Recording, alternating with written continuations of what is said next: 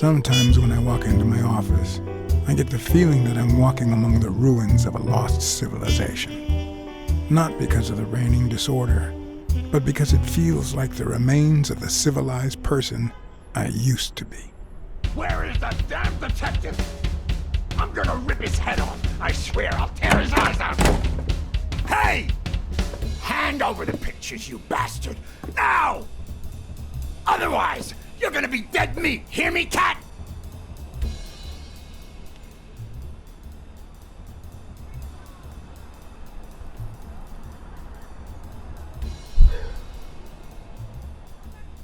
Keeping your mouth shut, huh? You asked for it, buddy. I'm gonna kill you!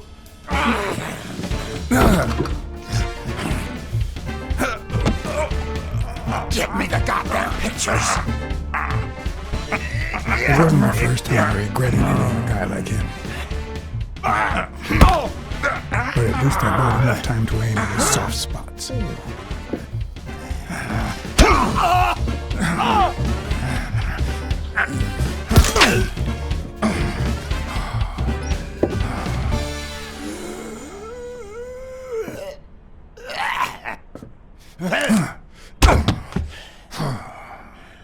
Oh man, you broke my jaw! Well, now it matches your marriage. If you show my wife those pictures, I'm dead meat. You'll ruin my life, please! Sure, the gun didn't work, so why not shed some tears? I wasn't gonna use it, man. I've never shot a fly. And I'm no two-timer either. It only happened once, for God's sake. I'm just her bodyguard, that's all. She seduced me. I love my wife, honest to God. I even quit the damn job for her. You can't break up a family for one tiny mistake. Look, you protect that girl, and I spy on people like you. We all have to be professional, no matter how sick it makes us at times. Okay, how about this? You give me those pictures, and tell her a white lie, and I pay you 10 times what she's offering. You save my family, and you make a pretty penny. What do you say? Deal?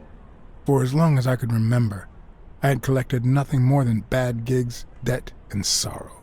My self-respect and bank account were racing to see who'd hit rock bottom first. There was more than money at stake. The man seemed honest. The best I could do for his wife was to hide the truth, no matter how low it made me feel. All right. I'll tell your wife you're clean. Get the hell out of here before I regret it, pal. 3. Thank God! 2. You're a good man, Blacksad. 1. You won't regret helping out Eugene Colbert. I promise you that. My uninvited guest had left me several gifts. First of all, a swollen hand. That guy's skin was hard as a rock. Second of all, an empty wallet. Business as usual. Third, I was starting to second-guess the morality of my last choice. Last but not least, the certainty that more gifts were yet to come.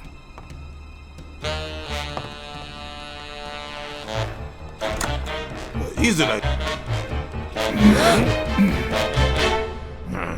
You see what I said about my pal Blacksad? Doesn't even know you, and he's already offering you a seat.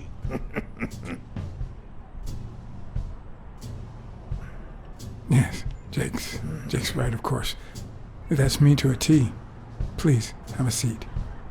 Shut up and listen, buddy. All right? I brought you a client.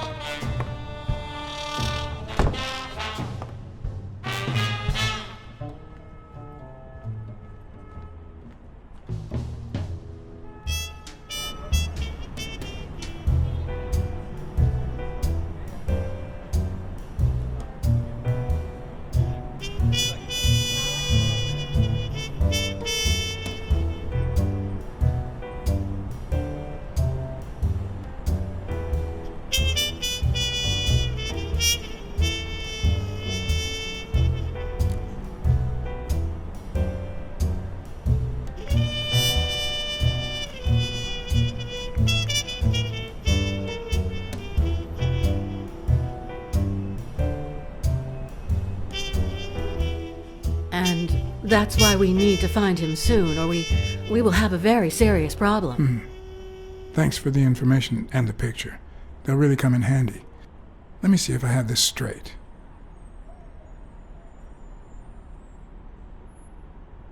Bobby Yale, a boxer at Dunn's gym, has a crucial fight against the reigning champion in 2 weeks. But he disappeared 2 days ago. Yes. Your father, Joe Dunn, boxing manager and gym owner, hanged himself 2 days ago. Yes.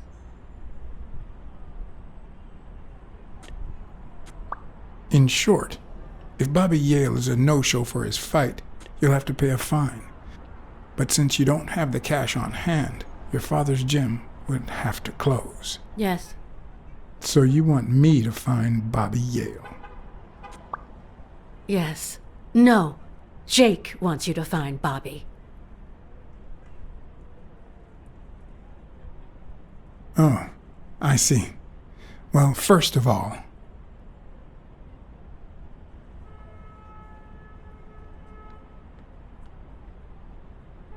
I'm really sorry, Miss Dunn. Please accept my condolences. Thank you. Damn it, John. Will you take the case or not?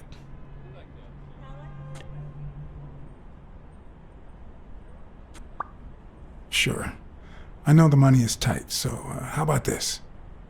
If I solve the case, we'll see how much you can pay. I'm sure we'll find a suitable price.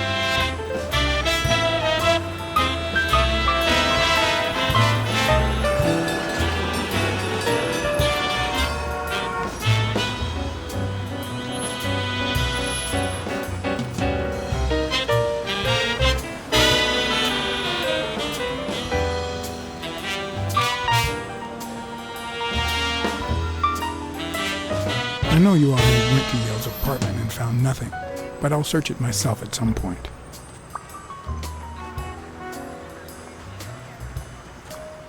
That cleaning lady, Mary, PURELL, the one who found Joe Dunn's body, she works part-time at Sam's Diner, just down the road on the left, right? That's right. I think I might pay her a visit as well. And the gym, of course, and see what I can find. Okay, I think I've got enough to start with for now.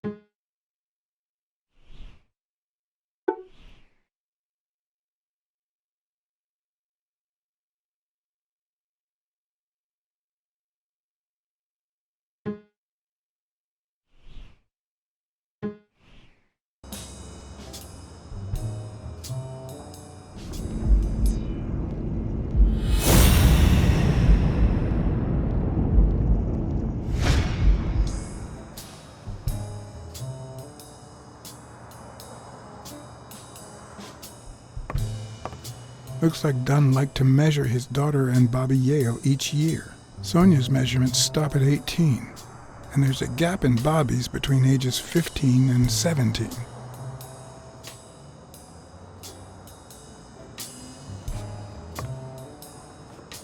Sonia's measurements stop at 18, and there's a gap in Bobby's between ages 15.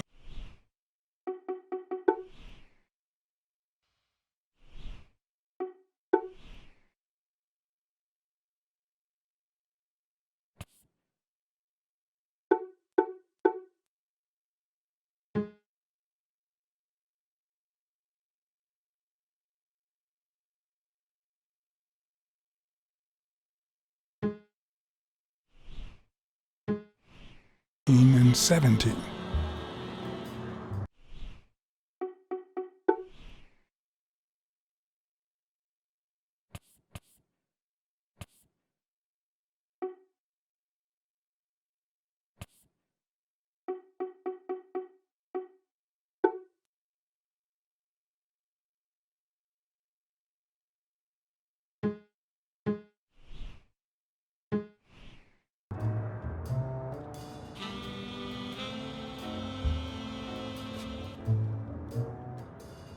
I remember that fight, back when Jake was coming up the ranks.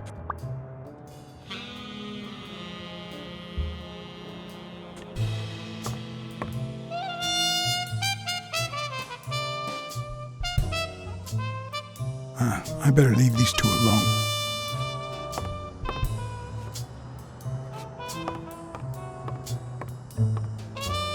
Is that done? Wow.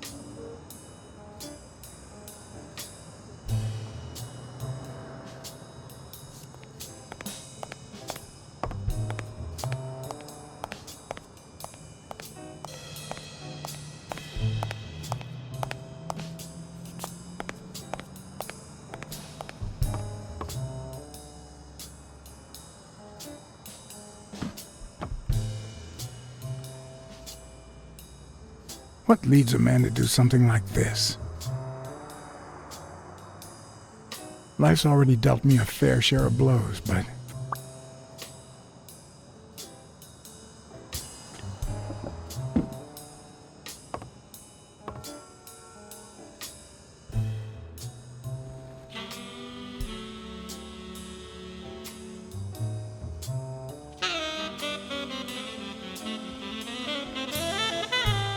I don't know why. Something just doesn't add up.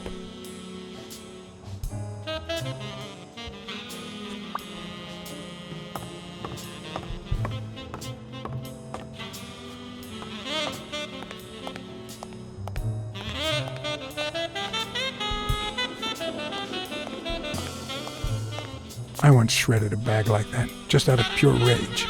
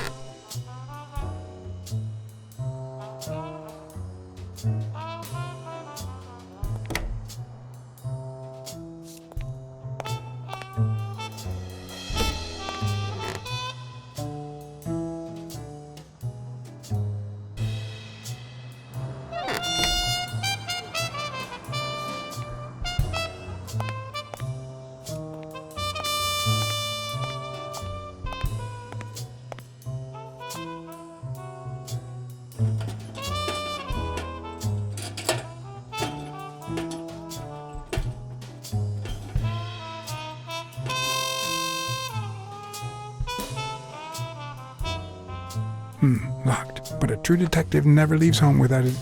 Huh? Sometimes even the most experienced detective has to go home to get his lockpicks.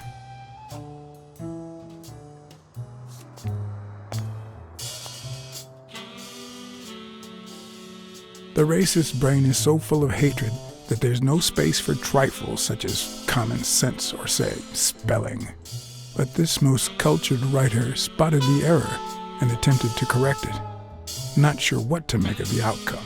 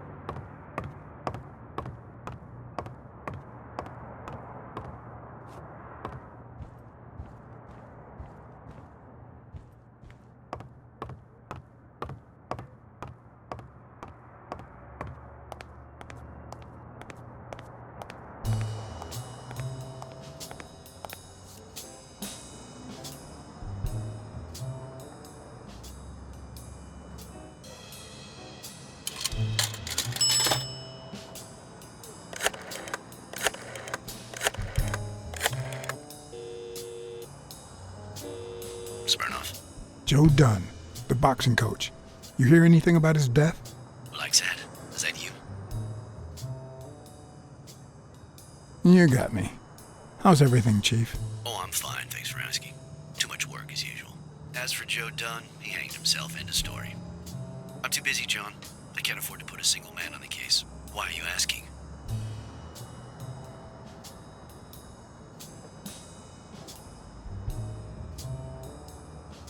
Joe Dunn's daughter hired me. But I still don't get it. Any signs of foul play?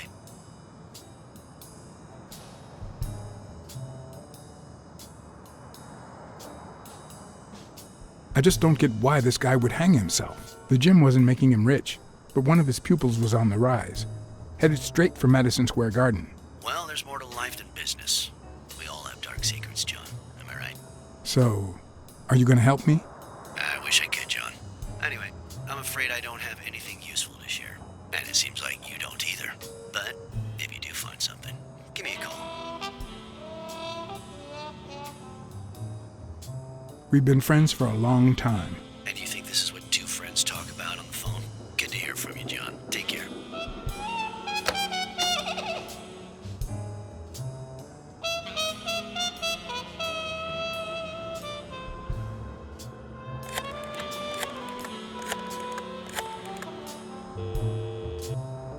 Hello? Blacksad here. Please don't tell me my husband. You have nothing to worry about, Mrs. Colbert. Do me a favor and enjoy your family. Oh, thank God. Thank you, Mr. Blacksad.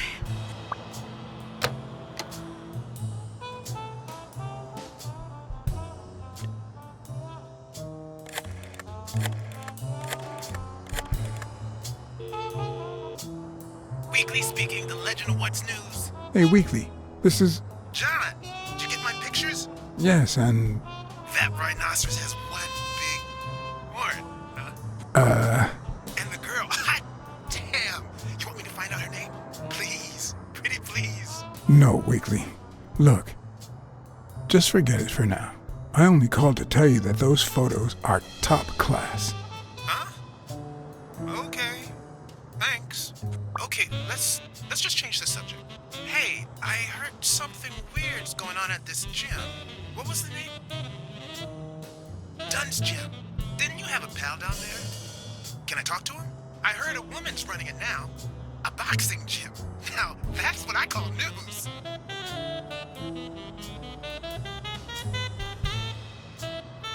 Actually, I'm working on a case for the gym owner. But you're putting me on the spot here. Let me settle into things before you do anything, will you? All right, but make it quick. See ya.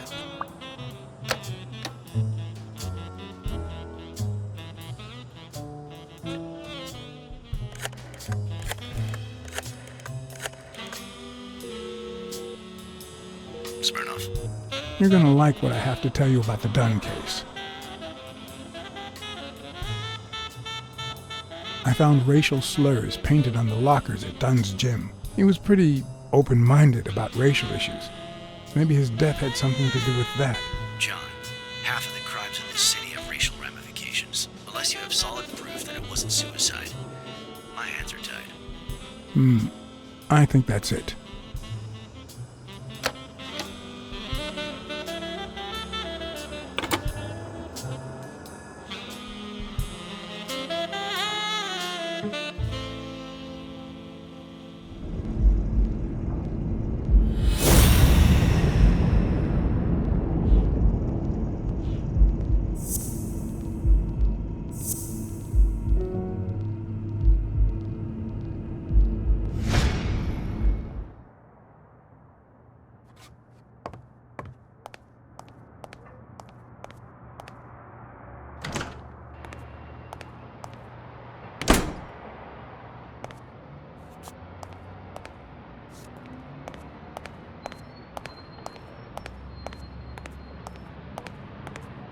Good morning, sir.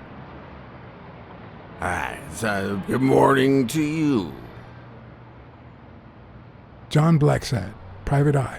Would you mind if I ask you a couple of questions? Not at all. Proceed, Your Honor. Were you here on Sunday afternoon? Yes, indeed, kind prince. I came down to watch TV after having run the New York City Marathon in record time.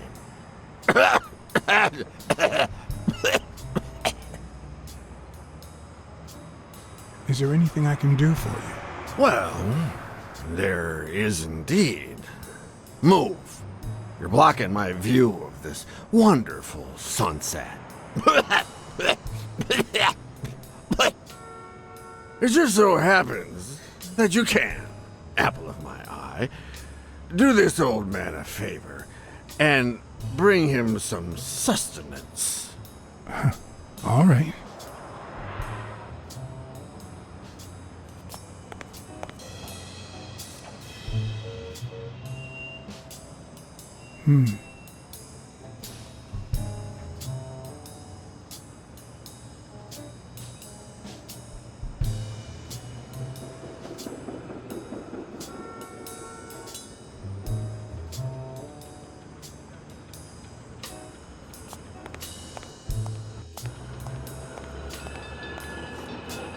I might just be the last person in New York without a TV. Who needs one anyway?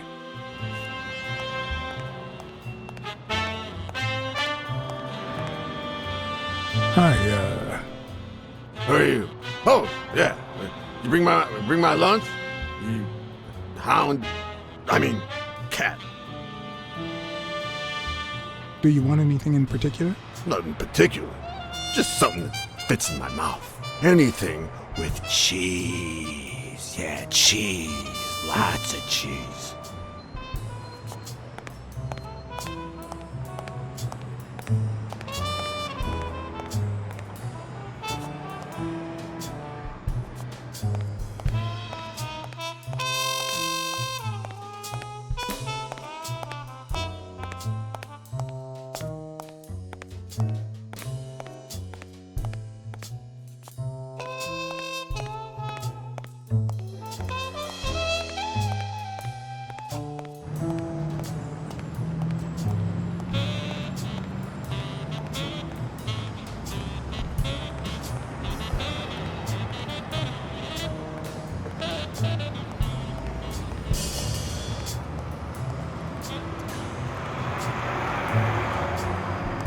Mary Purnell, the person who found Dunn's body, works a block away from the gym.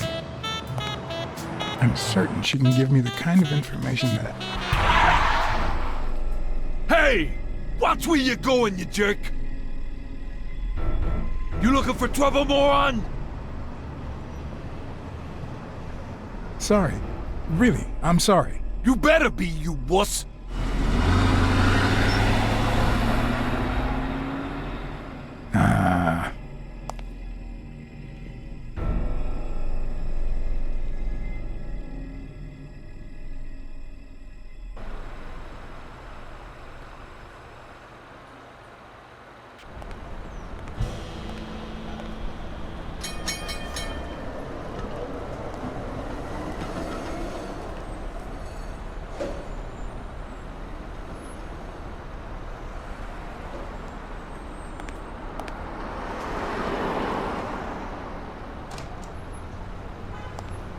And there you go. We'll miss you at Sam's Diner. Come back soon.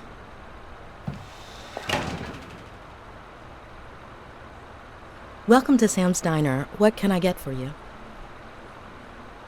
Blacksad, Private Eye. I work for Sonia Dunn. I need to ask you some questions about Joe Dunn. Sure, but I'm working right now. Maybe later? Please, I need to find Bobby Yale as soon as possible. And I think you can help me. All right.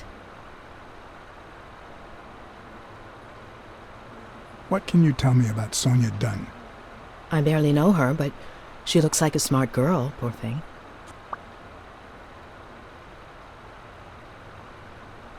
Any ideas where Bobby Yale could be? How am I supposed to know?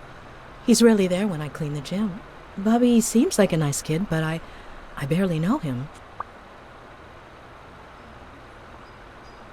What do you think about Jake Ostiambi? Who? Who's that? A big gorilla. Boxer, too. A friend of Joe Dunn's. Oh, yeah. I barely know him. I don't like how he looks at me. Can I ask you about your job? Which one?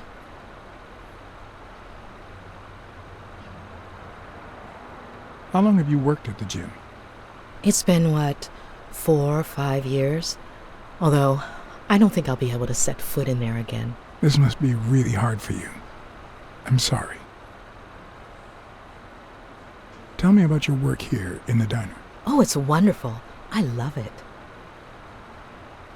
My boss. Oh, glad to hear that. Other than the diner and the gym, you don't work anywhere else, right? I wouldn't have the time, although I'm not sure I want to continue working at the gym.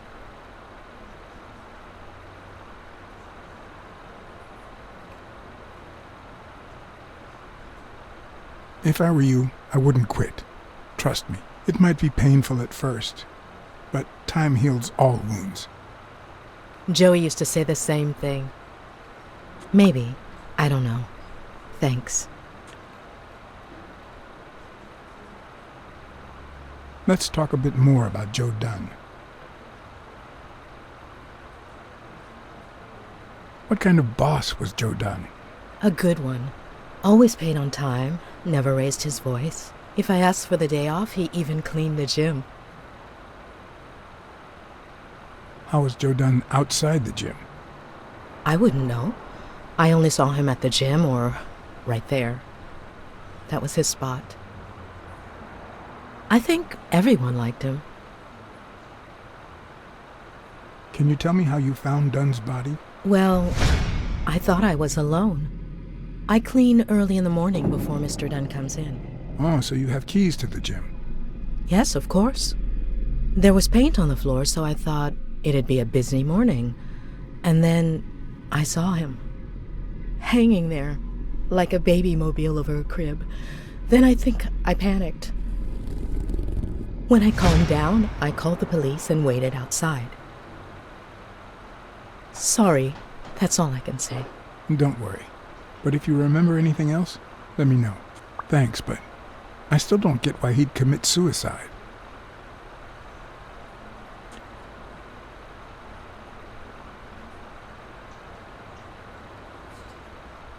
His wife died years ago. Maybe he never got over it. Yeah, I don't know. Or maybe he did. That was a long time ago. I heard his relationship with his daughter wasn't ideal. Oh, really? Poor man. I don't have kids, but that has to be really hard. Maybe he simply had money issues. Yeah, I don't know. Could be. The gym didn't really get that dirty lately.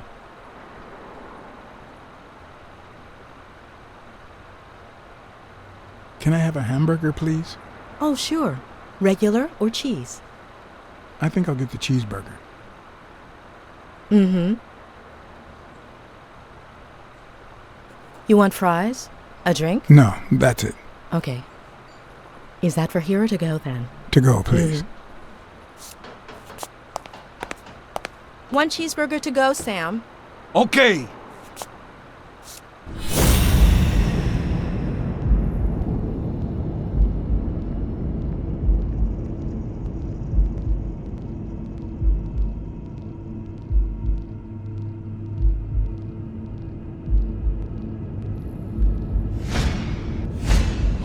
They look puffy and tired. Sleepless nights? Hectic days? Or has she been crying? Perhaps all of the above.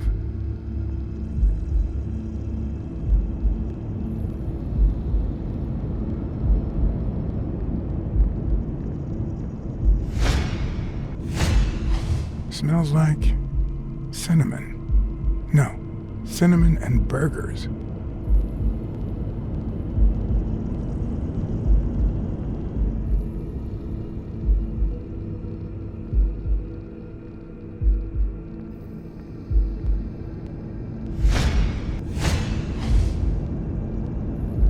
Her handwriting is nice and neat.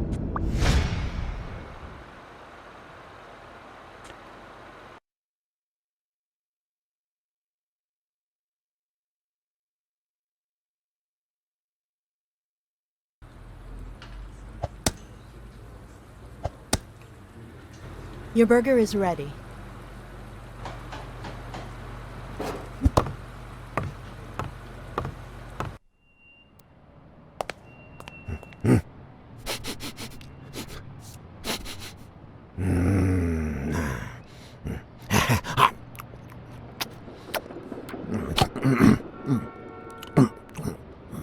All right, I'll let you enjoy your meal. 4 people used the back door that very same night. What?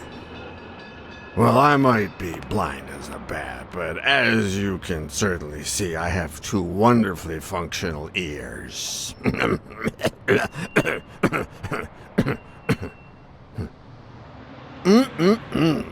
Thank you very much for remembering the cheese, by the way. 4 people used the back door 2 days ago? Yeah, that's right. Who was the first person to use the back door? Someone big unlocked the door, stepped inside, then came right back out.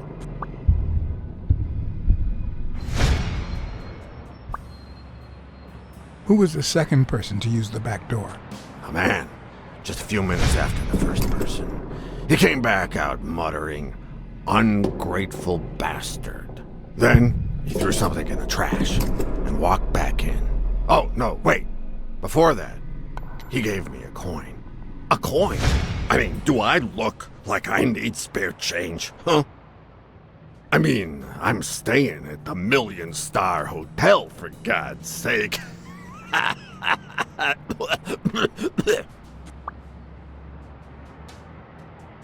Who was the third person to use the back door? Judging by the quiet footsteps, I'd say it was someone small.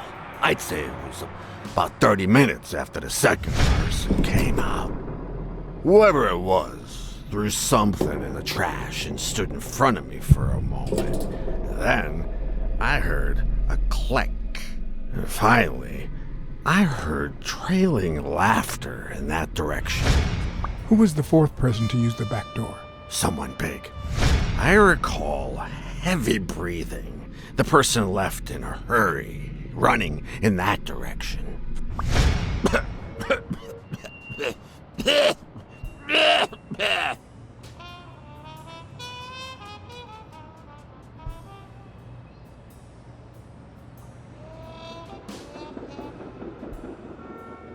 There's a chest expander in your cart. A what expander?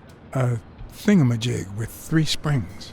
Oh, the thingamajig with springs. Oh, I got it from the trash, back there. You were acting a bit strange before, but now you seem fine. Why is that? Hey, you got great vision, sense of smell, and hearing. Why is that? Well, I'm a cat. Well, I'm a goat.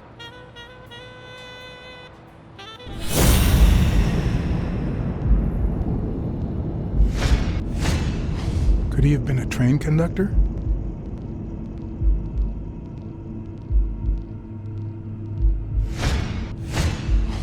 I wonder what it's like to be blind. Would I cope?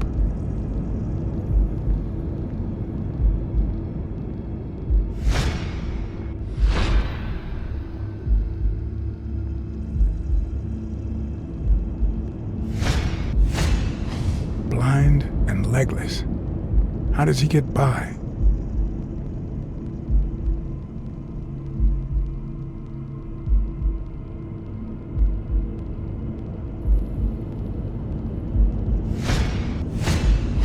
Looks like someone used it as a punching ball.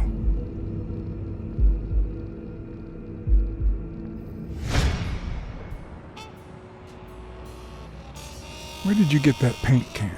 In a trash can in the back. A paint can and a thingamajig with springs. What a night! That's all for now. Thanks.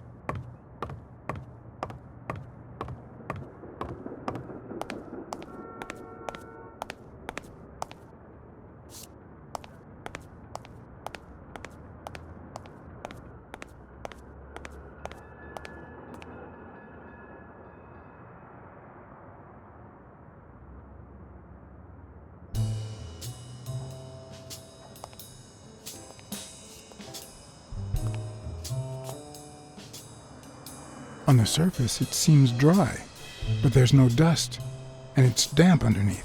It could have fallen the day Dunn died.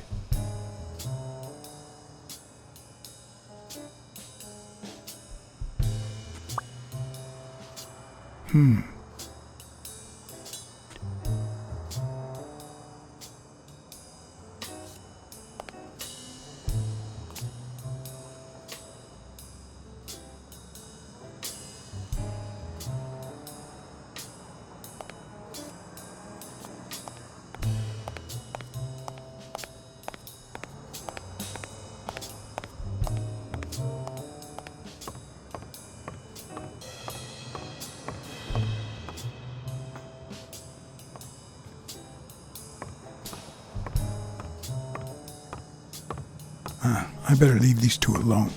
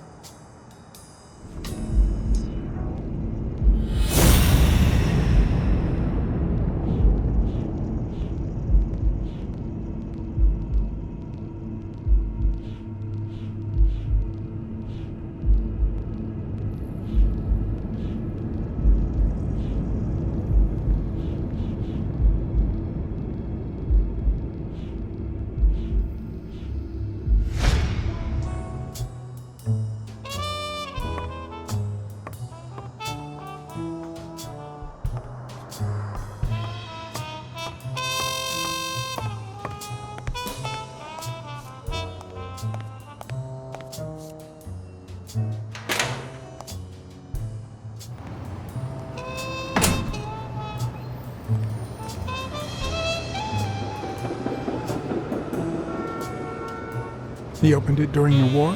That's odd.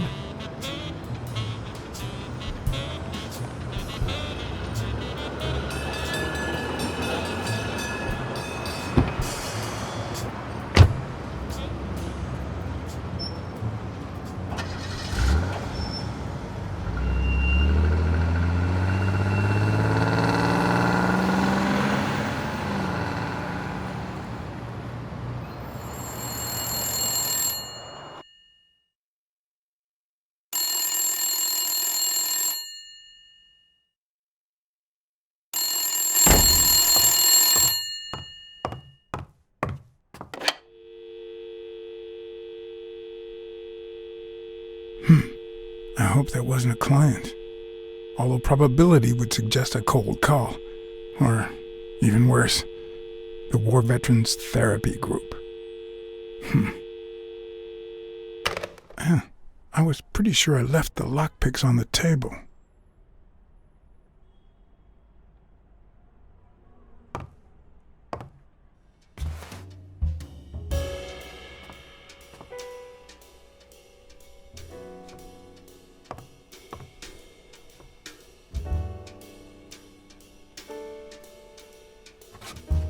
What if the only thing that keeps you going is the very thing that won't let you move on? It's too soon to say goodbye. She wouldn't hear me anyway.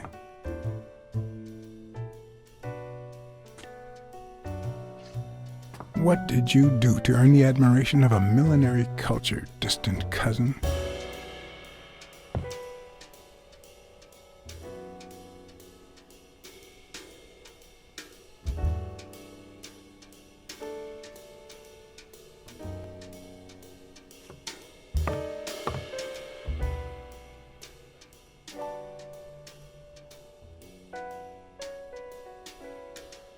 Here's a tip for aspiring detectives. Pretend that booze is an issue. Clients love stereotypes. The truth? I use tequila to clean my lockpicks. In fact, I just finished cleaning them when that RHINO walked in. Maybe we knocked them down during the fight.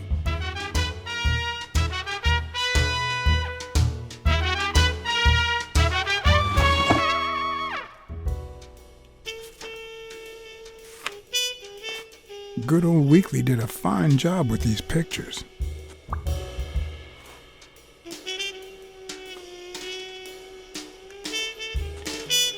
I wonder if that RHINO would ever have the nerve to use it.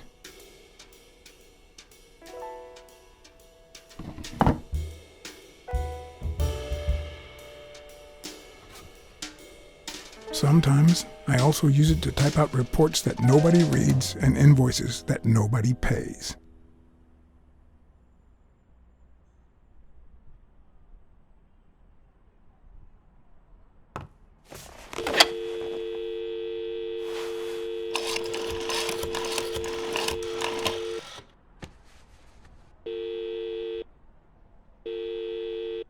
Hello? Hi, Ray. Hi. Who are you? Take a guess. I already gave you a clue. I know your name, so... I don't know. Maybe I know your name because we're family. No way. My dad never calls me. My grandpa never calls me. My uncle never calls... Well, he does sometimes. You're Uncle John! Uncle John! I guessed it! Mom! It's Uncle John! I guessed it! You got me, Ray. Congrats. Where did I live? What do you want? I want a gun! Bang, bang, bang! Bang, bang!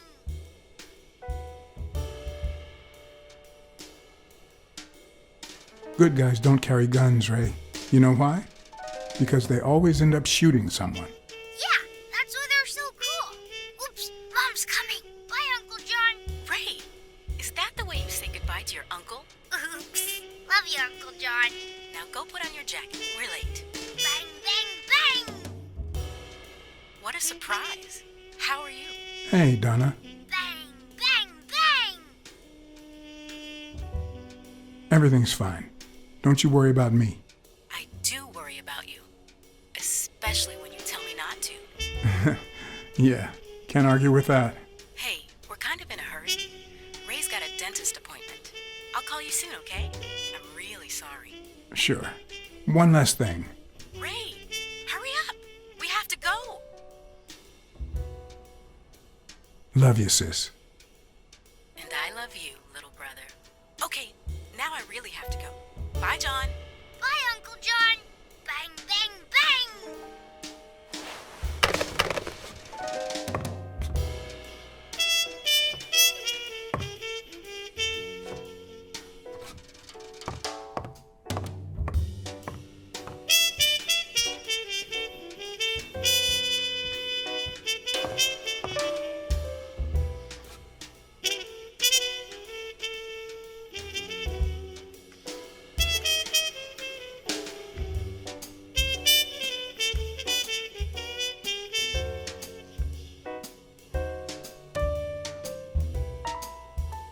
A visiting friend once told me that New York City smells like a giant bonfire.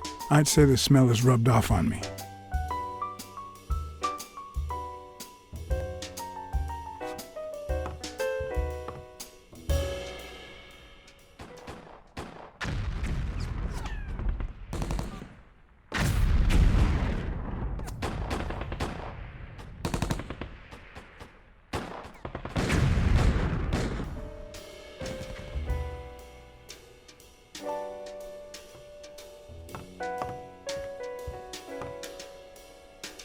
Yep, that's where I left my lockpicks. Bookkeeping is not my strong suit. I'm good with expenses. It's the income I don't get.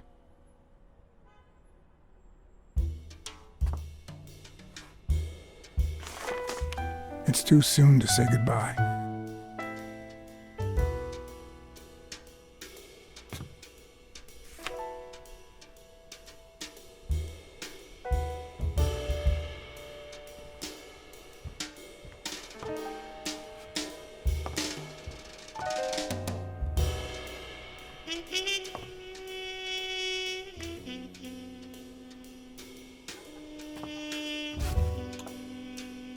Smells good. Tasted even better the day Smirnoff brought it, in exchange for a favor. A favor no cop should ever be paid for. Police Commissioner Smirnoff smoked that cigarette.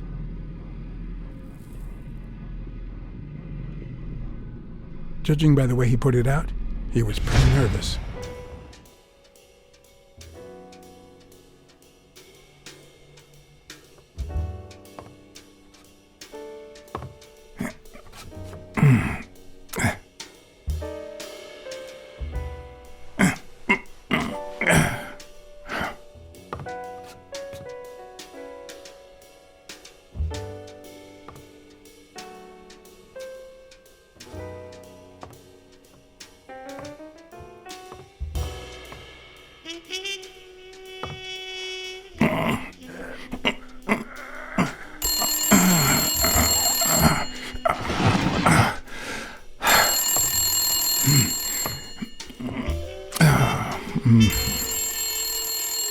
Most detectives feel safe with a gun in their pocket. Me, I prefer lockpicks. At least I know these little fellows won't backfire.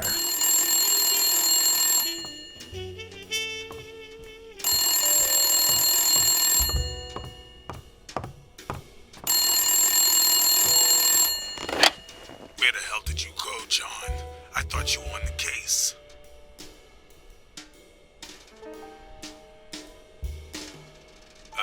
Don't ignore me, John.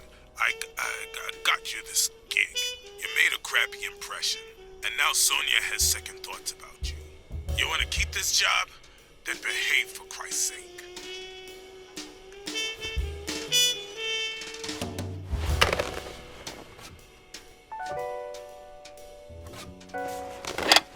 Where the hell did you go, John?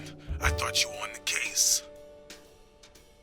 Hey, I'm just doing my job. Next stop, Bobby Yale's place. All right.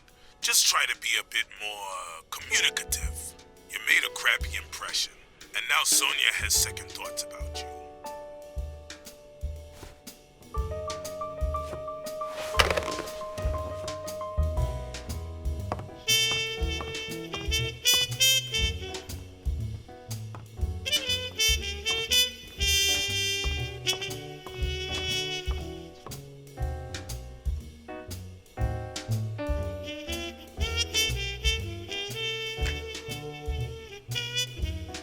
I never understood why I had to be born in New York, but the real issue is why I'm still here.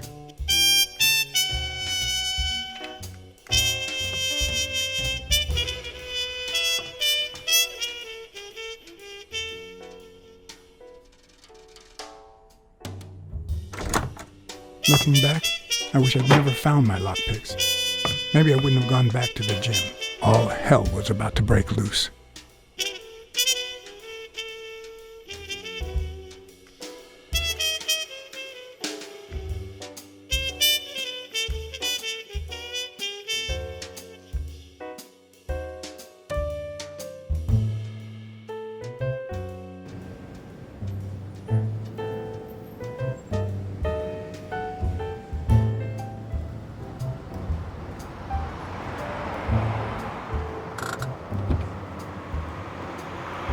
Bobby Yale's place was on the way, so I decided to drop by, lockpicks in hand. The gym could wait.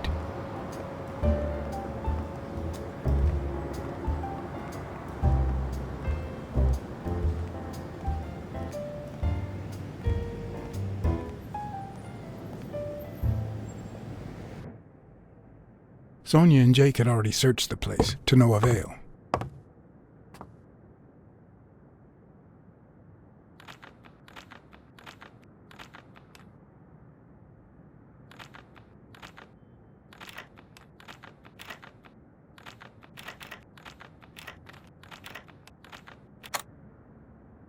But a good detective would have better luck. I know it might not seem like it, but... Okay, who am I kidding?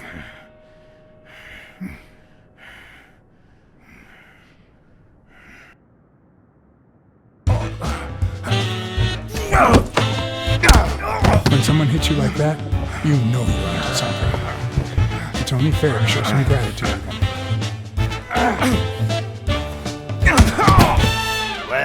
Well. Long time no see. My wife just called me. I owe you one. Now leave before my partner...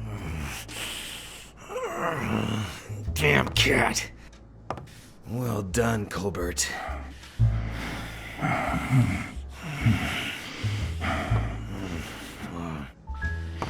Now.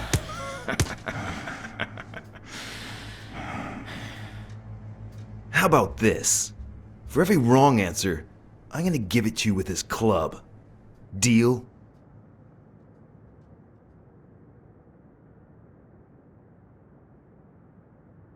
Calm down, will you? Revenge is a dish best served... Wrong answer. First, well, second question. What the hell are you doing here?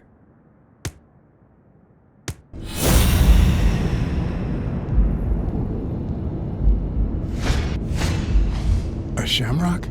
Is he Irish?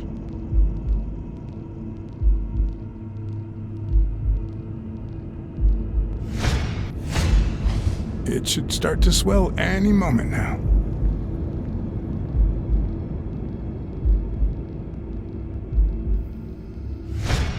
Alrighty, let's try again.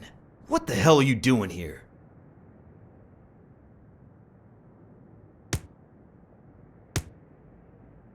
Are you of Irish descent? I've got an Irish boss, just like my friend Colbert here.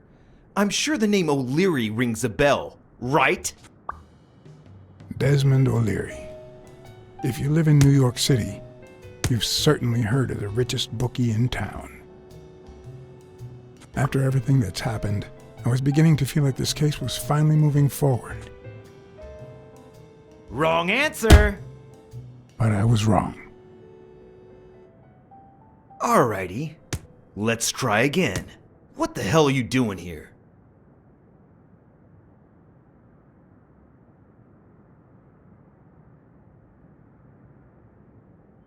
I'm a private eye. Sonia Dunn hired me to find Bobby Yale. I hate detectives.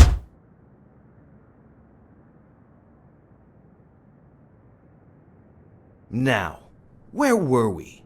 What the hell are you doing here?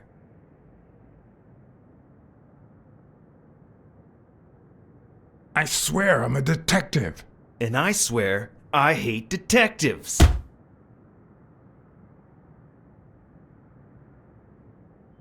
Alrighty, let's try again.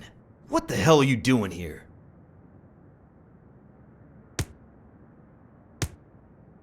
For Christ's sake, I'm a detective. For Christ's sake, I hate detectives! Seriously, what the hell are you doing here? I swear I'm a detective. And I swear I hate detectives.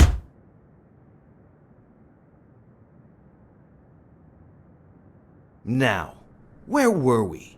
What the hell are you doing here? Weren't you gonna hit me? I'm still waiting for the blows.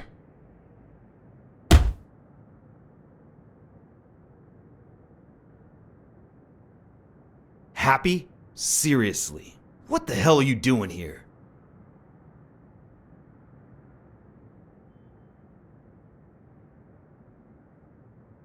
I know your friend Colbert and his wife. Now he wants to insult you. All right then. He's all yours. All right. Now it's your turn. I'll call the boss.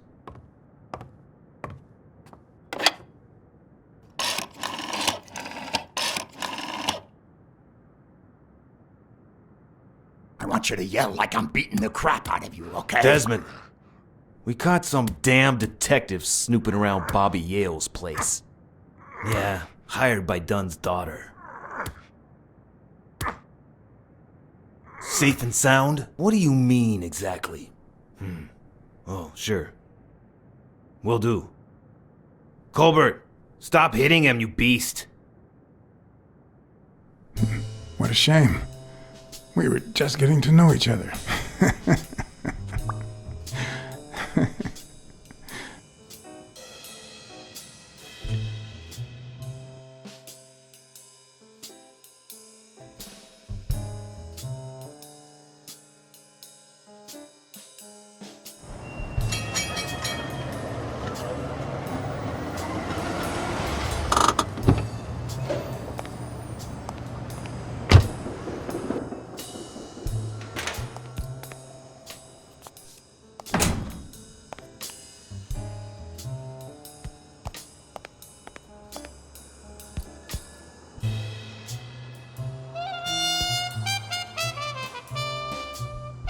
Thank you, Mr. Blacksad. Does the postman always leave your mail on the floor? I don't know, I...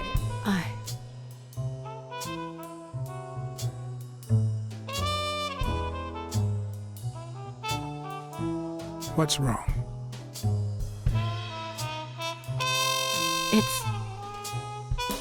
It's my mother's wedding ring.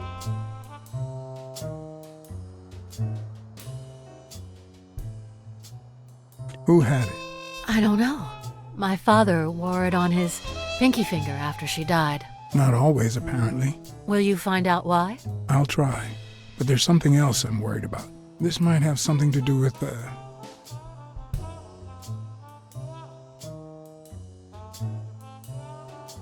your father's death and Bobby Yale's disappearance. Oh my, yes. It could be.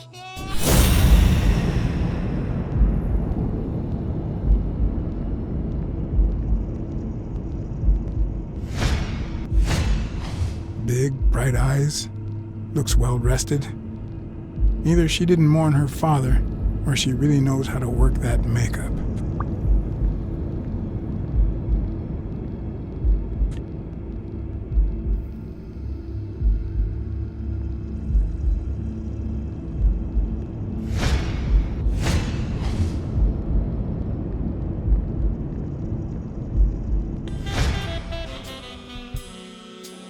What the? What's wrong? Someone's taking pictures from the rooftop. Are you sure? I'll go take a look. Now, who's that rope for, Miss Dunn? Weekly.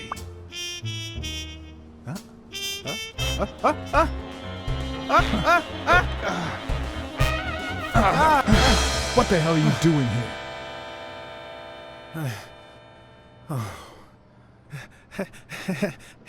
Hey, look! Isn't that Cassidy?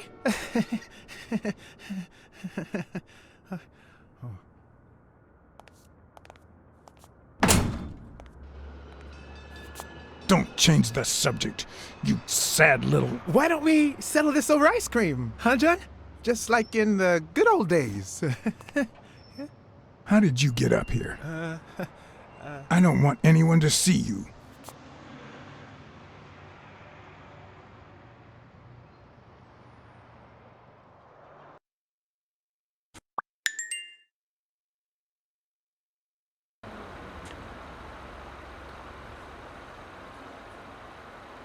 Everyone, even the most hapless of creatures, has a gift. Something that makes them special, that makes them worth knowing. Foul-smelling Weekly is no exception. No matter what he does, it's impossible to stay mad at him for too long. This bourbon shake is delicious. Want a taste? You know I don't like milk. Your loss. So, Joe Dunn hangs himself and leaves his gym to his daughter, which makes her the first woman to run a boxing gym, I think.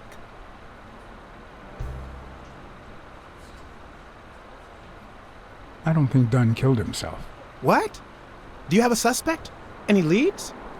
No, it's just a hunch. Although...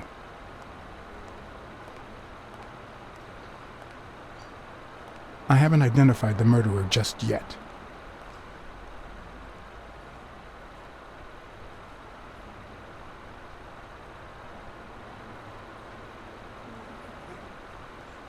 Well, it doesn't really matter. It's just a hunch. I wouldn't bet my life on it. I've got other suspects, like O'Leary, bookmaker. Desmond O'Leary? The same O'Leary who used to date Helen Moore? America's sweetheart? Now that's a woman. And then there's the Walrus. Who was that guy? Come on. You've never heard of Frank Cassidy?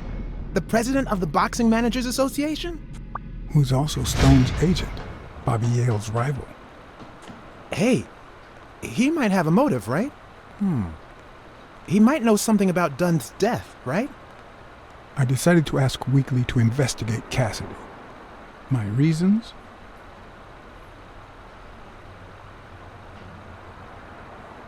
Weekly was right. Cassidy could have had a motive to kill Dunn. Weekly had already proven to be nosy. The farther I kept him from the gym, the better. But with Weekly, you just never know what the best approach might be. Should I give him an order, or a subtle suggestion? Well, since you think Cassidy is a suspect, see what you can find. Okay, but you'll have to do me a favor. Tell Sonia Dunn that a legendary journalist from What's News wants an interview. Weekly, please. Well, if not, bye-bye, Cassidy.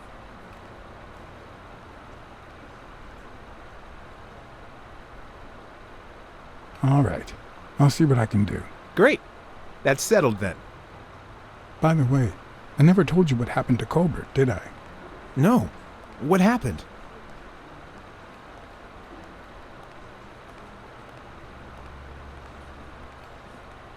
The rhinoceros came by and offered me money to keep quiet. Wow. Are we talking petty cash or big bucks? The latter. That's my boy. Good job, Blacksad. Your boy Blacksad didn't take the money. What? Listen, Weekly.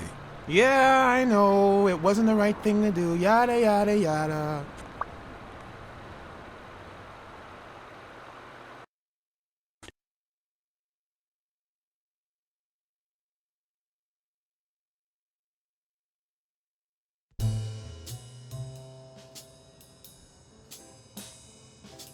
So, was there really someone on the roof?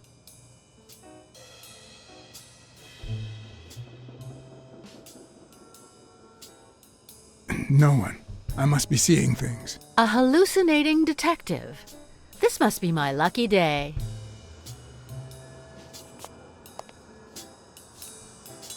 Miss Dunn, can I run a couple of questions by you? If they'll help you find Yale, go ahead.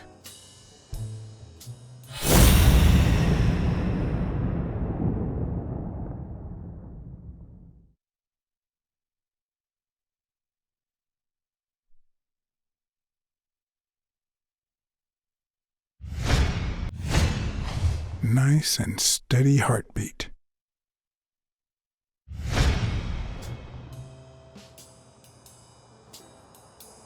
I saw you arguing with a guy named Cassidy. What did he want? You remember the fight that needs to take place in order to save this gym? Well, Cassidy manages Yale's rival, Stone, the reigning champion. If Bobby doesn't show up, he'll lose money. Maybe not a lot, but enough to care. Did you find anything interesting in those papers? No. Investigation work takes time, as I'm sure you know. Did you find anything interesting in those papers? No. Investigation work takes time, as I'm sure you know.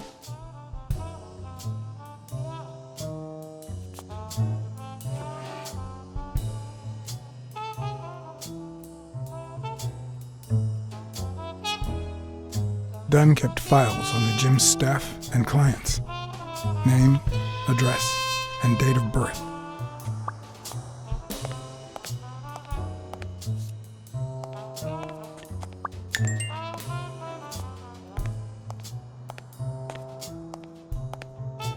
A happy family?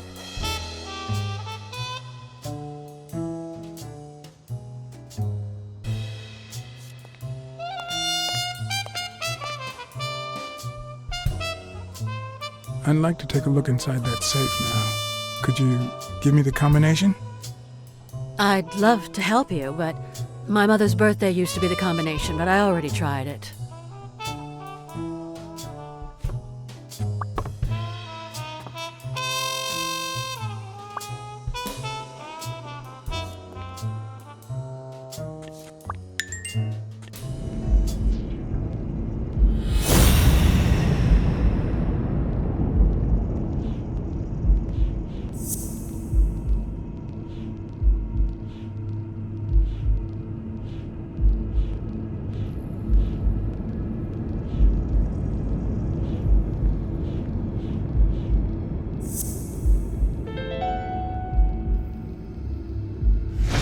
Okay. Mary put the wedding ring in the envelope and wrote Sonia Dunn on it. But why did she have the ring in the first place?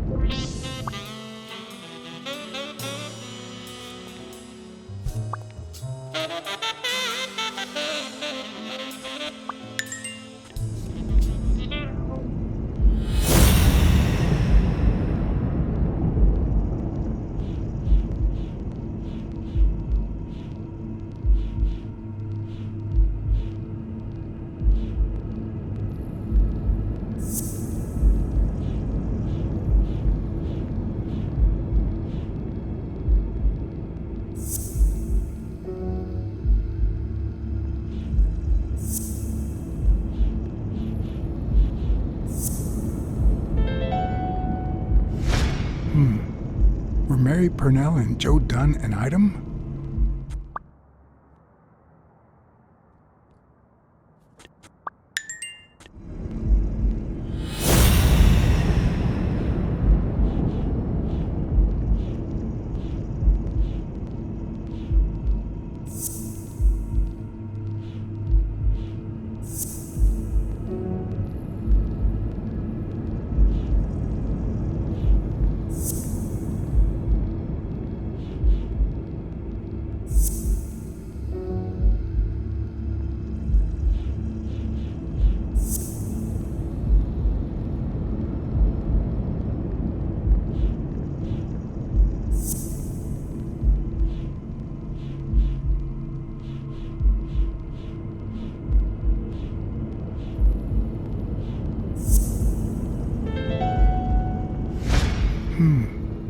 What if Mary's birthday is the combination to the safe?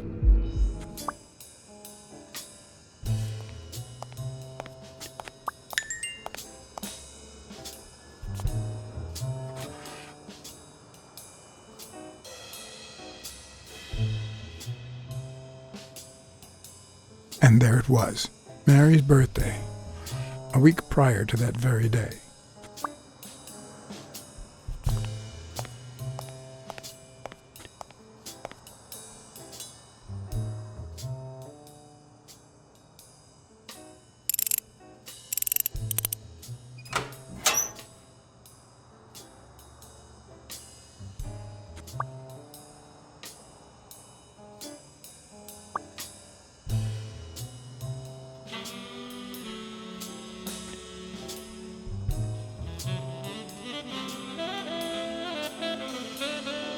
You open the safe? Yeah, and I think you need to see this. Can you tell me what it says? All right. I think this might be useful for the investigation, Mr. Detective. He left everything to me, except some boxing trophies and knickknacks that'll go to Bobby Yale.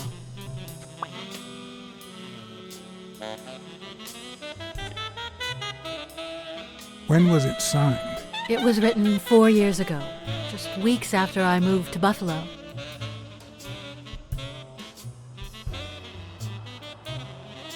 Do you think Bobby Yale read it before he disappeared? Maybe.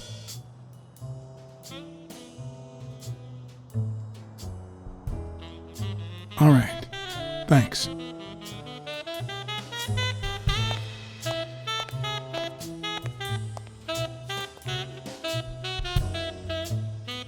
A few bucks. Just petty cash. I never would have taken Dunn for a gun owner.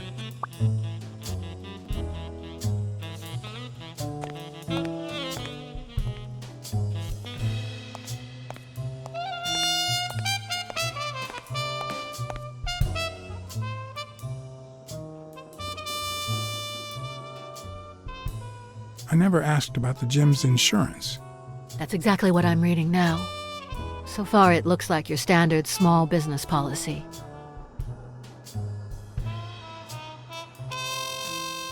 I think I know who had your mother's ring. You do?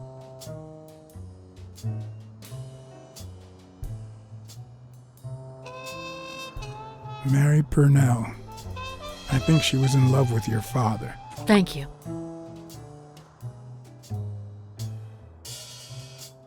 Thank you.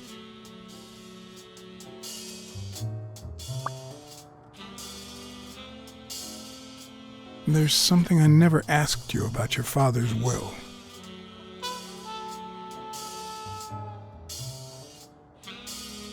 Congratulations.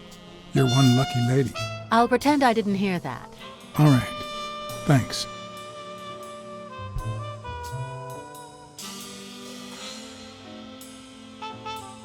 You see, I've got this friend.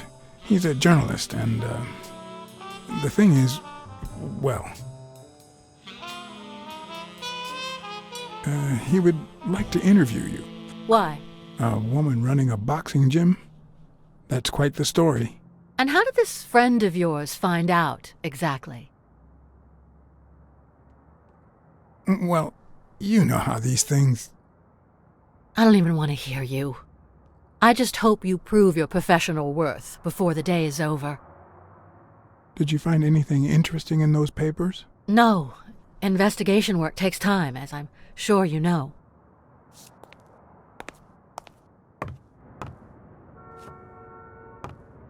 Dunn's room had quite a view.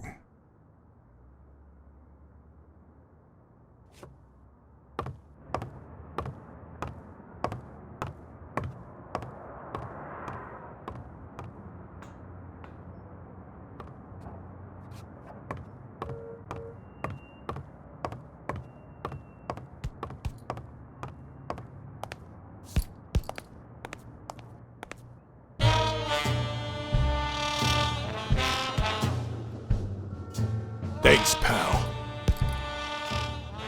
So, what else can you tell me about Dunn's death? Well, not much.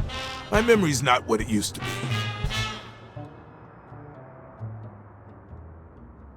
Dunn wasn't black, but he allowed you and Bobby Yale to train here. Yeah, this was the first integrated gym in the city, I think. But not everyone liked that, hmm? You've seen the graffitis, right? If I get my hands on that bastard...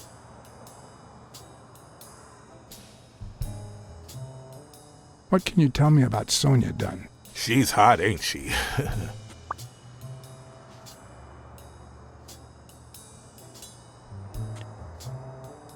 It seems like her father's death didn't really upset her. Well, she likes to play it cool, which makes her really hot.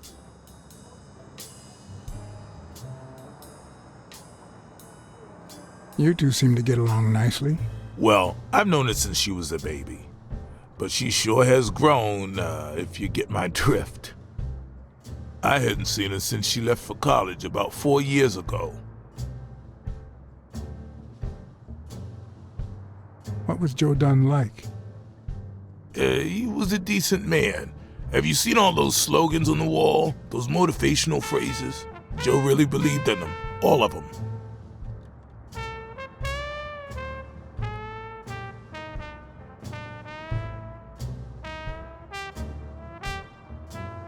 Did you know Joe Dunn had a gun in his safe? No way, man. He hated firearms. Although... When Bobby Yale was a teenager, he went through a crazy phase. Even dropped out of the gym and joined the gang. Nothing serious. Early one morning, he broke in the gym. Joe was already here and caught him red-handed. Bobby pointed the gun at Dunn and ordered him to open the safe.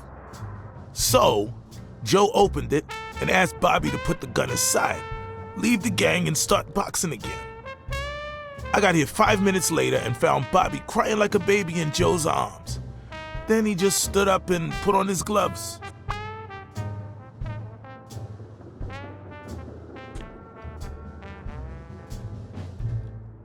I found an empty wine bottle on the rooftop. Did Joe Dunn drink? Only for a while, back when his wife died. But eventually he quit. After that, he'd only drink on special occasions.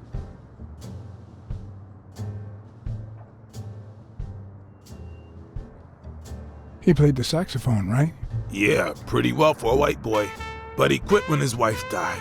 Makes no sense, right? I mean, nothing draws chicks like the brass. Why quit when you're finally free? Ha ha ha ha.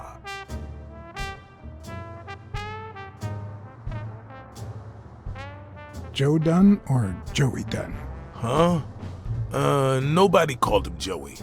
Well, maybe his wife. Although, she didn't call him anything after she died.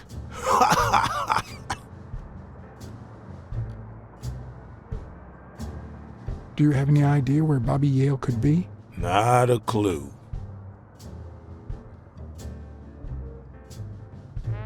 I dropped by Bobby Yale's apartment. I think he might be involved with O'Leary, the bookmaker. You sure? Yale had some dark years, no doubt, but Dunn turned him into a decent guy. I'm no detective, but I wouldn't follow that lead. You said Yale joined a gang back in the day? Know which one?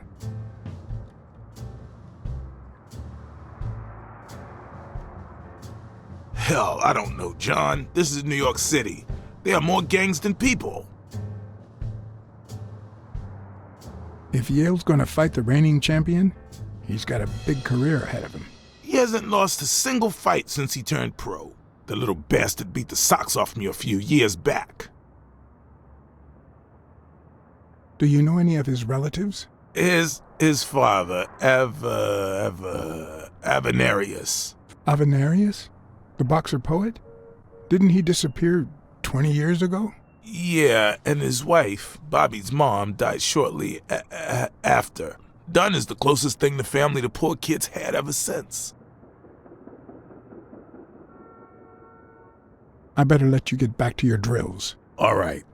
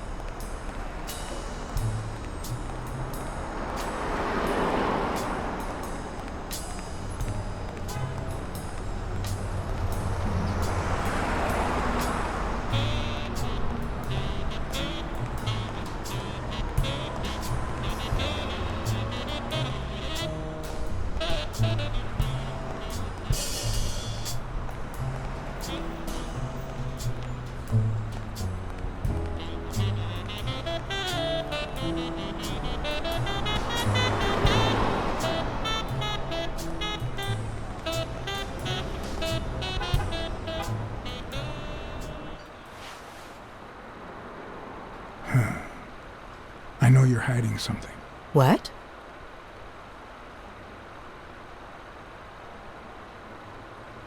You know what? You're the only woman who ever called Dunn Joey, except his late wife. Oh, my goodness. I can't talk here. My shift is over in 10 minutes. Can you wait a while? Can I get a refill over here, Mary? Coming right up.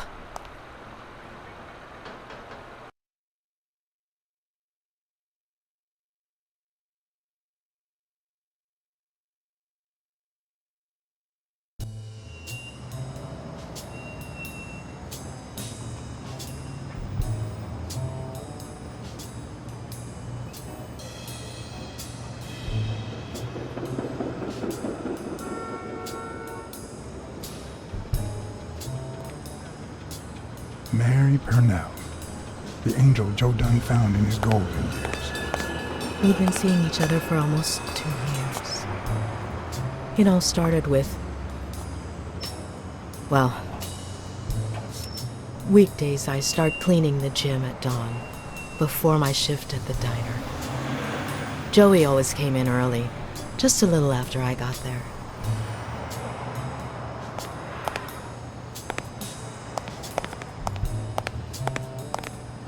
He used to say it was the best time for the worst task of the day.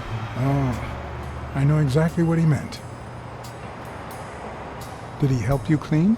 No, poor Joey. I would never have allowed that. He did more than enough. Would even clean on my days off. Paperwork. He just hated it. But that was just him.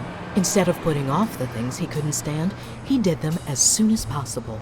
One morning, he saw me crying. I was having a rough day and...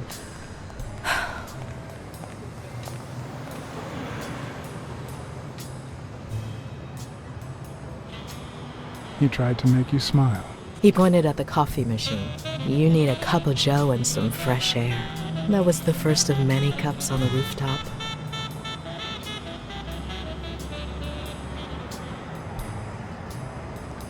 Which is where Dunn seduced you. That word is a bit too much, Mr. Blacksad. You might be too young to understand this, but real love has little to do with seduction. One day, we realized those rooftop coffees were the best part of our day. So we began to spend more time together. But you never told anyone.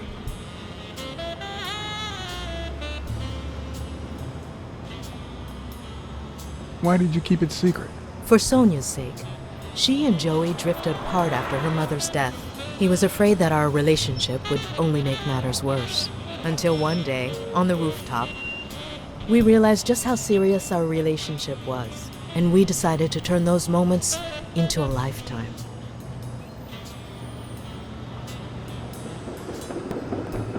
So he asked you to marry him? Yes, of course. He gave me the wedding ring and we decided to tell the world. He said he needed to share that happiness with his little girl. Turns out, he wasn't that happy after all. What about you? How did you feel about telling Sonia? Maybe you already noticed, I have a slight cold. I really should be heading home.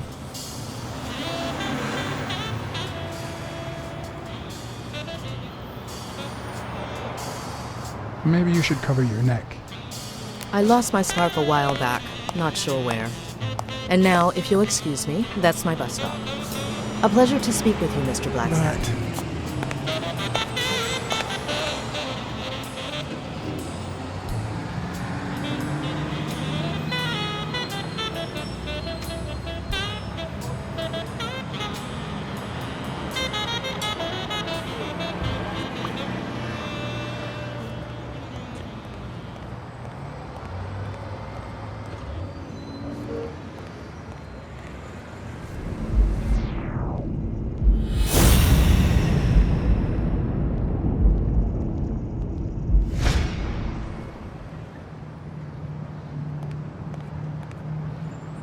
I'd prefer a yellow Cadillac, but I can't complain.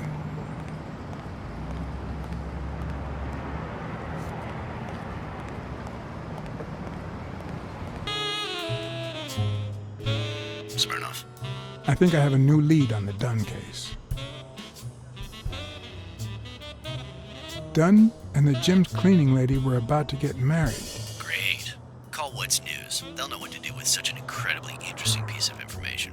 The combination on Dunn's safe was her birthday. He even gave her a ring. You know, your typical suicidal bliss. Okay, I'm still not convinced, but I might have something for you.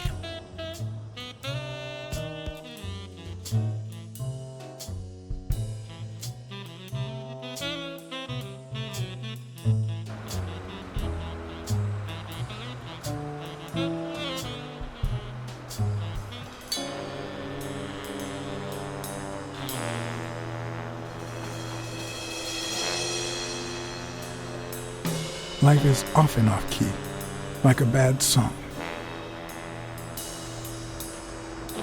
The notes come together but feel flat, unable to create anything resembling music. And yet, there are ways to string them together to create harmony. Ways that are not always entirely in our hands.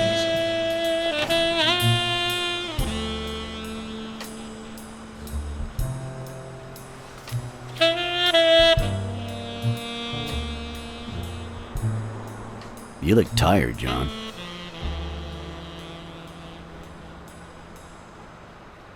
You look pretty tired yourself. Yep, I'm beat. I'm starving. Just got back from the annual police medical. Not only did I have to fast, but I also had to chug 2 enormous glasses of water. John, you all right? I've had better days, and I'll have them again, I hope. We both deserve to. The thing is, I'd love to help you out with this case, but I can't. You know I work for the state of New York. If I had any information, I couldn't share it with a private eye. Even if it was lying on top of this table.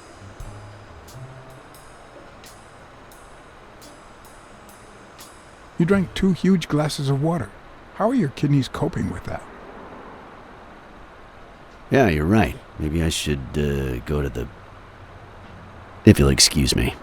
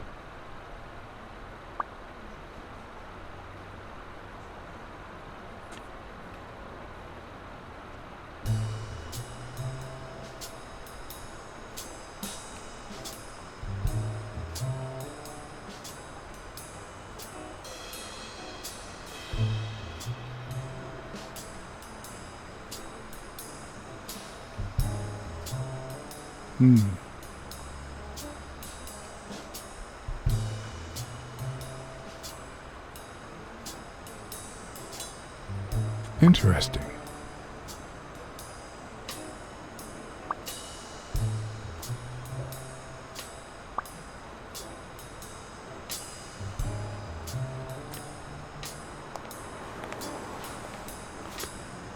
Now I feel even thinner. So do my kidneys. Thanks. Truth is, John, it all seemed clear to me before, but now... Please, promise me you won't take the law into your own hands. I'd like to think we're not just vigilantes. Sure, you can trust me. I give you my word. All right. In any case, keep me posted, will you? Friend, you can count on it. Take care, John. As always, Smirnov had given me new, potentially relevant information. Not to mention second thoughts. When an old dog like him gets that serious, one must be prepared to bite.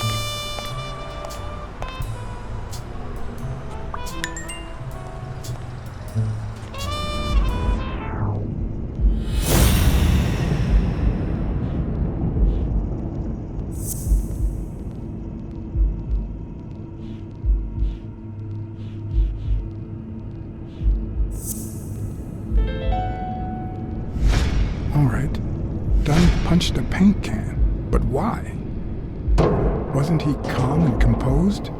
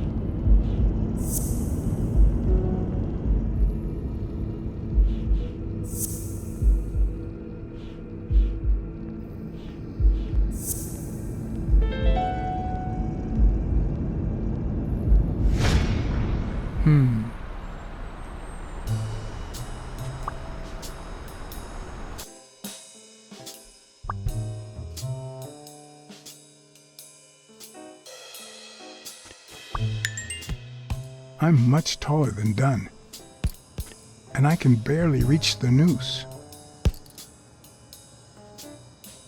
There's no way Dunn hanged himself.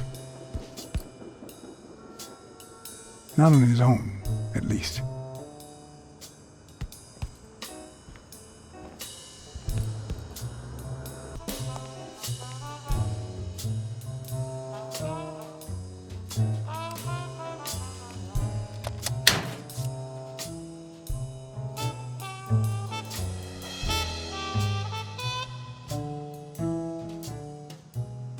Damn.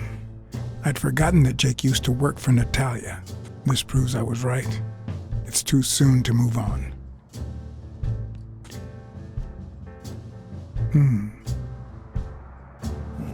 What the hell? Hey, Jake, give me one good reason not to smash in your face. What the hell are you doing in my locker?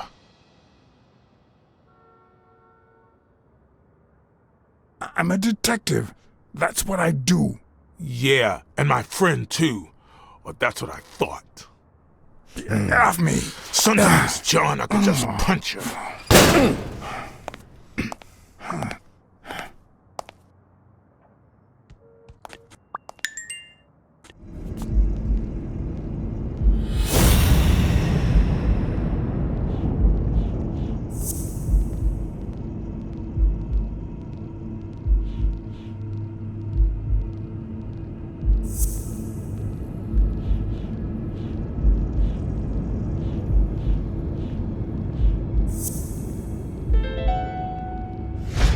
Why do you have that pen, Jake? What mess are you in?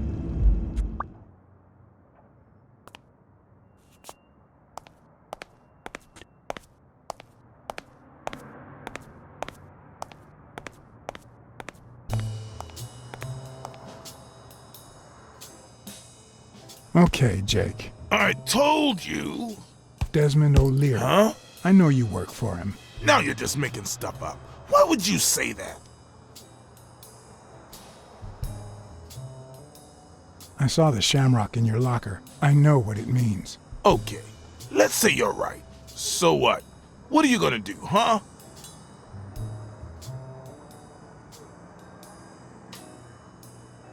We're pals.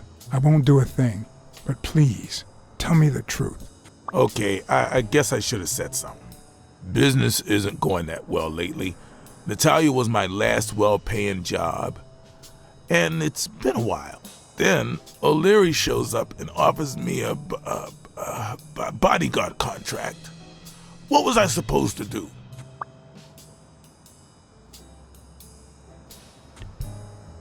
Yeah, I understand. Seriously, you don't seem like the type to accept shady offers.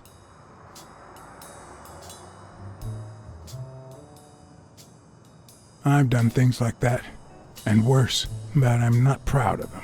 This very morning, for example. Hey, O'Leary might run an illegal gambling operation, but it's not like he's killing people or conning widows. And I'm just a bodyguard. I make sure no one gets hurt. What I do, including my contract and paycheck, is 100% legal. How bad can that be?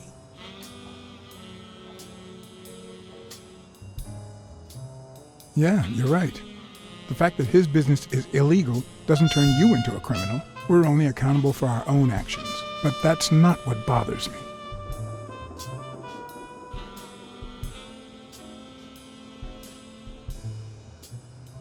I know you're covering up O'Leary's role in Joe Dunn's death. Huh? O'Leary? No way. I mean, I don't think so. Jake, please. Well, I guess there's no point in hiding it now. I was here the day Dunn died. Go on. I had to take care of some business for O'Leary. He makes me wear the shamrock when I work for him. As you know, I left the damn thing in my locker. Say no more. You came in the back door. How did you? Yeah, that's it. Joe had mentioned he'd been painting that afternoon, but I forgot.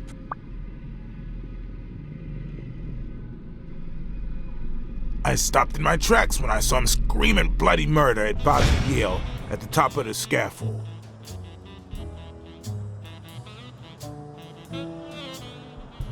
What exactly was he saying?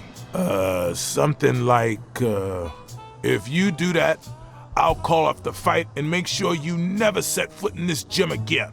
I didn't want them to see me, so I left. Jake, why didn't you tell me? I thought you'd be pissed off. Well, you were wrong.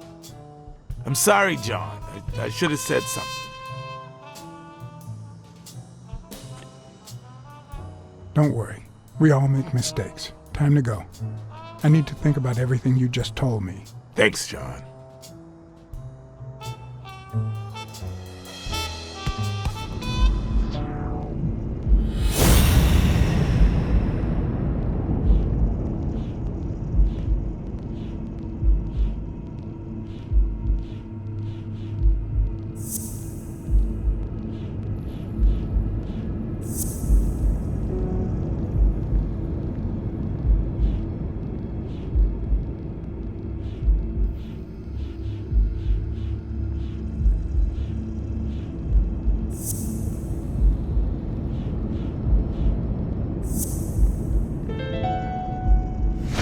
Christ. Did Yale kill Dunn just because he wanted to call off the fight?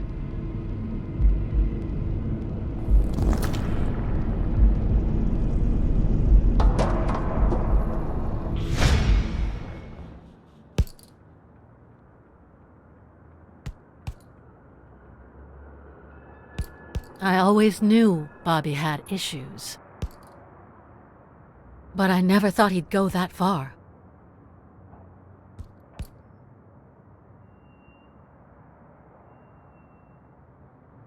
Everything seems to point in that direction. I'm certain of it.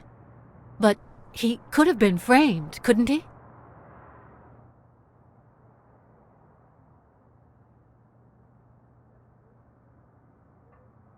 In any case, that doesn't change a thing. It does, actually. Now we know he didn't kill himself. My father's still dead, and you still haven't found Bobby Yale. Nothing has changed. Opening the safe and finding my father's will won't help us achieve anything. So please hurry. Time's wasting.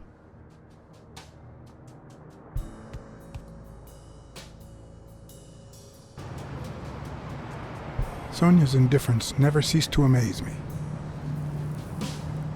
But most importantly, Why was she suddenly defending Yale?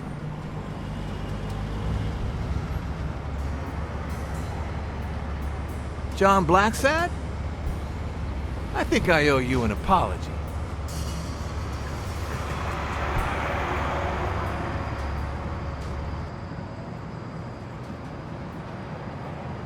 Apology accepted. But what exactly are you apologizing for? Listen, I don't think my fellow workers treated you with the respect you deserve. I'm so sorry they wrinkled your suit. The thing is, they didn't know we shared a common goal. Bobby Yale. I want to find him and get to the bottom of this as much as you do, Mr. Blacksad.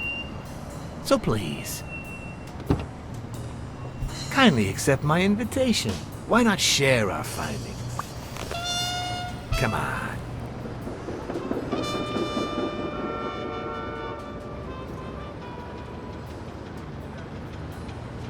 Of course. You don't mind me riding in this fancy car with a wrinkled suit, do you? Oh, I think you look mighty dapper, Mr. Blacksad. Although, if those wrinkles were to rub off on me...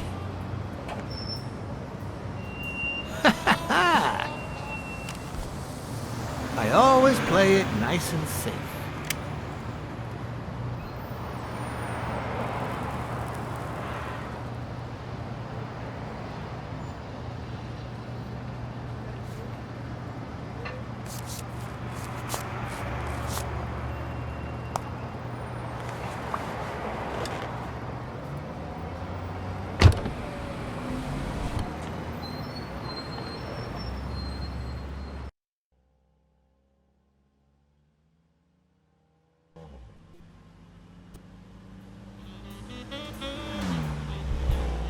Thank you, Blacksad. You won't regret this. So let's cut to the chase. I need Bobby Yale to fight Stone. There's just too much money at stake. So, I'm offering you my help to find Yale. Let's work together.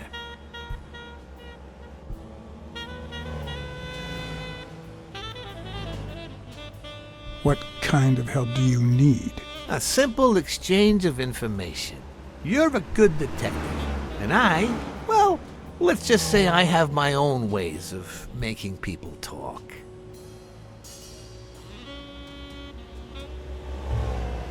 All right, then. Let's work together. I thought you'd be hard to convince, that you'd appeal to the moral high ground or something. Please, hear me out. Let's say I bet a beer that we find Yale in 3 days, and you bet a beer that we don't. In 3 days, one of us has to buy the other a beer. Is that so bad? We're simply two grown men using our money and free will to conduct a small private exchange. And most importantly, we're not hurting anyone. So, yeah, I run a gambling business. What's so bad about that?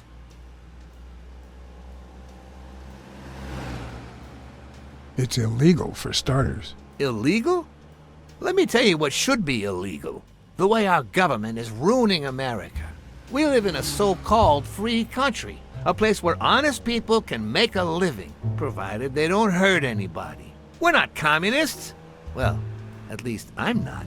I would have never thought otherwise. As for me,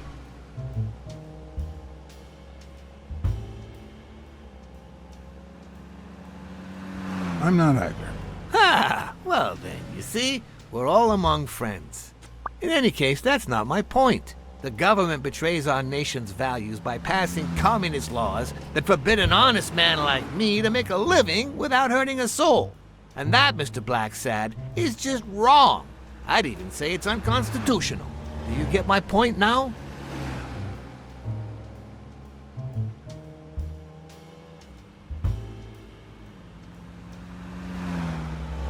All right. I get your point. Ha! I knew you would. When the government passes these laws, there's only one legitimate weapon the people can wield. The same weapon that turned America into a great nation. Civil disobedience. So, as the proud American that I am, it's my duty to disobey.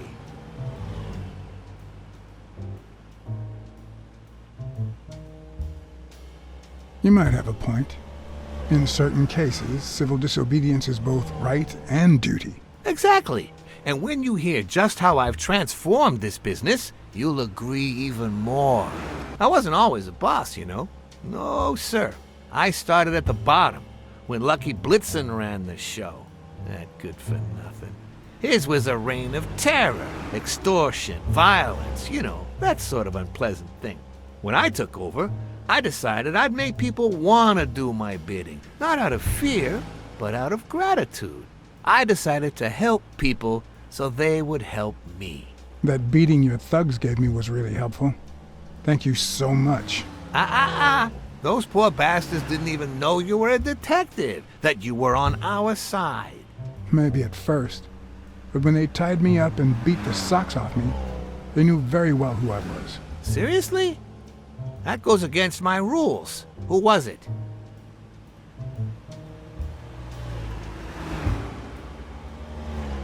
It was just Wilson. That bastard. Don't you worry. I will have a serious talk with him. I cannot tolerate this behavior. Please accept my apologies, Mr. Blacksad. As I said before, I like to help people so I can count on their gratitude. That applies to fellow partners like police or, in this case, a detective. I won't deny this business has its fair amount of violence, extortion, and casualties, but I'd rather leave that to my enemies. And you are not my enemy. And, it looks like we're here.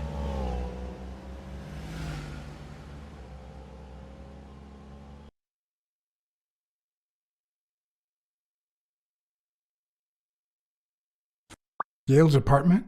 I told you I'm on your side. Go ahead, search the place. I'll wait down here. When you're done, you can honor our arrangement and share your findings with me. Or not. It's your call, Mr. Blacksad. I'll make sure you're suitably compensated. Wilson, come here.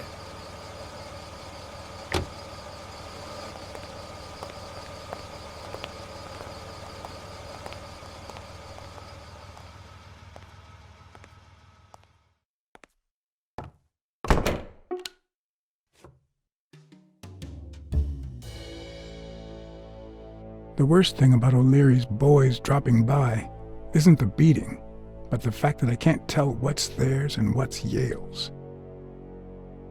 Can't say this is the ideal drink for an athlete. Then again, it could be your classic bookie thug lunch.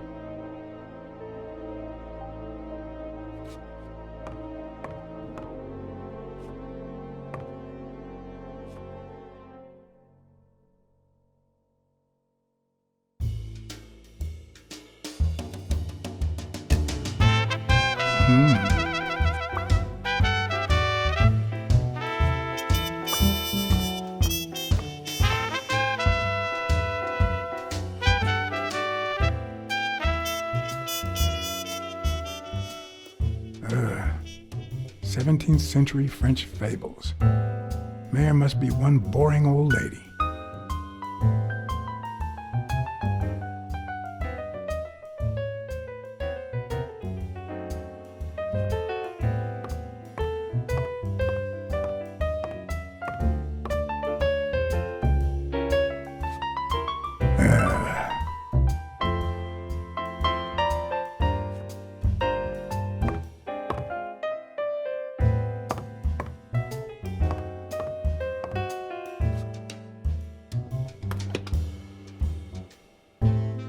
I'm not sure how Yale's love of pickles will help me crack the case, but it's good to know.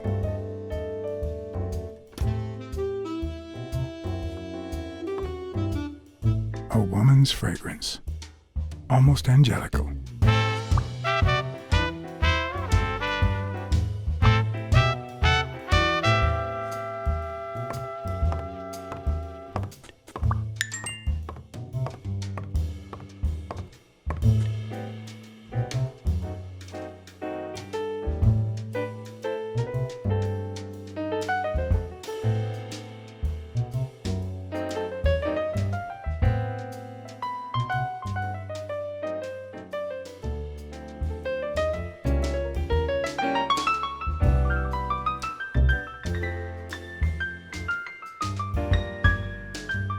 So, you like your mob stories, don't you, Bobby?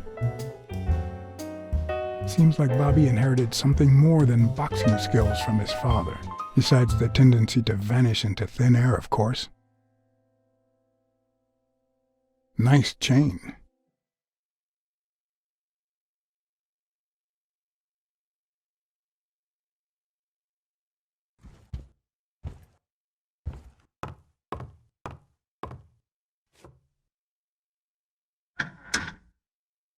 Why would you want such a big closet for so few clothes?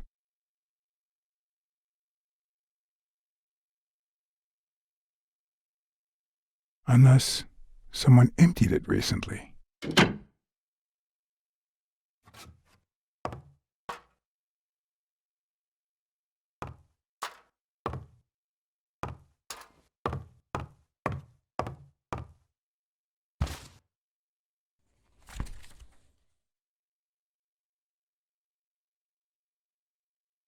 Copy 1 of 3. Do you know any of his relatives? His father, Avenarius. Avenarius? The boxer poet? Didn't he disappear 20 years ago?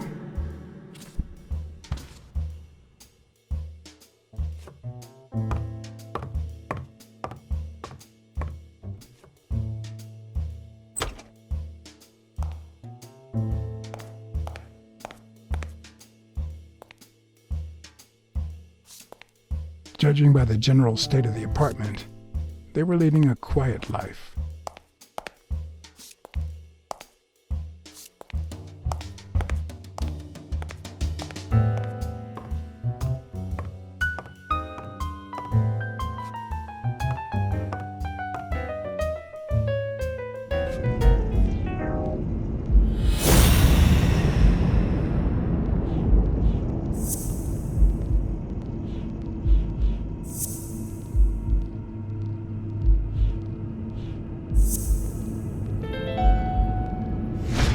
That means she's been here recently, but why?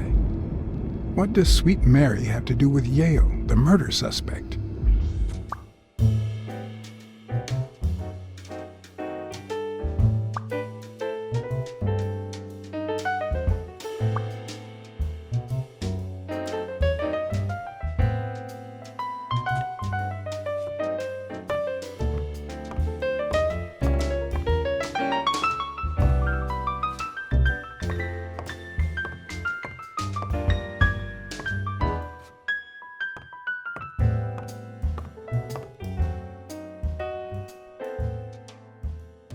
When I left, I told O'Leary I hadn't found a thing. The minute I was alone, I left for Mary's. But before all that, I took a small parting gift for her.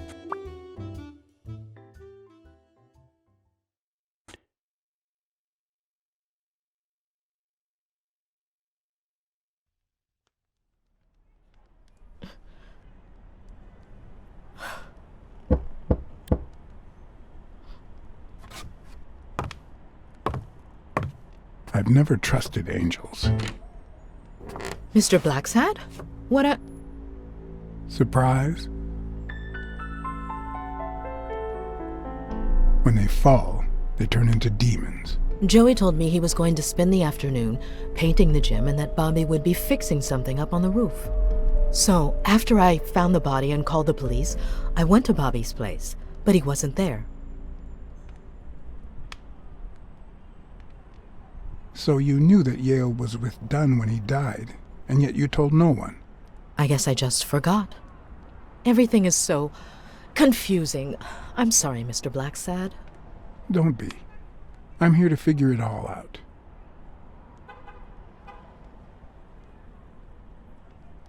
What's your relationship with Bobby Yale? He was like a son to Joey, and we were about to get married, so, you know. Okay, I think it's time to set things straight.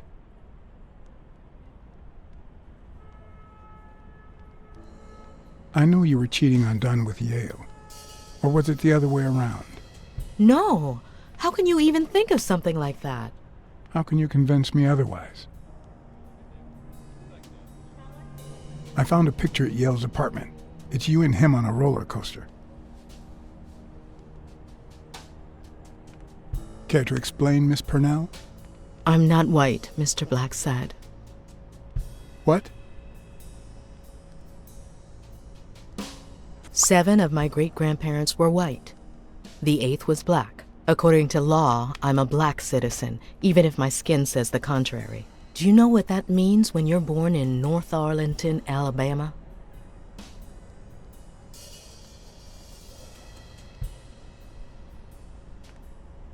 Segregated housing, with far worse homes for colored people. We even have different water fountains, for God's sake. The separate but equal doctrine and all that. That damn nonsense. And all the lies. That's why I moved here. No one knows what color my great-grandparents were.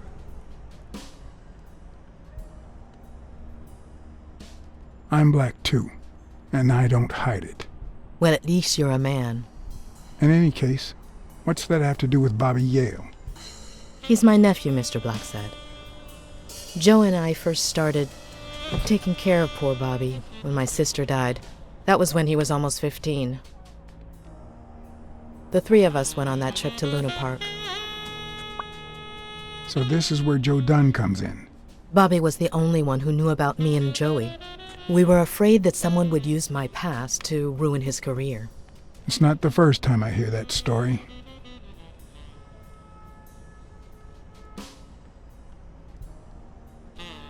You should have told me this sooner. I've been hiding it all my life. I'm sorry.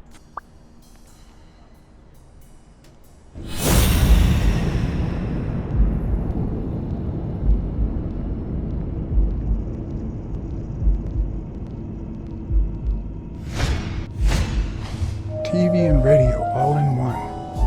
Where will these mad times lead us?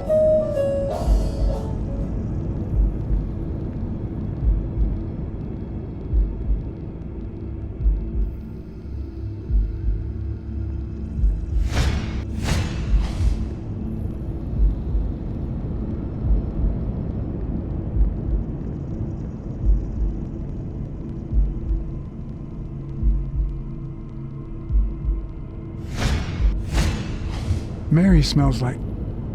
Actually, the whole room smells like a pie fresh out of the oven, so I can't identify any other fragrances.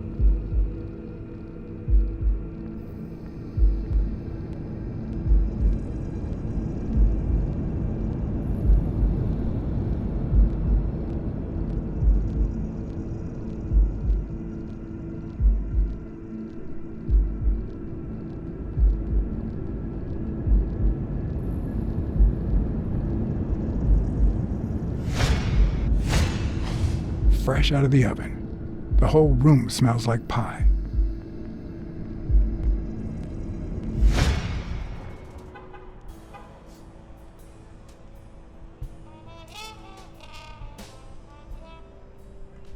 That cherry pie smells so good. I'm starting to get hungry. Thanks. I pulled it out of the oven right before you arrived. Oh, where are my manners? I'm the worst hostess in the world.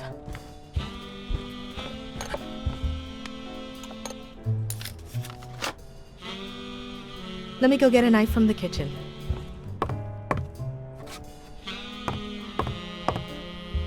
And you must be thirsty.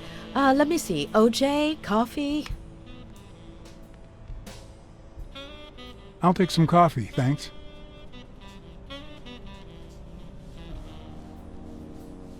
She's wearing the same clothes in both pictures, so she's probably telling the truth.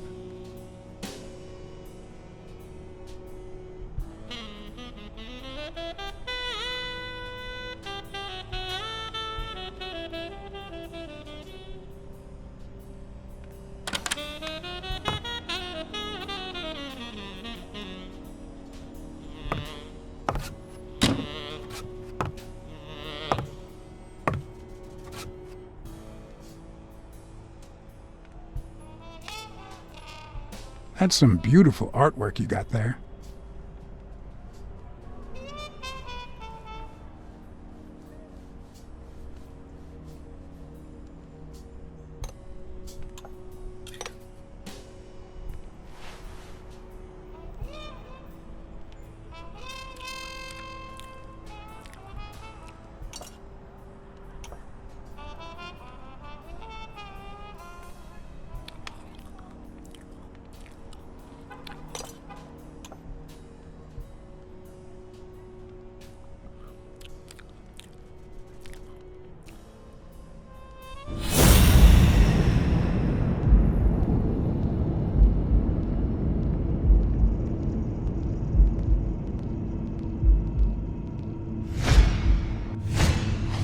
Now that there's almost no pie left, the scent has also disappeared.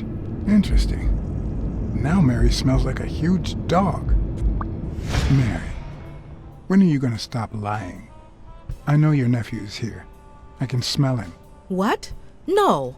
I already told you I don't know where he is.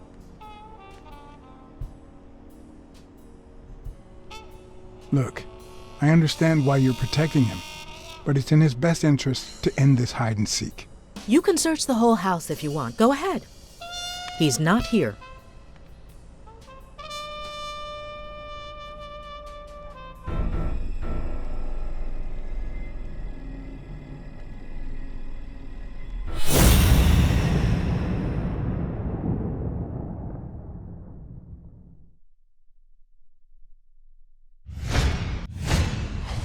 Wait a minute. She's not the one who smells like that. That's where Bobby Yale's scent is coming from. So, that's why you were sitting there. What? I don't know what you're talking about. Yes, you do. Could you step aside so I can check, please? Please go. Mary, for Christ's sake, put that knife down, would you? Leave or I'll...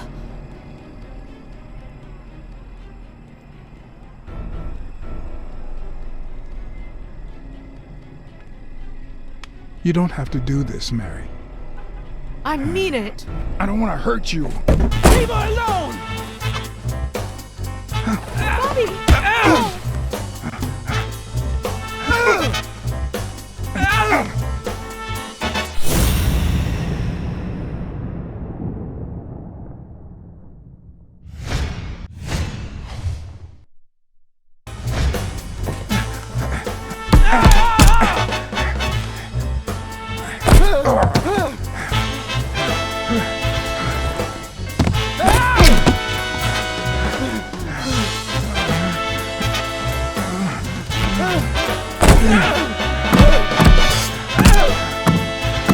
I'm gonna kill you!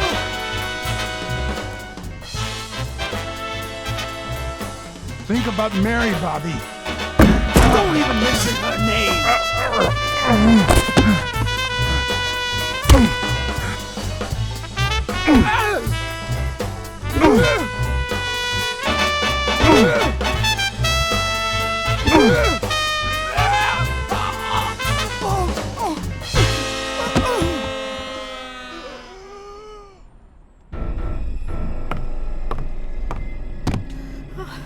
Bobby! Call an ambulance.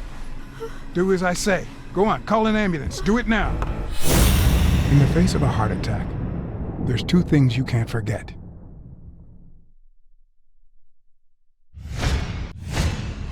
1, stay calm. 2, 1 chest compression per second.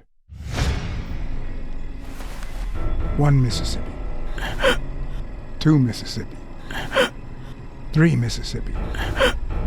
4 Mississippi. 5 Mississippi. 6 Mississippi.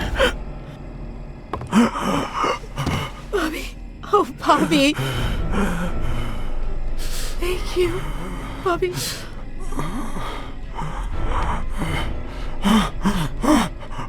Bobby. Thank you.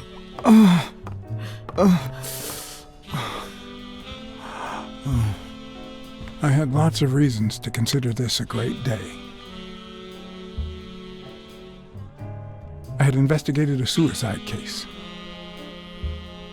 I had discovered that, in truth, we were dealing with a murder.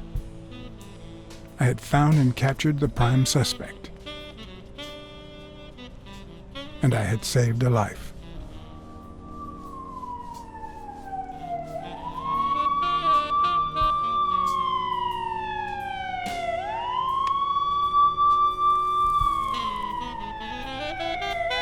And yet, everything in me screamed that something was going wrong.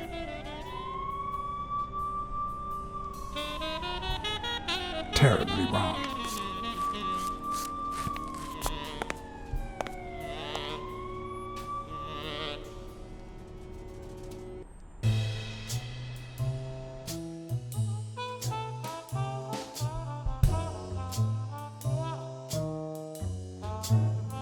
Promise me you won't take the law into your own hands. I'd like to think we're not just vigilantes. I want a gun. What the hell? Bang, bang, bang. A fair amount of violence, extortion, and casualties.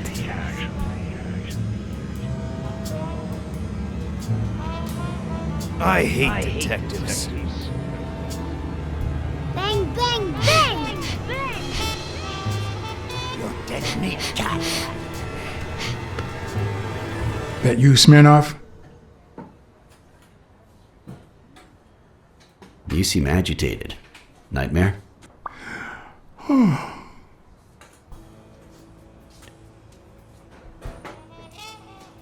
Yeah, I have a lot of those. Yeah, that makes two of us. Anyway, why don't you go home? In his current condition, Yale's not going anywhere. Besides, we'll take it from here.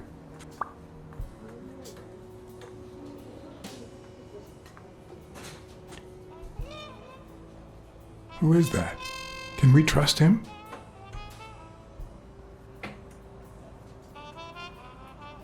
I know how to pick my men, John. You? I'm not so sure. You promised me you wouldn't intervene.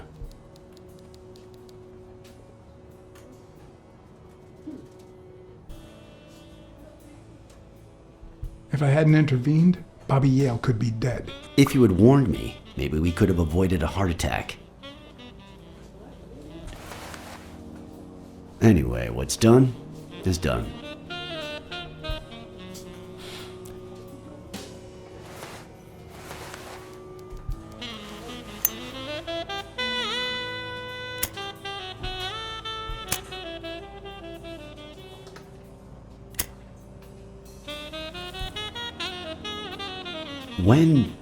When exactly did you realize that he killed Dunn?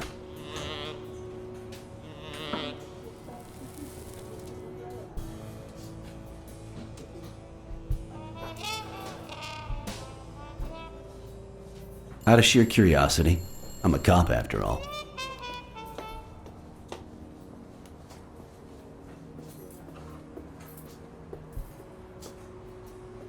When I saw his picture with Mary at Luna Park, I just knew something was off. How about the motive? Any ideas?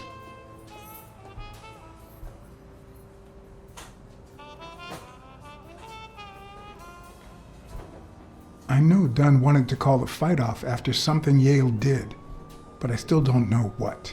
In any case, hopefully Yale will tell us more.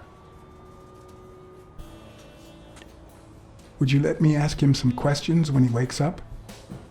I know you will, with or without my permission, so I'd rather not feel betrayed. In exchange, drop by the station when you can. Your investigation could really help my men. Who, by the way, must be waiting for me to interrogate Mary Purnell. Boy, she was hard to pry from Yale's side.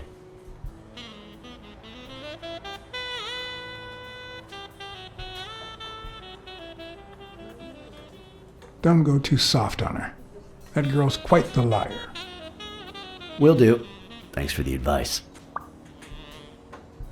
And as for you, go get some rest. God knows you need it.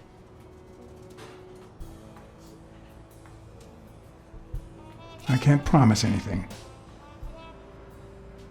Tell the nurses to look at that face of yours.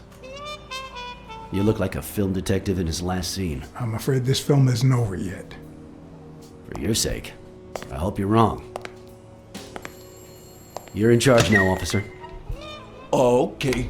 I'll send you relief in 6 hours. Understood? Doctor. Who are? Oh, detective. Congratulations. You fared pretty well against that kid. Better than most would have. Now, if you'll excuse me. Do I look like I fared well to you?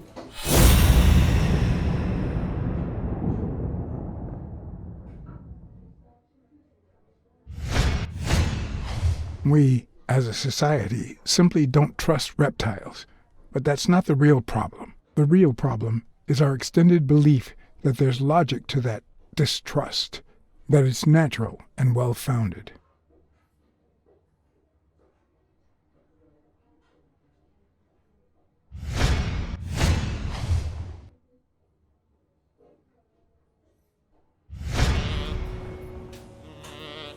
How's Yale? Is he awake? Oh, yeah. Go check on him before he falls asleep again. Although, try not to bother him with too many questions. Will this have long-term effects on his health? It's too soon to tell. He did have a heart attack after all.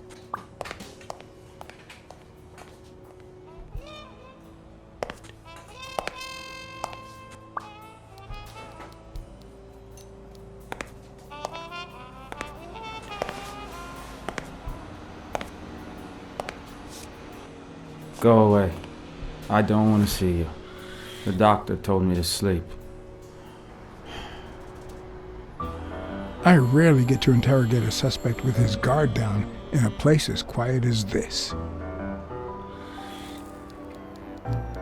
Getting the chance to study his body language with no distractions is a rare gift.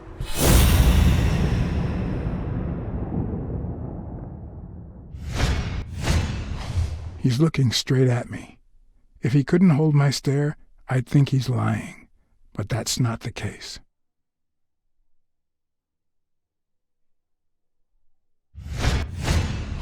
His heart rate is increasing. It could mean that he's lying, but it could also just be pure, unadulterated rage.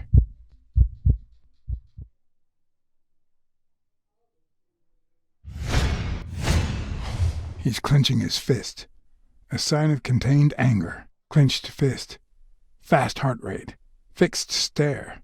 He feels some genuine rage towards me. I'm sorry you don't want to see me, but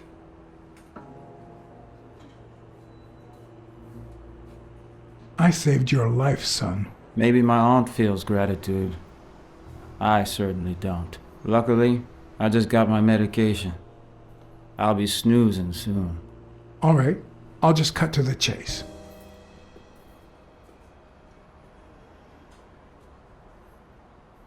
Who killed Joe Dunn? What? Are you trying to confuse me? Joe hanged himself.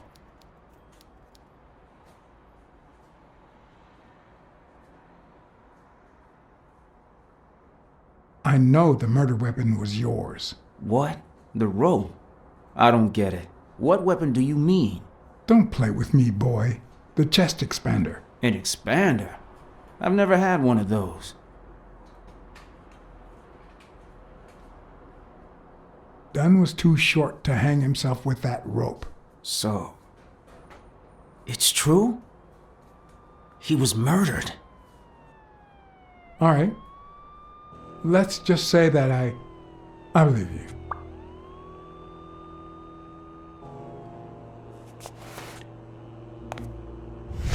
The murderer killed Dunn with a chest expander and planted evidence to make us believe it was suicide.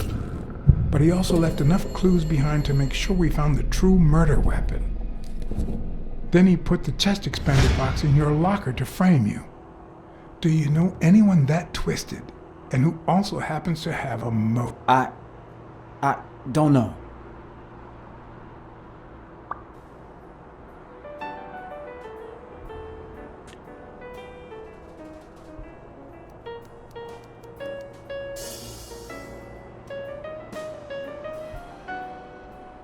Maybe it was... What am I saying? Jake could never pull off something like that. Nothing. Never mind.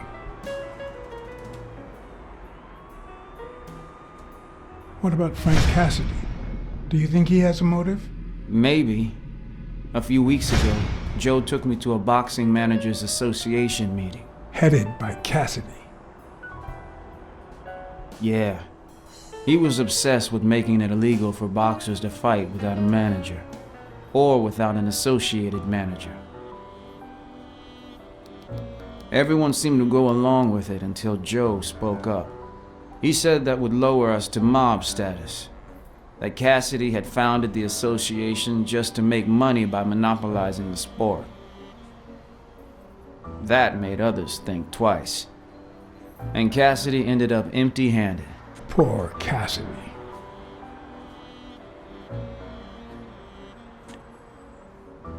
What about Sonia Dunn? Sonia? I doubt it. She's odd, but she's his daughter. I've seen worse. Believe me. Desmond O'Leary certainly seems twisted enough.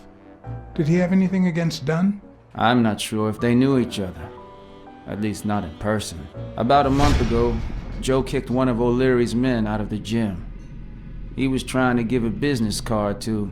Jacob's Giambi. Yeah, exactly. Did Jake tell you about that? Something like that. Blacksad. I think I owe you an, You know, my father disappeared when I was 6, right after winning a fight. We never heard from him again. Do you know what that does to a kid? Who knows where I'd be if Joe Dunn hadn't been in my life. Even when I lost my way and put a gun to his head years later, he still took me under his wing and managed to steer me in the right direction. And now that he's gone, you're risking your life to find his murderer. Thanks.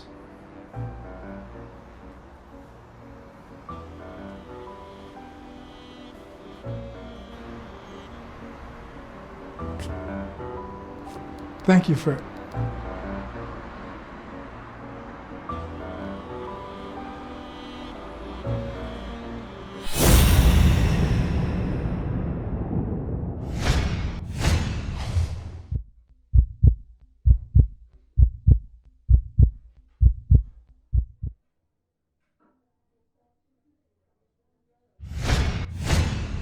The hands say a lot about what's going on inside a person.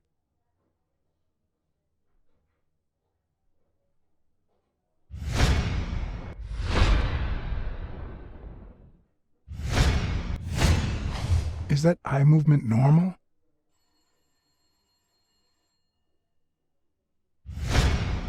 He seems restless. Should I tell someone? The number of cigarette butts is inversely proportional to my hours of sleep.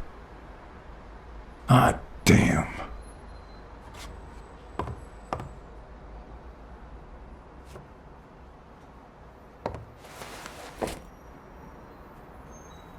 Ugh.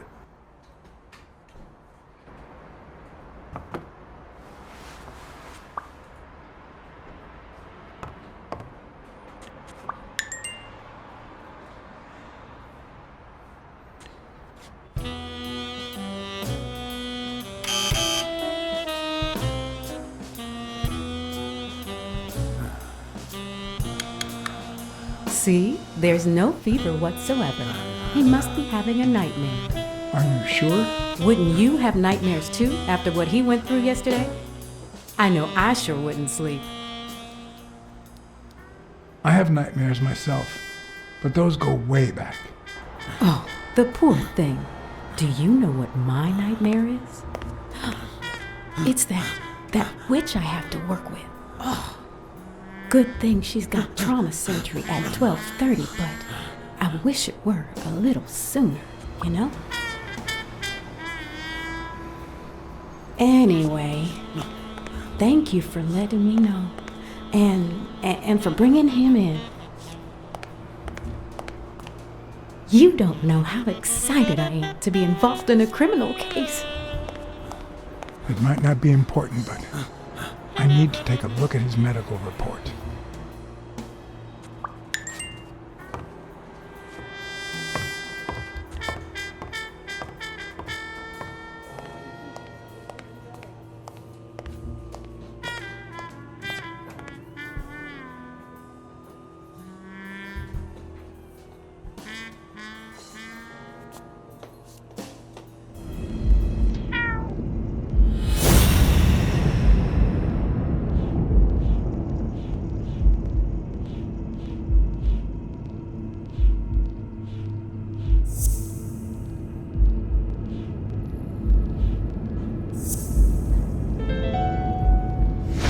No, the footprints don't match.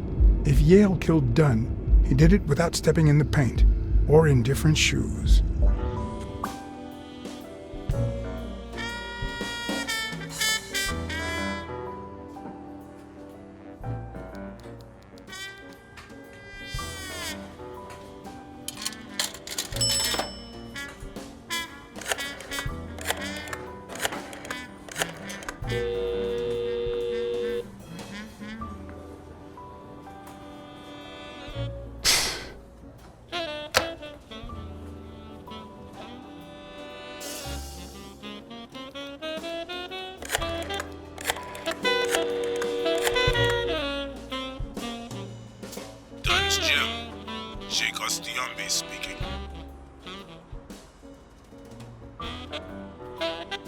Jake. It's Blacksad. I just wanted to... I have work to do, John. Call you later. Ronald, get on that ring!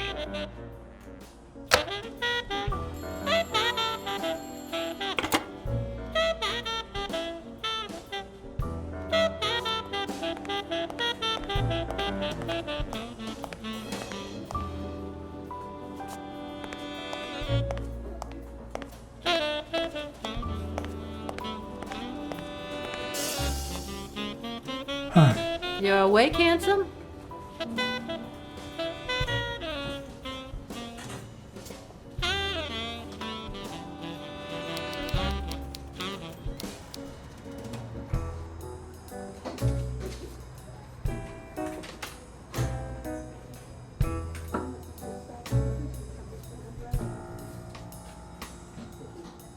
Hi, RHINO. Still with us, handsome?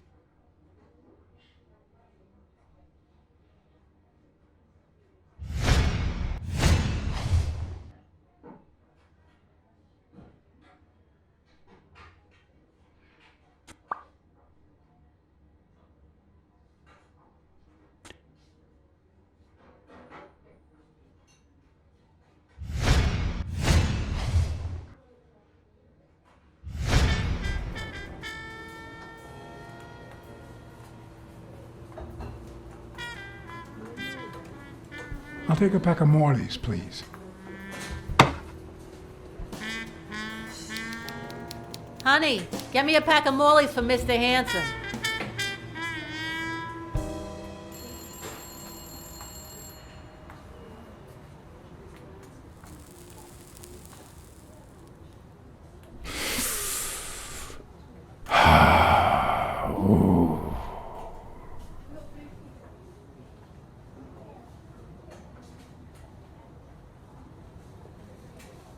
Yale's medical report is right there.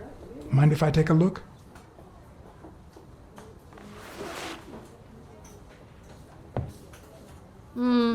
No, I don't think so, handsome.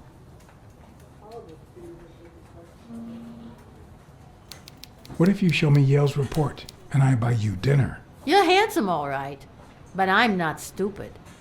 I won't be able to read Yale's medical report if she's around.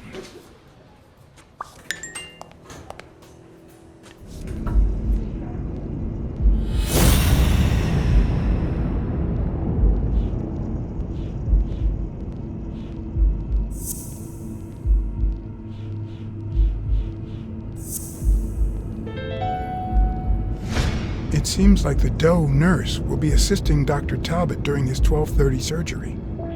In 4 hours. Could I get them to operate any sooner?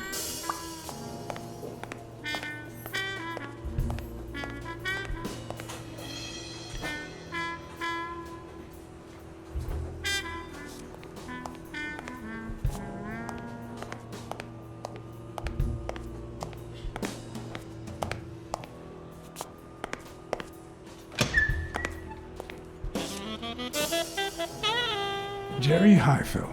Long time no see. Blacksad, I didn't want to wake you. How's the boy? Asleep. I hope he recovers in time for the fight. I got tickets.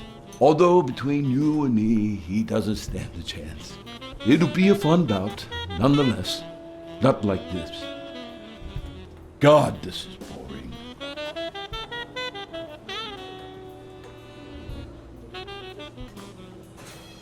You want to smoke?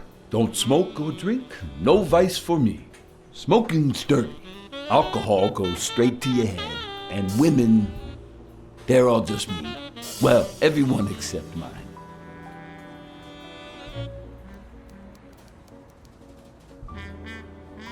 Are the odds against Yale that bad? The boy's talented, don't get me wrong. But stone is stone, you know? I bet half my pay, but you know, no vice for me.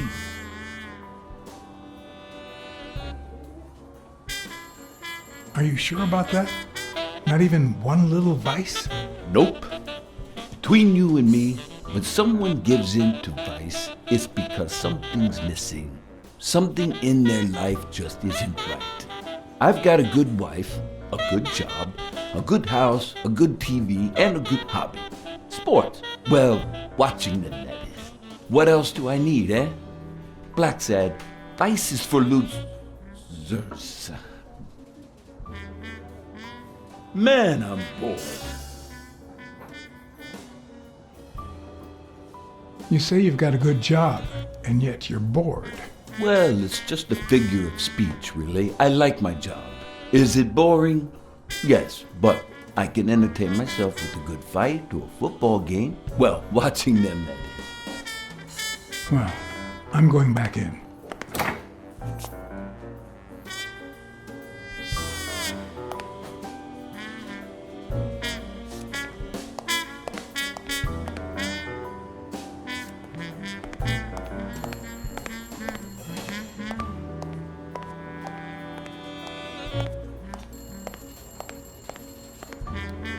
I won't be able to read Yale's medical.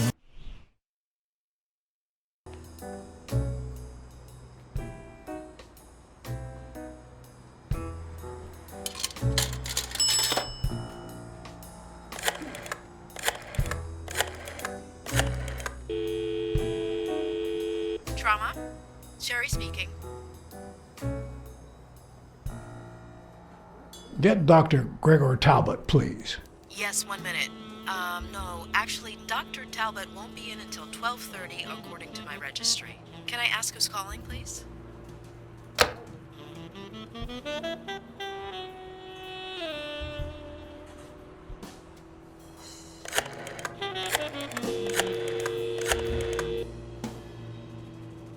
Sherry, this is Dr. Talbot. We have to reschedule the 12:30 procedure. I want everyone in the operating room in 5 minutes. If anyone gives you any grief, tell them it's a matter of life or death. Understood?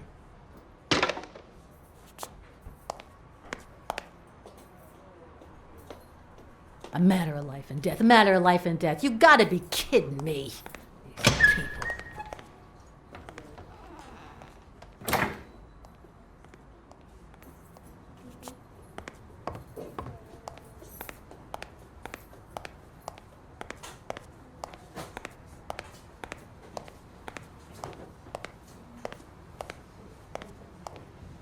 All right, now. How do I put this? I need something that you have. Oh. Only if you guess why I'm giving it to you.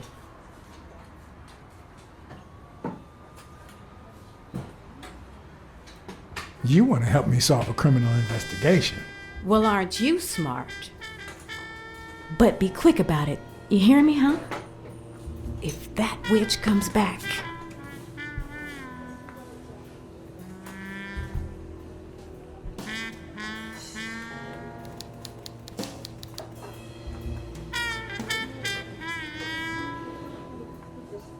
What? What does it say here? Ah, you know doctors.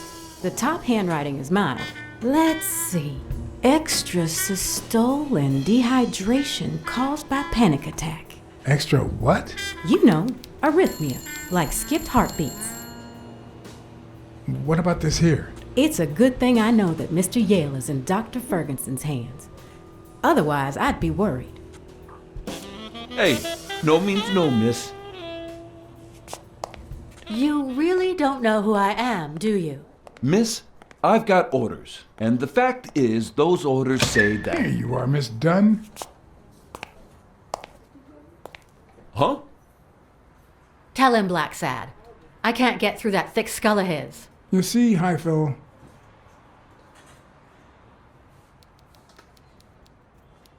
she's the owner of Yale's gym.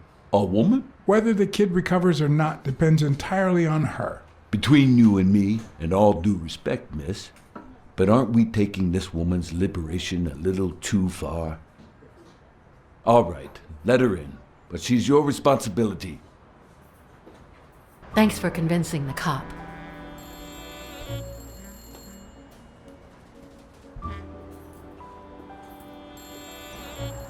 To be honest, I still don't know why I did it. But here we are. Anyway, you did your job. I'll send you a check the day after the fight. You can leave now.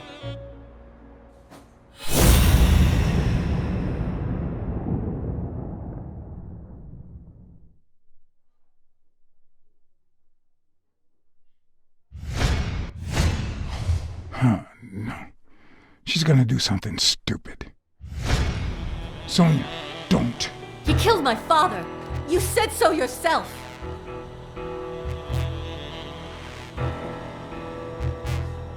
Well, now I think he didn't. Sonia, I have reasons to believe he's innocent. He almost killed you in that floozy's apartment. How could he not be guilty?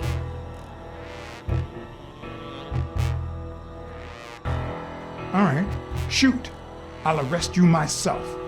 Are you that eager to rot in prison? Shut up! None of that matters. How could he not be guilty?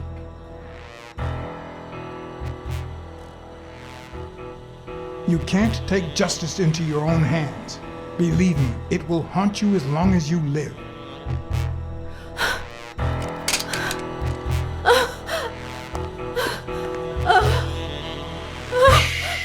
It's okay. It's okay.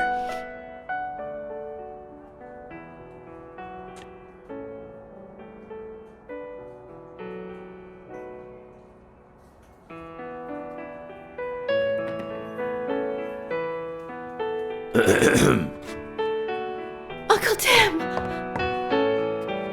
Sweetie, I came back from Los Angeles as soon as I could. I told you not to rush back. Come on now, honey.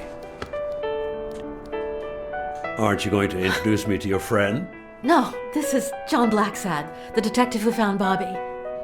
Oh, so this is strictly professional.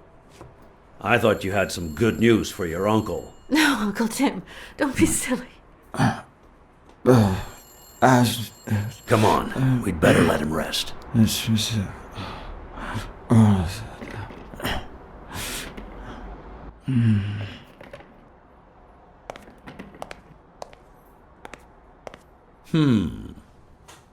I see. Let's say you're right and Bobby Yale is innocent. Who should we focus on now? We? Well, your father turned down my money, but he made me promise one thing, that I'd take care of you if anything happened to him. But I can... I know you're perfectly capable of managing that gym on your own, but we don't even know if he'll be ready to fight Stone. Besides, someone seems really invested in stopping that fight, and someone has to pay Mr. Blacksad to get to the bottom of all this. Please, talk some sense into her.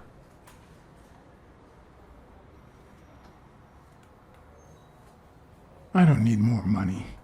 Yeah, you hired me to find Yale, but in my mind, the case isn't closed. And you have my deepest respect, but I'll pay you just the same. All right. Thank you, Uncle.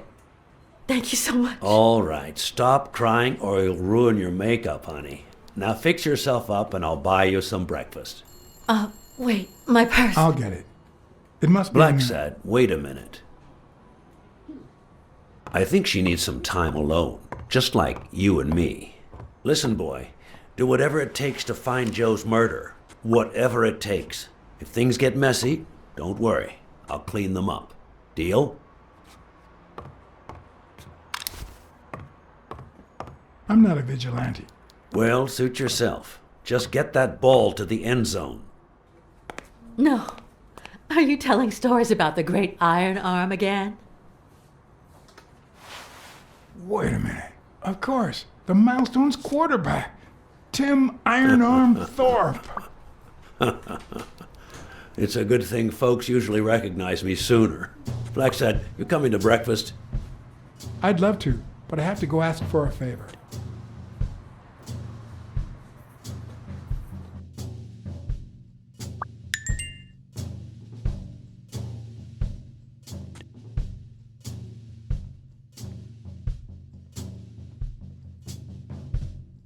The investigation required that I ask Jake for a small favor.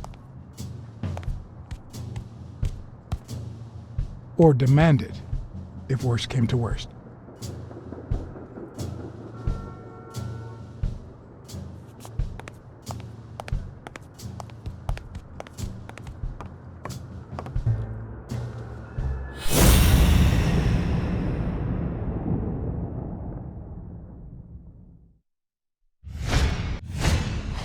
I hope he never feels inclined to hit me.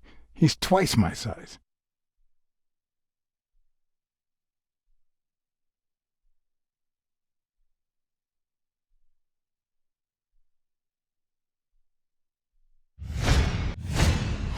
He's been training with those same shorts for who knows how long.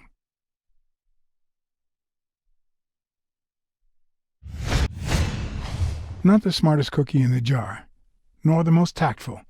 But do I trust him? No. Do I consider him a friend? Yes.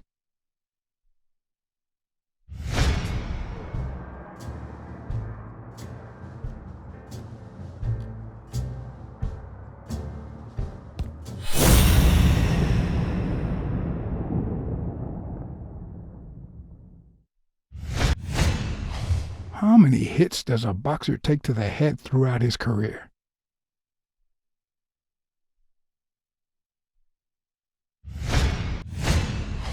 This one's got extra padding, just like Jake.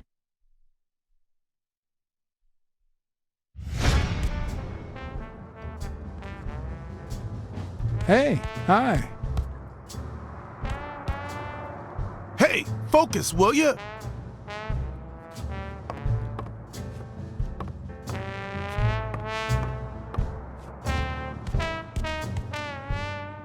Hey, Jake. Not now, John.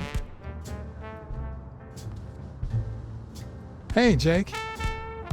I said not now. Hey, Jake. I said not now.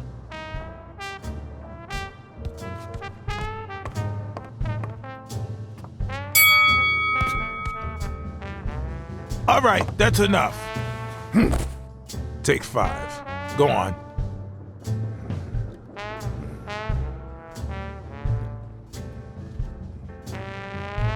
What, John?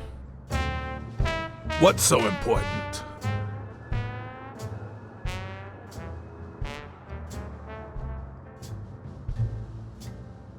Could you tell me where Old Erie's headquarters are?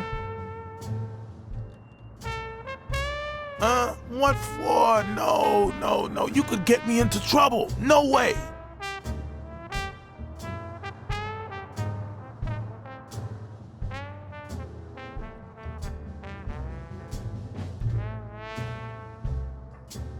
You lied to me yesterday, and being the good friend that I am, I kept your secret. You owe me. I don't think I'd keep protecting you if we weren't friends. Although, if we were friends, you wouldn't hesitate to help me. Tell me, Jake, are we friends or not? Damned cat. All right. O'Leary's hideout is in the basement of a Chinese restaurant. But I don't even know how to get in.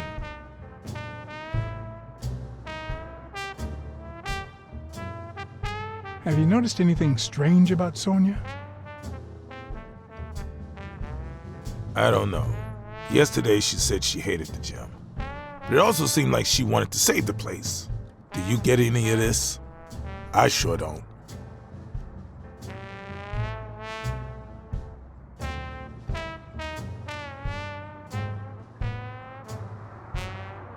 The gym is paying her way through college, and she still has a year left. I guess she doesn't have any other option. Why are you coaching that guy? Oh, that's right. You don't know. Sonia asked me to run the gym. Well, at least the fun part. As soon as Bobby Yale's back on his feet, I'll turn him into a champ. I'll make him crush stone. Just you wait. What? Why are you looking at me like that?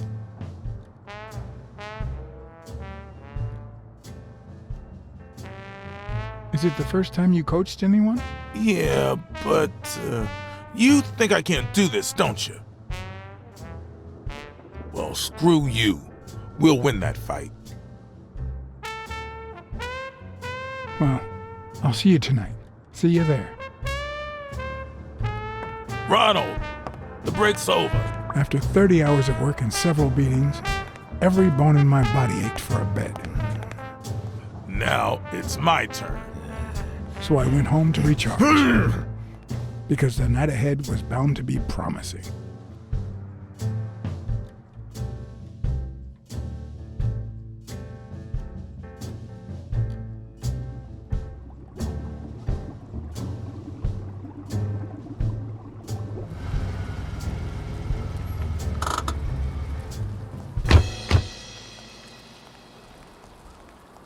What do you know about that basement? Well, let me think. Nothing? Come on, Jake, for Christ's sake.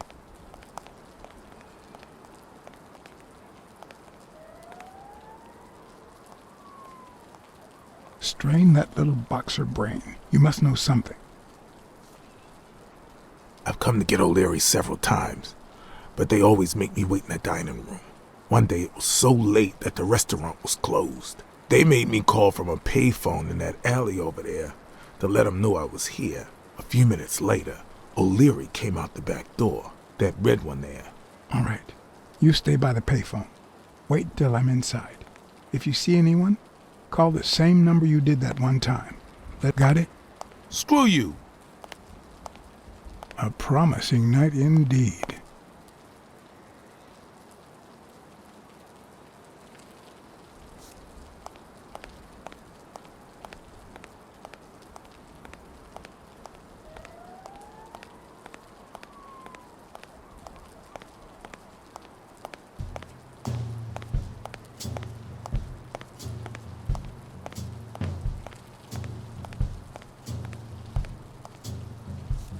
A bit too high to climb, if the basement I'm looking for were in that building.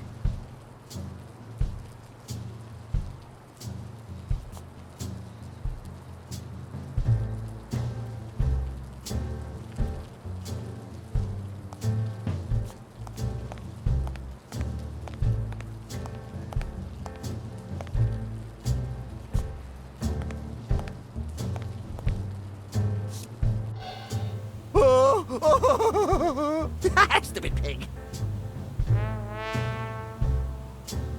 I'm guessing it lights up when they ring at the main door.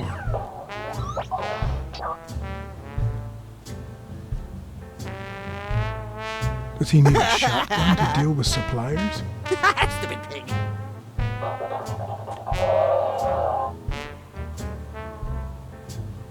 Would he even notice if I got in?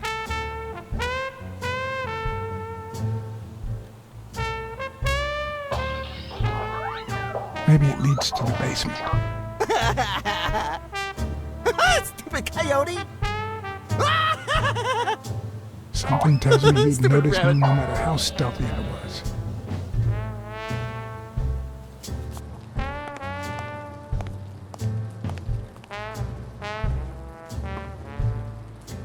No. Plan will only work if O'Leary doesn't know I've been here.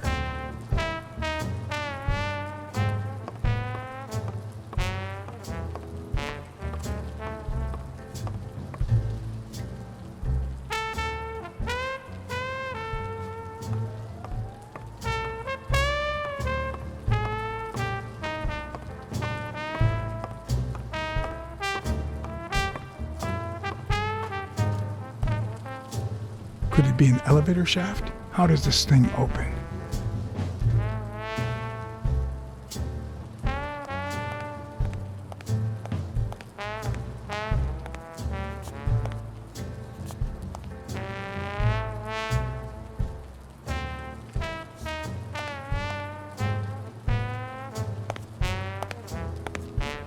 What happened?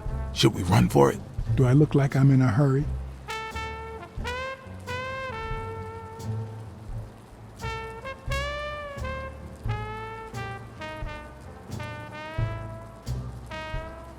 There's a guy watching TV inside the restaurant.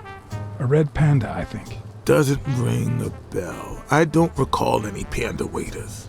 Are you done? What do you think?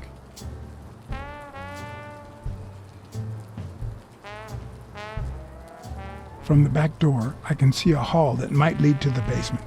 Does that sound familiar? O'Leary sometimes comes from a hallway, but who knows if it's that one? What's taking you so long? You want to switch places?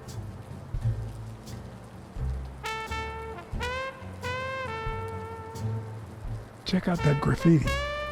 You're in On Leon Tong territory. Wow, I thought the Tong Wars had ended years ago. Maybe someone nostalgic just got bored. Damn Chinese mafias. Yeah, American mafias are infinitely better, no doubt.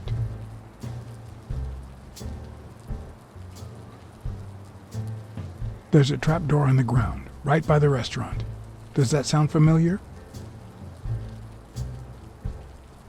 Huh? The restaurant or the trapdoor? Okay, forget it. I need you to go to the front door and ring the bell. All right, is there a bar in that alley? Have you been drinking? Count to 30, ring the bell, then run for the car. Got it? Whoa, you better send a bunch of Natalias my way after this. So, now what are you gonna do? I'll open the door with my lockpicks. Once I'm in,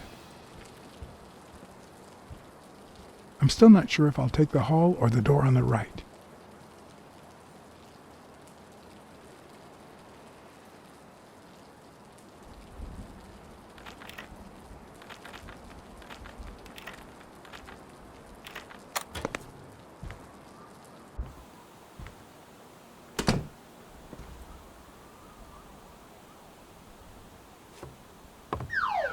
The lock on that door was not your standard model. I had to give it my all.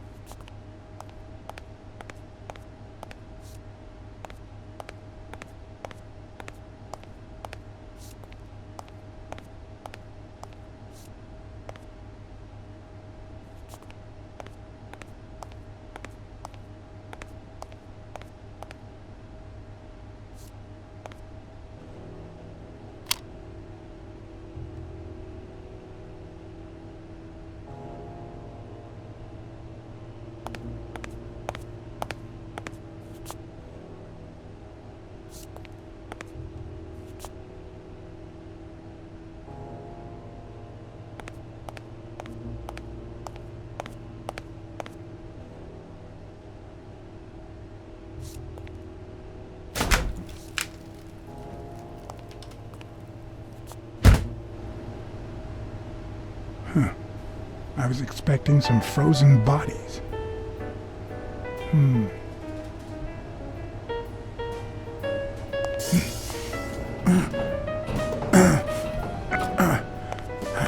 It won't budge.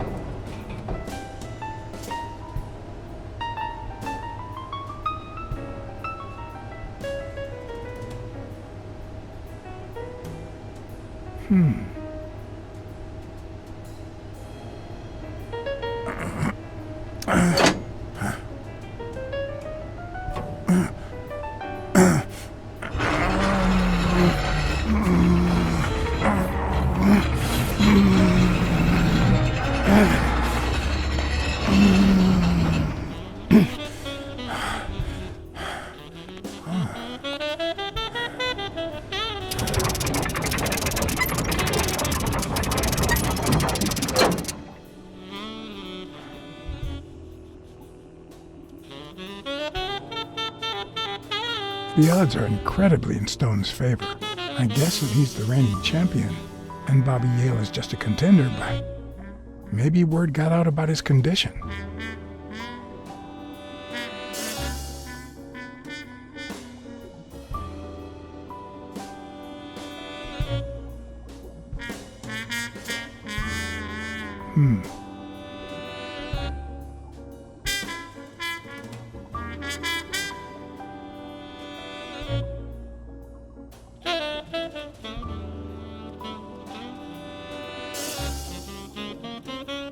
There's one on each table, except this one.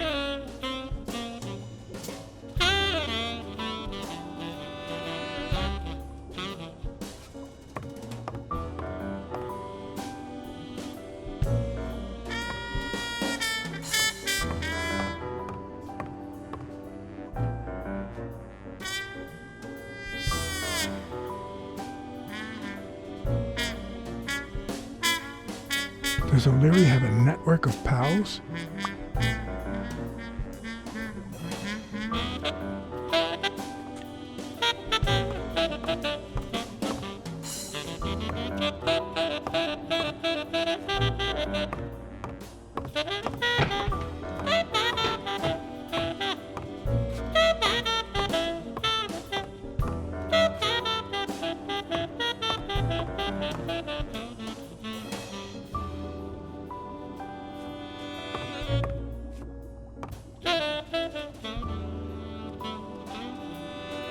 Sometimes I forget that criminals, even the office variety, have family and kids.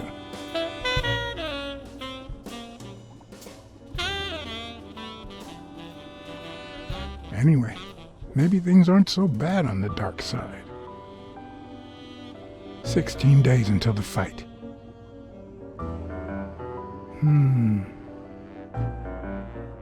A little thingamajig that adds on its own.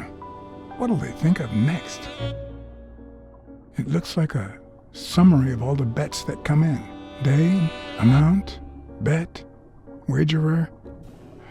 Wait a minute. Did O'Leary himself bet $5,000 on Yale?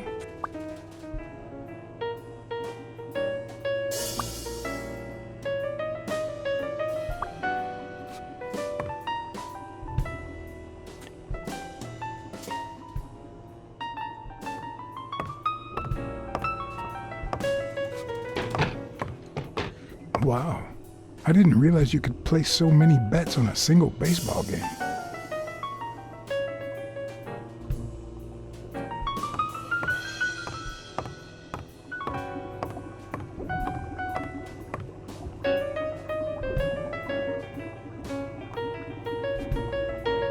Could that be Ireland?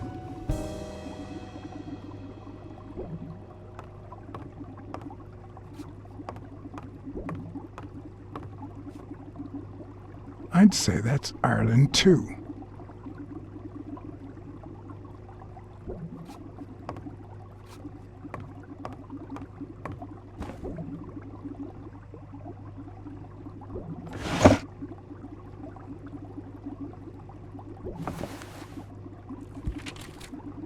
Limited edition copy 2 of 3. We listen, if you call it listening, to the sentimental romance. Your eyes act like the moon.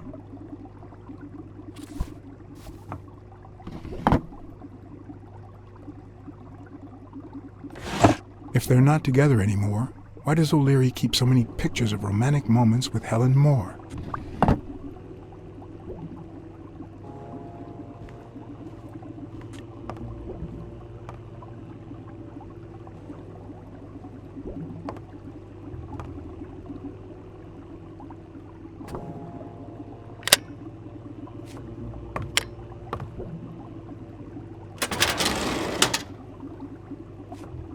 The painting concealed file after file of celebrity reports with all sorts of shady information, ranging from S to Z.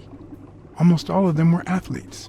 Is that what O'Leary meant when he said that detectives and police officers were his friends? I wonder how many spy for him. If I were to pitch in, who would I spy on?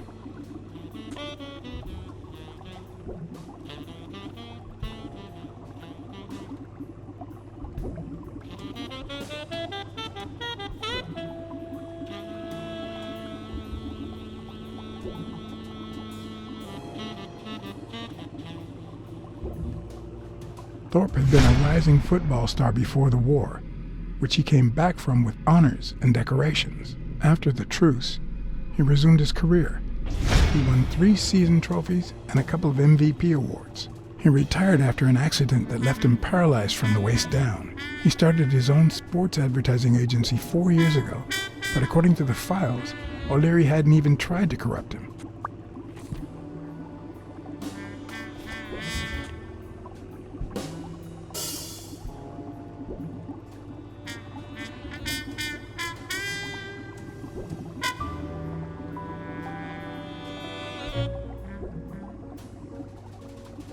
In Bobby Yale's folder, all I found was a log of his incredible stats as an aspiring champion. 20 victories, 16 by knockout.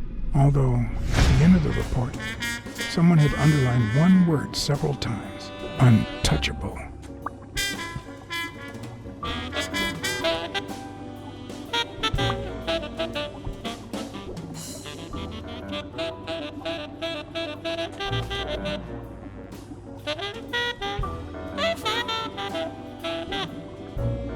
According to Stone's report, he was so clean, not to mention hard to corrupt, that O'Leary opted for a more subtle strategy. Apparently, when he broke up with the tennis player Helen Moore, he set her up with Stone. Lucky for him, they hit it off. As I put away the report, I stopped in my tracks.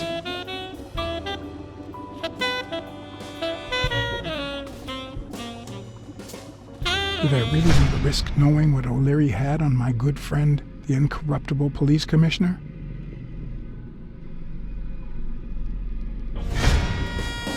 I sighed in relief. O'Leary had tried to buy Smirnoff on several occasions, but failed. Luckily, O'Leary had nothing on him, or me.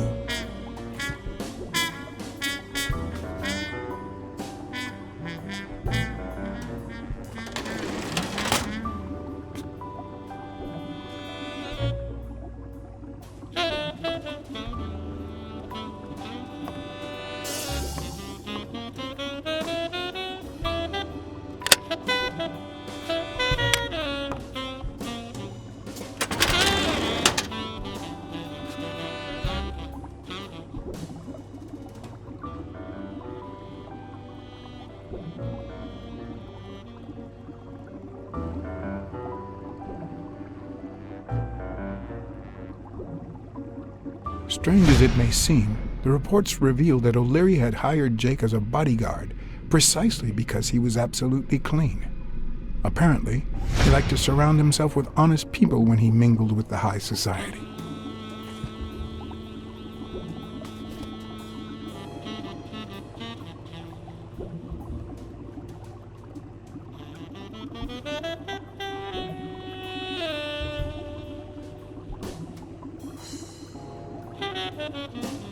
Helen Moore's file was, by far, one of the juiciest. She had been just a run-of-the-mill tennis player until O'Leary launched her career by rigging enough games to help her climb the ranking. However, O'Leary hadn't fixed any of her games in over a year. In spite of that, she remained undefeated. Be as it may, it was clear that O'Leary had enough information to ruin her career.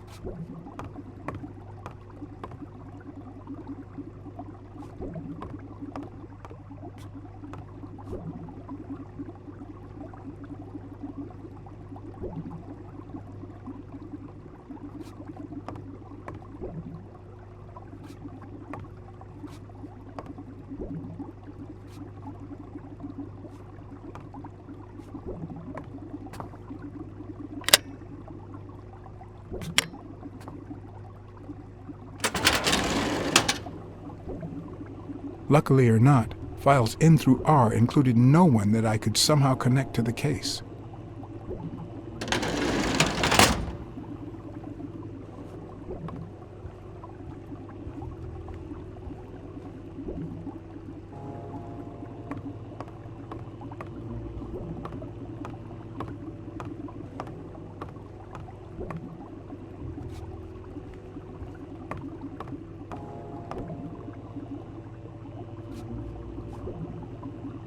Ireland, of course.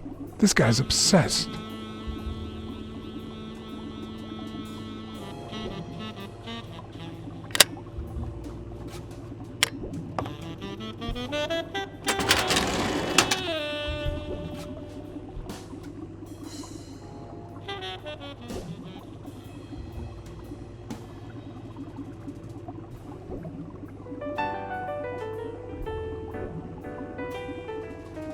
The report on Yale's father was the shortest of all, since only his name was left. Why?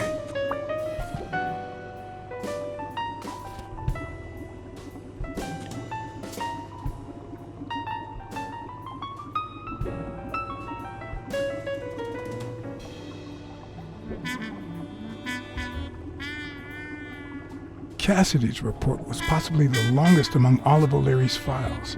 Apparently, the rivalry went way back. So much so that they spied on each other in the most unthinkable ways. At least I was able to confirm what Yale had told me. Cassidy had threatened Dunn after he refused to join the managers' union.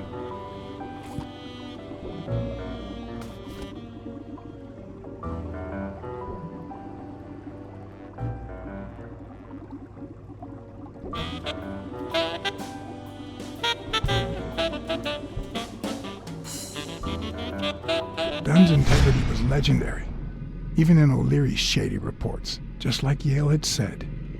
Dunn had kicked one of O'Leary's men out of the gym when he found him snooping around.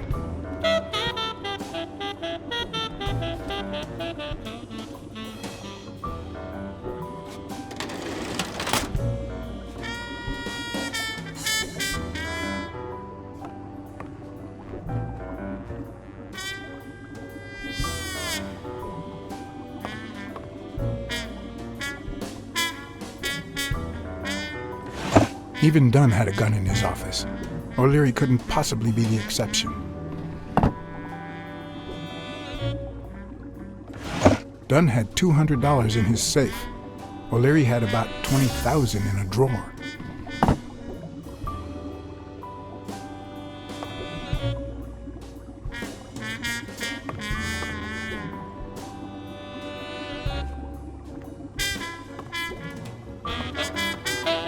Crossler? The good news is, I don't need lockpicks to open it. The bad news, I didn't bring explosives.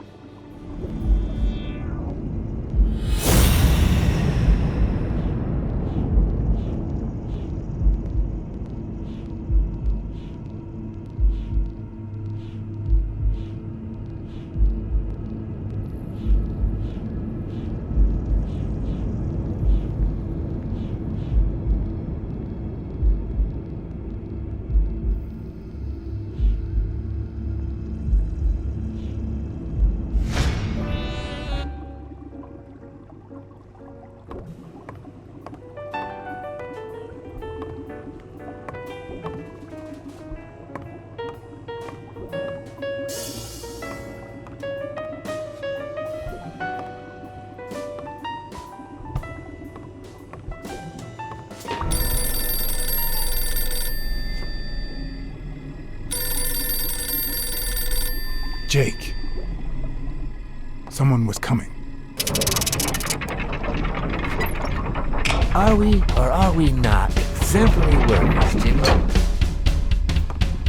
Here it is, middle of the night.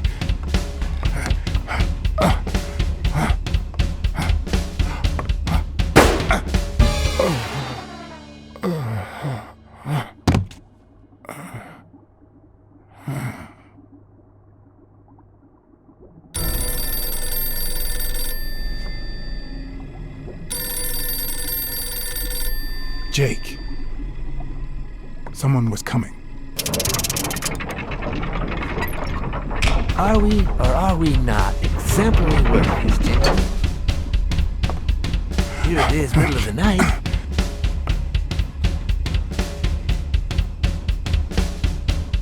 And we're working extra hours.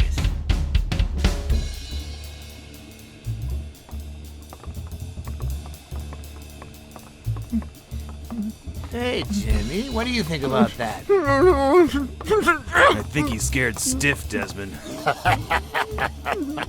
Why's that, Jimmy? We're giving you the red carpet treatment. We even let you in the boss's office. You're one lucky fellow.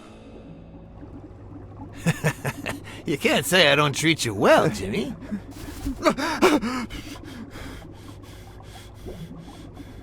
Yeah. Speak, you moron. Yeah, very well. Why are you... Shh. Calm down. How long have you worked for me, Jimmy? 3 months. 3 months. Oh, yeah. I hired you right after your cousin Martin died. I need your opinion. How would you punish someone for ruining an innocent man's life with a hit and run, Jimmy? I don't know. Then tell me, what about you, Wilson? What would you do? No, please. I didn't do anything. I swear. He was a good guy. Of course, you already knew that. You knew him better than me, right? He was my cousin. That's why I hired you, Jimmy. You see, Martin was a dear friend. And his widow said you were a nice kid. That you do a good job, and you needed the money.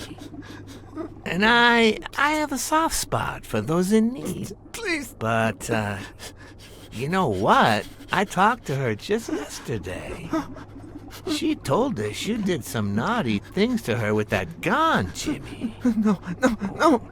That's no way to treat a widow, is it?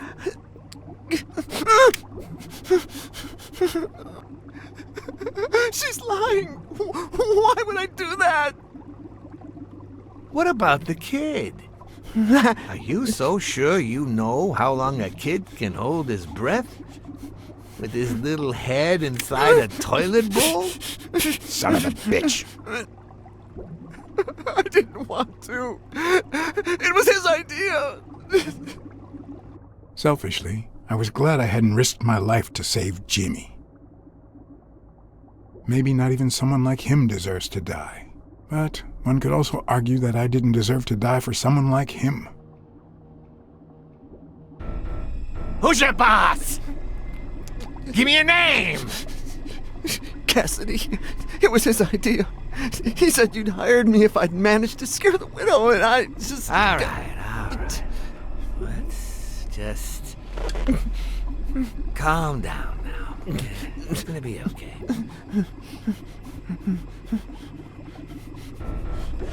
There are two sacred principles that rule my life.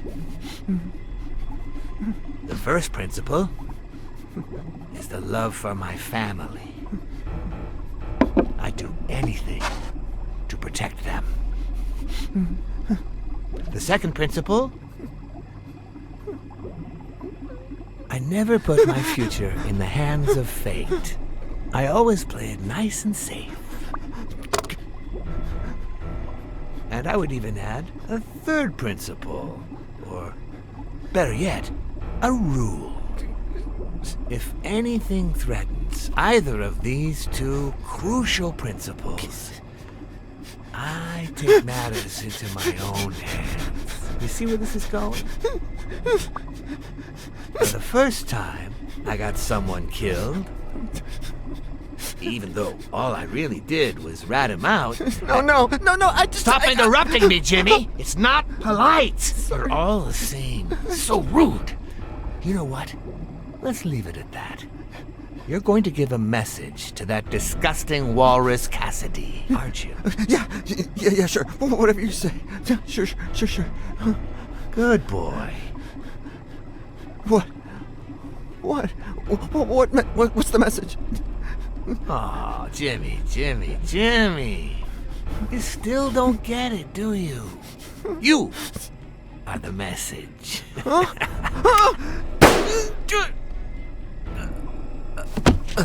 Come on. Wrap him up. Make sure Cassidy gets the message for breakfast, will you? I hope he chokes on it. Got it.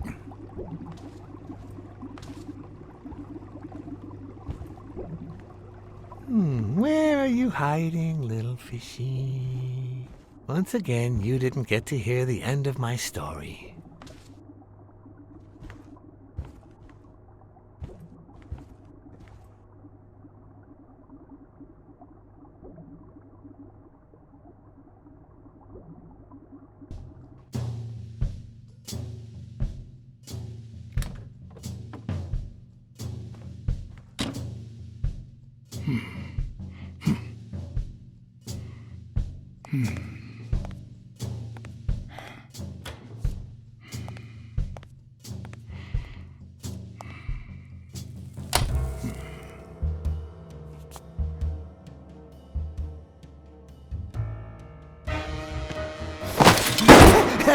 Pussycat!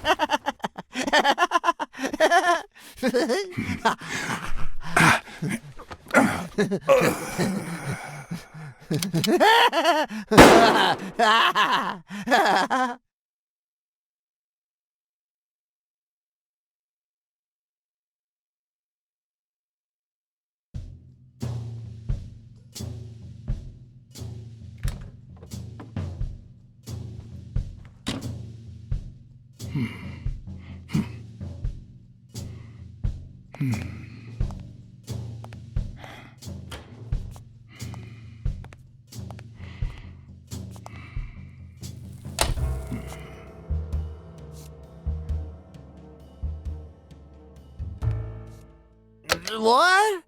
Just where do you think you're going, putty cat?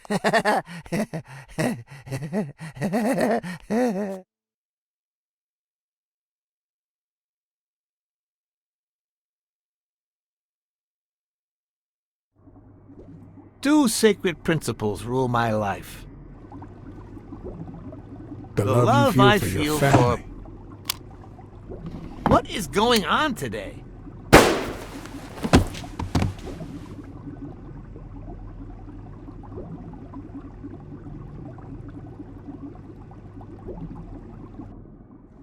Two sacred principles rule my life. The love I you feel feel for for... Ireland. What is going on today?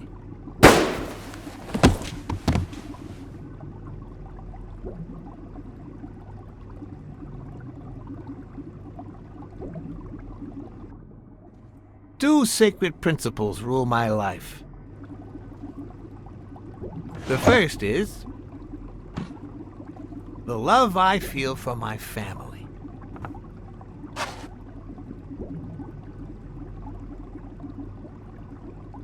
The second,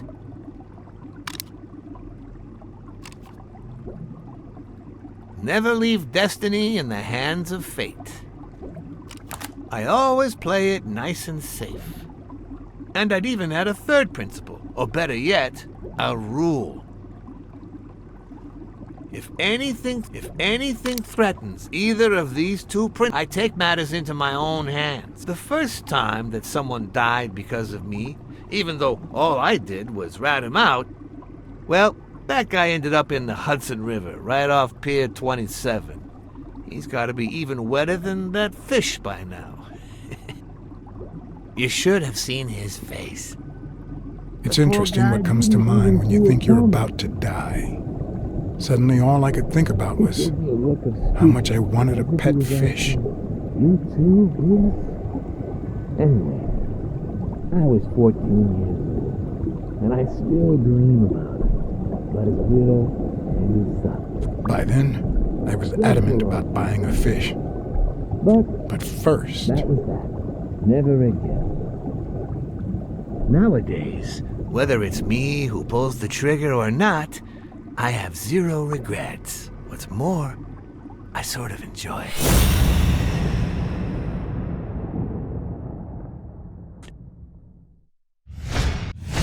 In case anyone had any doubts about who's the boss around here, I'll put my dirty feet on his luxurious table to prove that all of this is mine.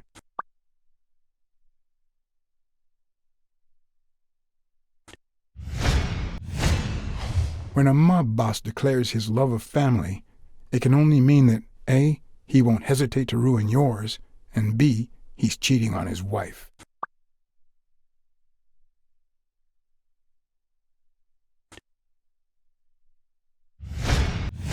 The guy never hesitates to pull the trigger. Even if I hadn't seen what he did to Jimmy, I'd know he's not bluffing.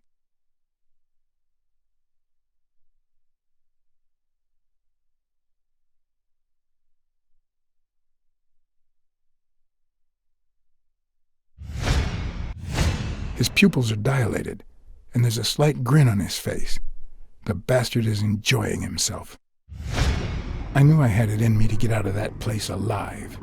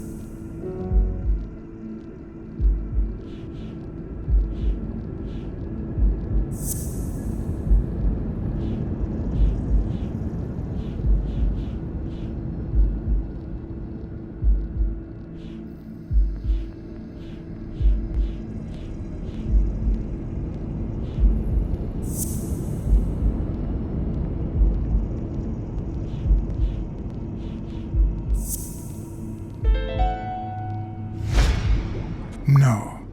O'Leary's wife is having an affair with Colbert? Should I serve this to O'Leary on a silver platter? Or threaten Colbert so he'll get me out of this mess? And, well, that's it, I think.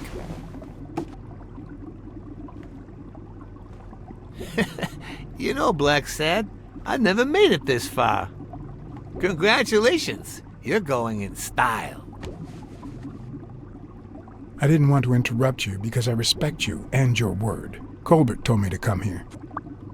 What? Me? No way! You did what? Colbert? When?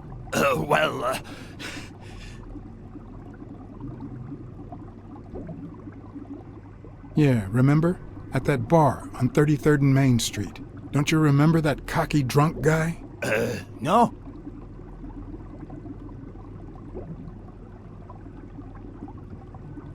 He kept bragging about how he was banging another guy's wife. Oh? Oh, yeah. Weird times, huh? Yeah, and you congratulated me for finding Yale and saving your life. Several times.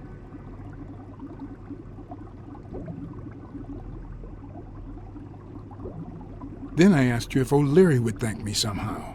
And I thought it was a very reasonable assumption. And then you told me to come here to ask the boss himself. Yeah, I think you deserve it. Right, Desmond?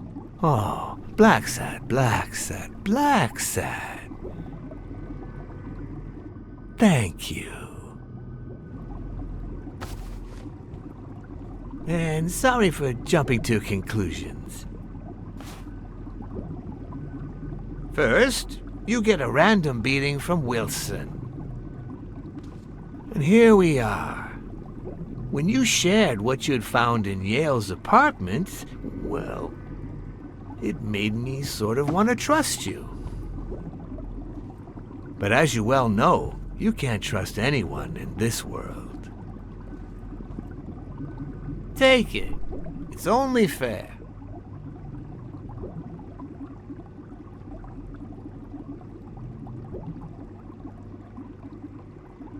As much as I appreciate the gesture, I don't want your money.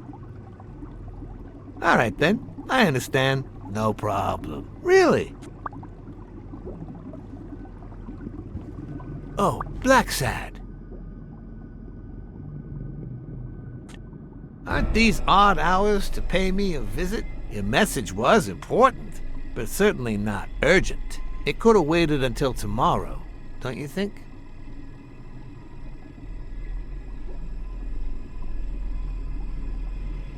We cats and wolves hunt at night.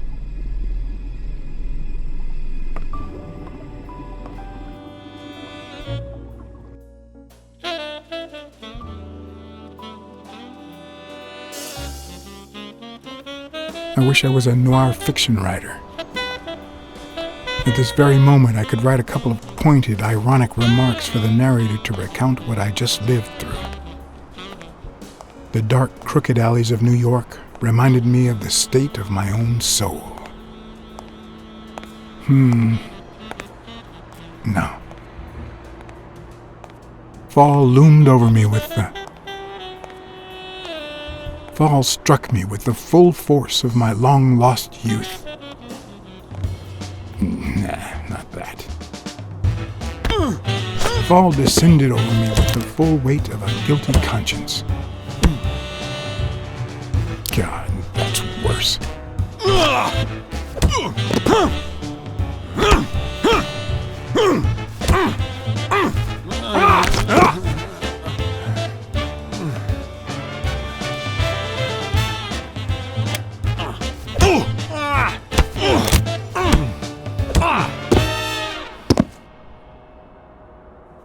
What were you thinking? He wants him alive!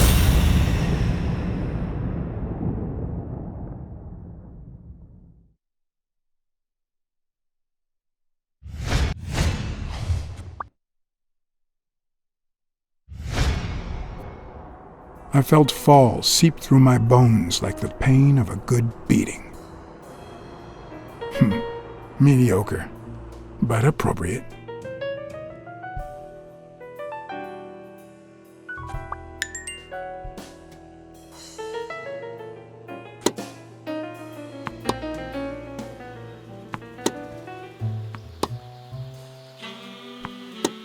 Against all odds, next morning I got up bright-eyed and bushy-tailed. And I had my kind, unknown assailants to thank. The beating had taken its toll, but for the first time in months, I had slept like a baby. Oh, come on, Helen, focus! All right, take 5. We'll work on that double backhand later.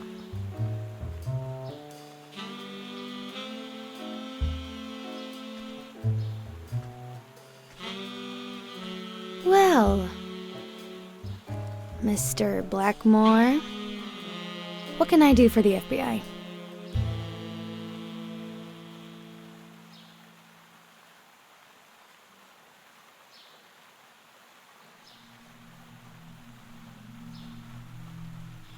We'd appreciate it if you stopped breaking the law. I see you like to cut to the chase. Are you going to handcuff me, or can I ask you what I'm being accused of?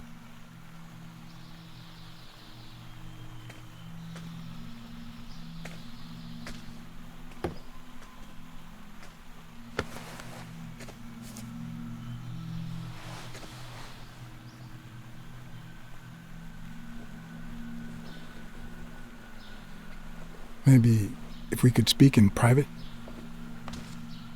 Alec! Coming! You've got 4 minutes, Mr. Blackmore, so... make them count.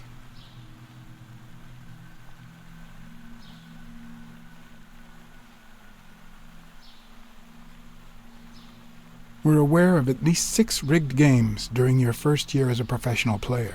And? You won all of them. Are you trying to offend me? I give my all on the court. I can't be held accountable if my rivals don't do the same. Go interrogate them.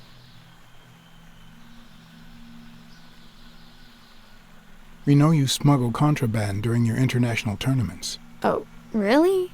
Are you sure? Like, what exactly? I think she called my bluff. Or did she? Should I follow through or say I was kidding? You smuggle booze. You're just making it up as you go, aren't you? To think I was starting to like you. Come on, what do you really want from me?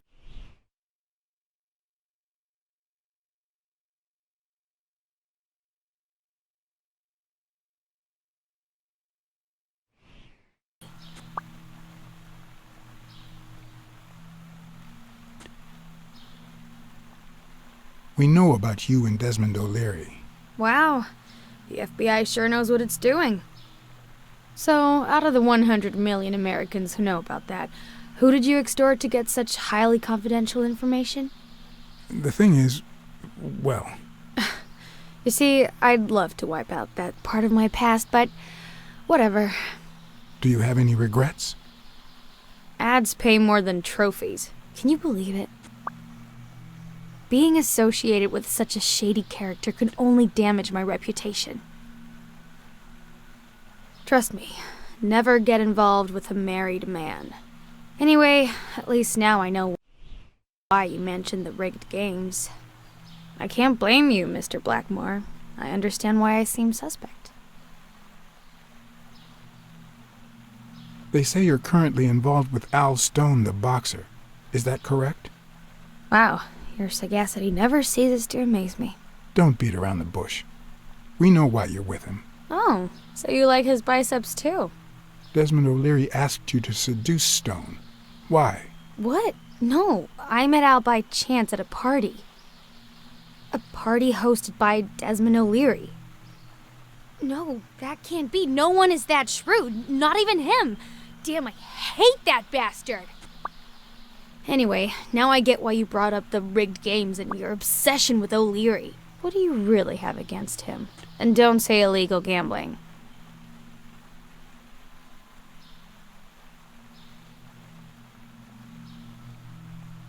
We've got reason to believe he's working with the Chicago mob. This isn't just illegal gambling anymore. It's organized crime. I think I know where you're going with this. Smuggling booze. I'm serious, Miss Moore. America can't afford to let anyone shake its foundations like that. And America's sweetheart can't afford it either. Help us out. Talk to us. And why should I, Mr. Blackmore? What do I stand to gain or lose?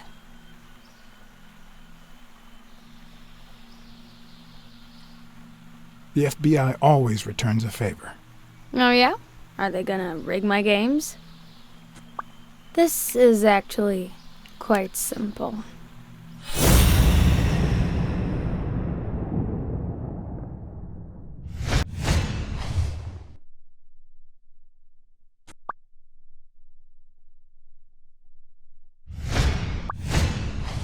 One lucky gal. You have a light, sir?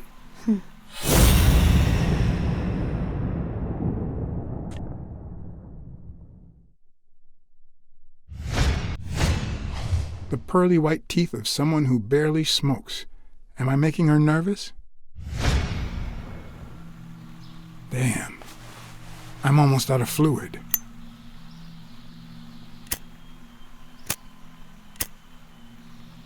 Wanna know my trick? Go down to start, then up with it, and then down again.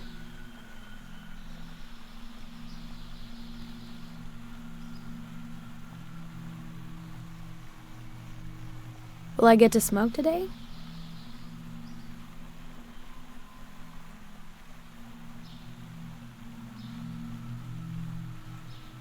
Thanks.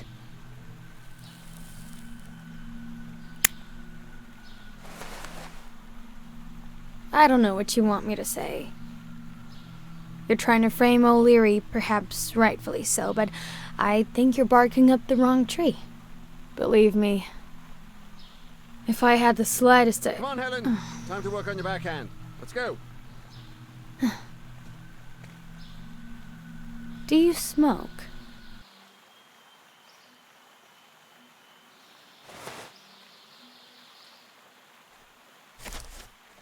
Nice meeting you, Mr. Blackmore. Did you bring my water?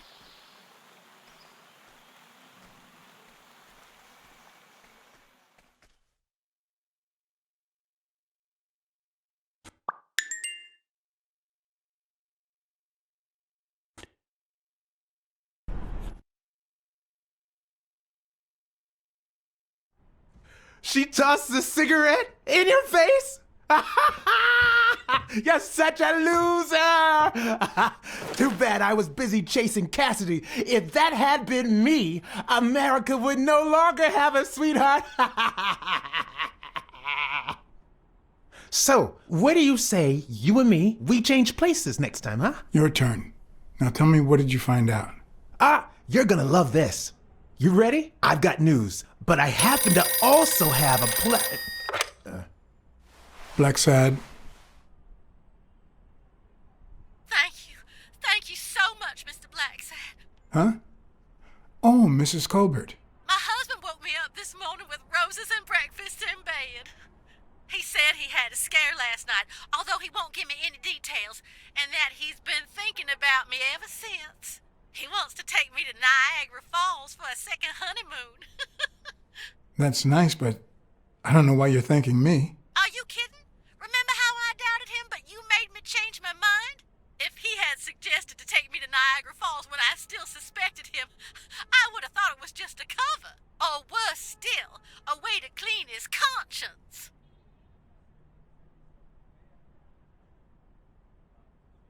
Well, I only did my job as honestly as I could. Enjoy your marriage. I hope you and your husband are happy. Well, that's all I wanted to say. Send me your bill when you can. You're a good man, Mr. Blacksad.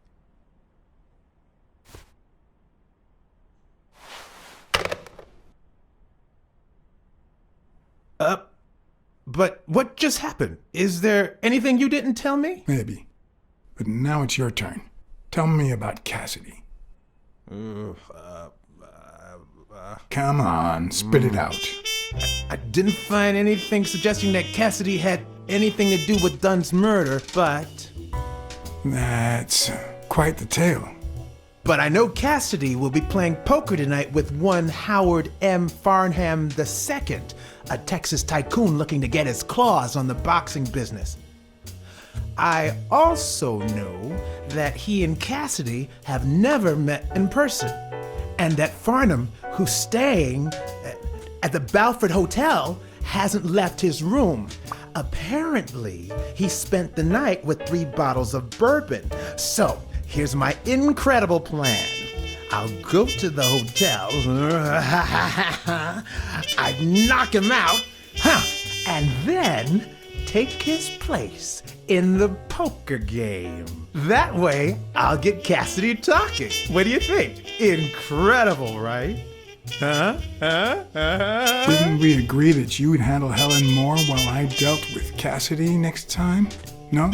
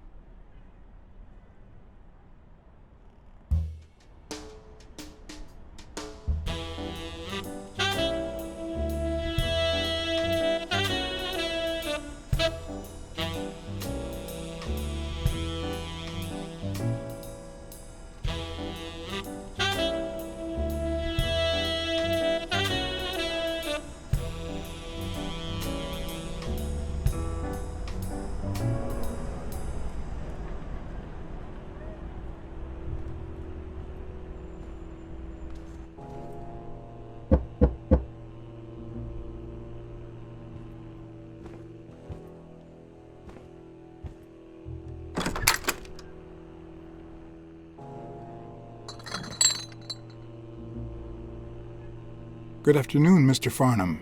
What's going on? Allow me to introduce myself.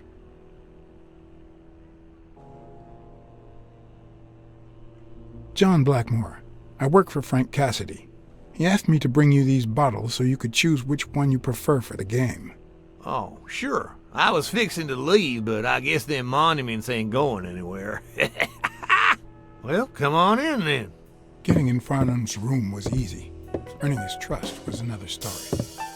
I always have an ace up my sleeve. Blackmore? You okay, partner? The best way to earn someone's trust is to make them believe they've earned yours. And sometimes, the best way to fake it is to tell the truth. I don't know where to begin.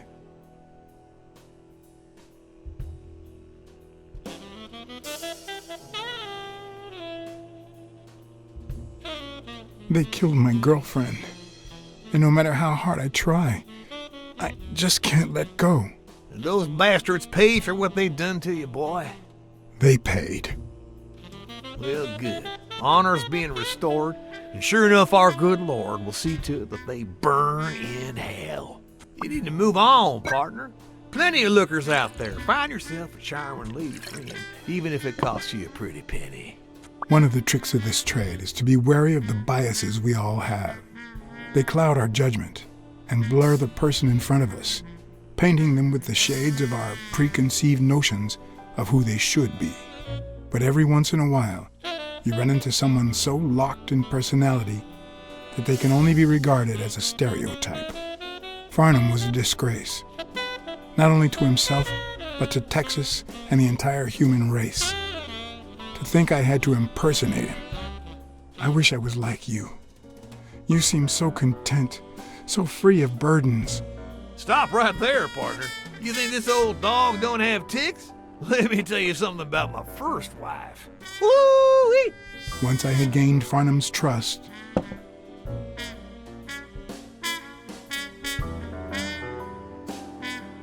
the hard part was deciding what I needed to know to become him and not get myself killed.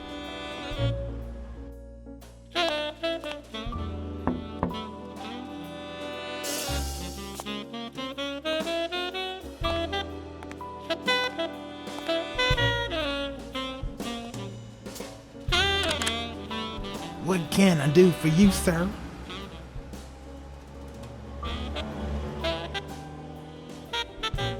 Howdy. My name's Howard M. Farnham II. Okay. Should I know you? What can I do for you, sir? I'm here to play me some poker.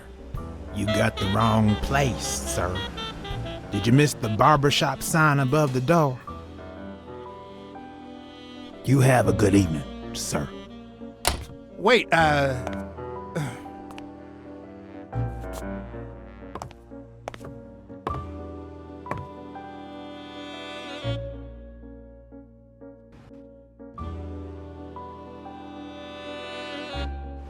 The hard part was deciding what I needed to know to become him and not get myself killed.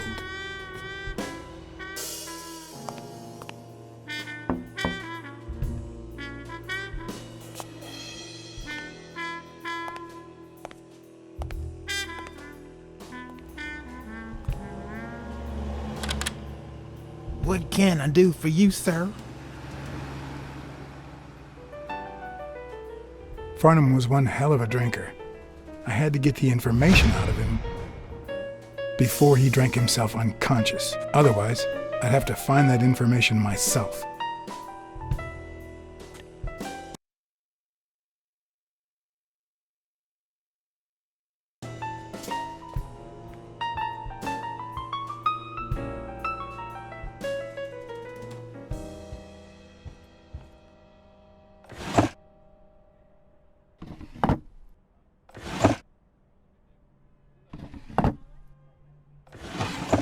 Not even a Bible. At least it's comforting to know that when Farnham drinks too much, his female companions have less of a hard time.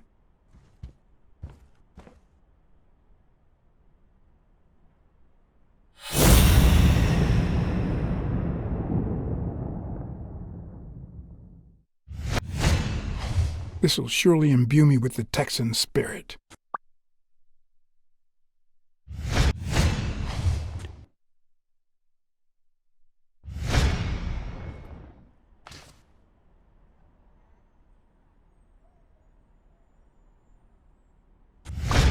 Yes, I got a Vietnamese shave last time. No, please, come in. Of course, I remember you. Take a seat.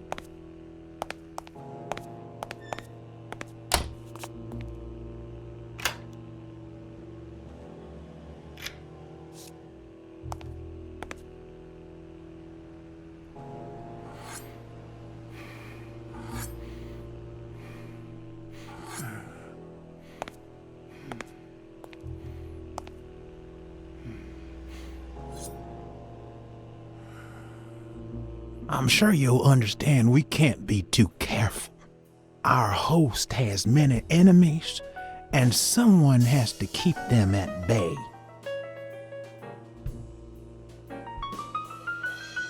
Sure, I get it. I'm glad to hear that. Now, please answer my question. How much does it cost to get yourself a clean Vietnamese shave?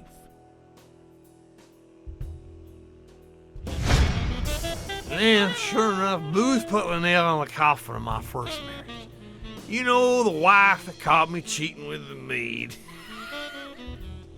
My second marriage, too. You know what I did to her daddy? Same old with several mistresses. So I decided to stick to my guns and only deal with hookers. Even if I did end up marrying some. I feel you, Mr. Farnham. So I'm going to be honest with you.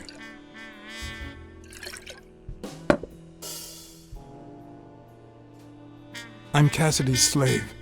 He lent me the money for a game deposit, and I lost it all. Now I have to work off my debt. Oh, Cassidy's not your problem, son. It's poverty. Sure enough, I had to pay my own deposit this morning to y'all, and that was just petty cash to me. Petty cash, to be honest. I asked you how much. Of course they gave me a receipt. What do you think I am, boy? Wait, I'll show you. I gotta get somewhere. Just a sec. I'll get it. I just put it over. I think I'll be right back.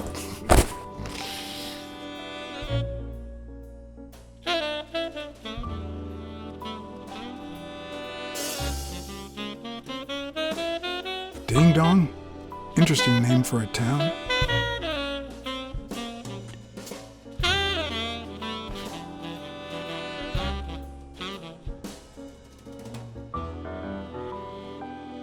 Why didn't you just say you had the receipt in your pocket? I'm almost certain, but tell me, who told you to come to this barber shop?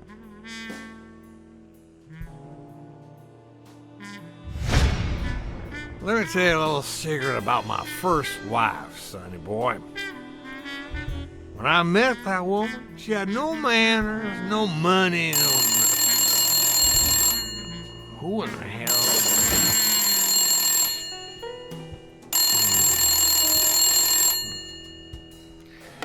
Farnham. My God, if it ain't the hero of the day.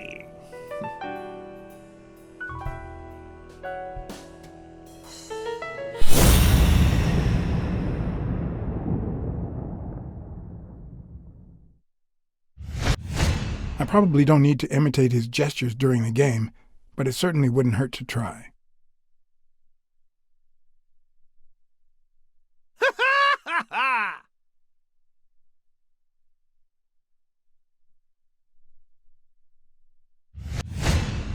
It's not going to be easy to sound Texan, but I'll give it my best shot.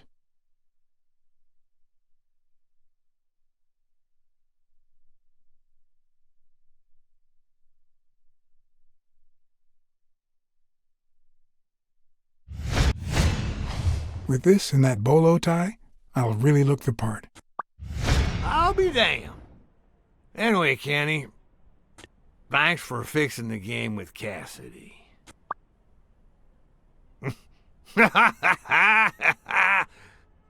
God bless you, brother. The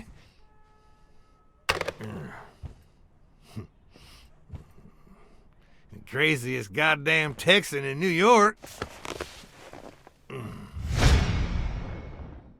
My good old friend Kenny. Craziest goddamn Texan in New York.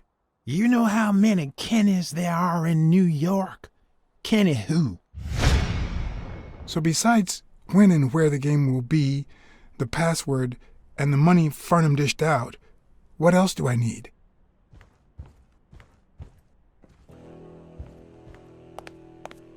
They smell like a party.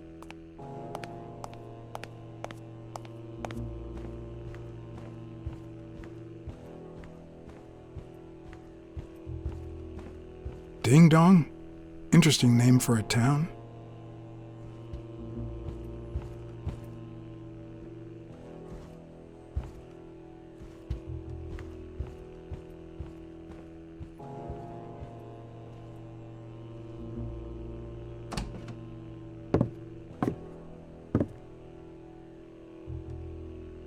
Luckily, there was only one Kinney in Farnham's address book, Kinney Eakes, residing at...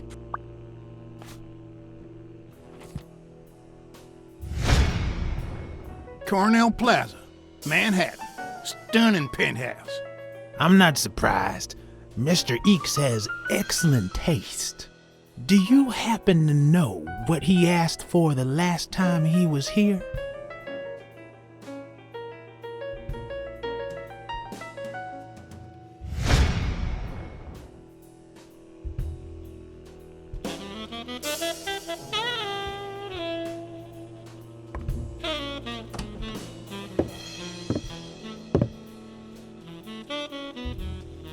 No matter how superficial someone may seem, there's always a way to win their heart.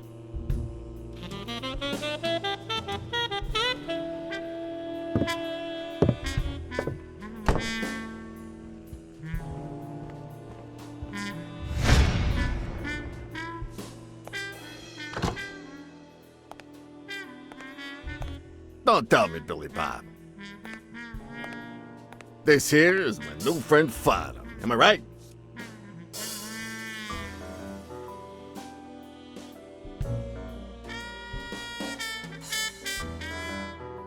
Sure enough, your barber was fixing to give me a shave. You can get a good shave at another time. Billy Bob is always at our beck and call. Of course. Hey, come on. Let's get in there before they finish all the bourbon without us. I haven't frisked him yet, sir. I don't think that'll be necessary. Mr. Farnham here, he's an honest Texan. And I'm sure he'll hand over his weapon if we ask him to. Right?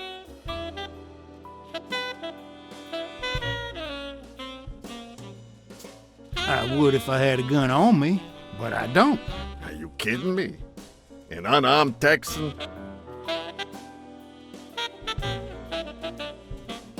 Just pulling your leg, Cassidy. Take care of my girl, you hear? All right. I was starting to get antsy.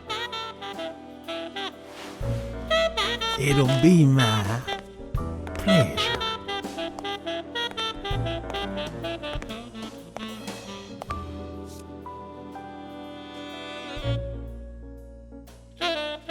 Welcome, gentlemen. Chips are on the table and guns are in the safe. Now, we got a lovely night of poker ahead of us full of smoking and bourbon. So let's get started.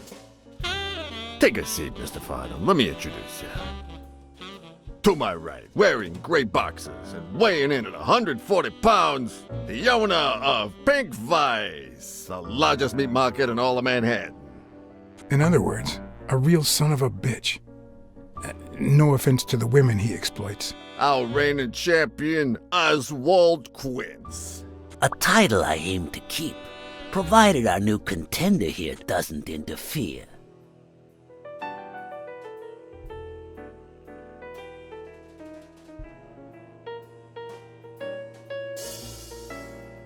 Well, I'll do what I can. Now you got me worried. Never trust a humble player.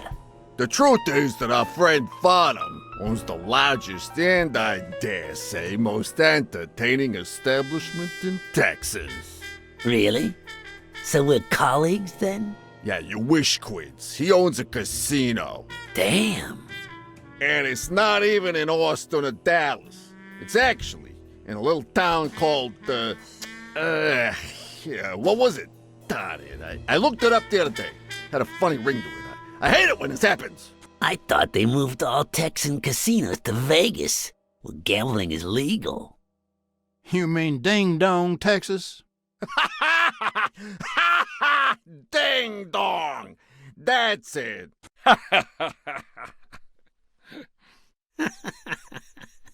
Who'd ever think of a name like that? Well, casino or no casino, let's just hope he doesn't keep as many aces up his sleeve as the late Ventimiglia, huh? Amen. To my left, wearing brown boxers and weighing in at 396 pounds. Frank, show some respect, huh? The hospitality tycoon, no. Tycoon? I just own a small bar with pool tables. Clients drink close to nothing and play even less, but certain business transactions just couldn't happen anywhere else. Damn it, Paulie. Why don't I know your last name? Because they took it away from me. You have no idea how good my ex-wife's lawyer is. Women, they even take our damn names.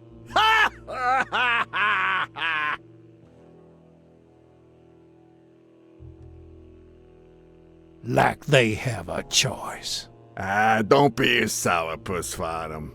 When you're done sightseeing, why don't you drop by La Iguana for a game of pool, and I'll buy you a drink. But I have to warn you, my clientele isn't crazy about furry fellas such as yourself.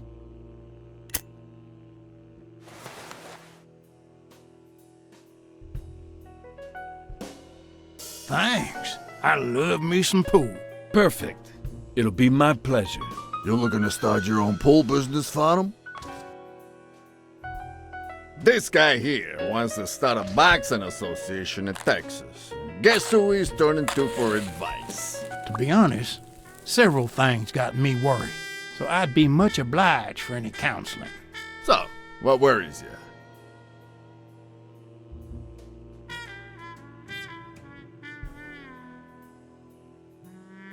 Those there athletes hooking up with each other, like Al Stone and Helen Moore. I see you subscribe to What's News. Yeah, my star boxer, the reigning champion.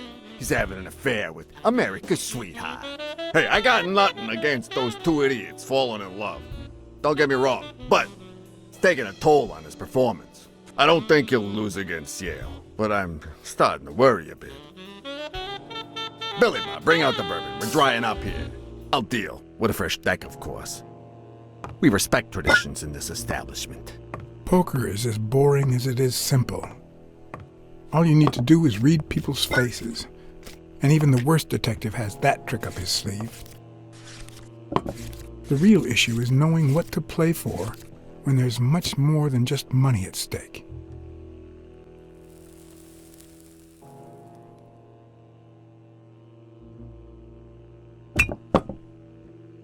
Damn it! What again? How many games have you won in a row, Quince? And here I was hoping that Farnham would steal your championship belt. I don't think he'll need a belt, especially if he ends up losing his pants. Mark my words, Farnham will be calling his wife before the night is over. Ha! Oh, hey, by the way, did you guys hear about Kenny's wife? Pretty tragic, huh? What happened? Oh, plain bad luck. Hey, but Farnham, I'm sure you know more about it than I do.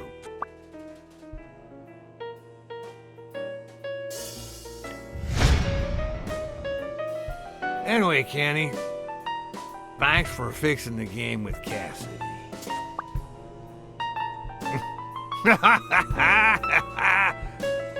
God bless you, brother.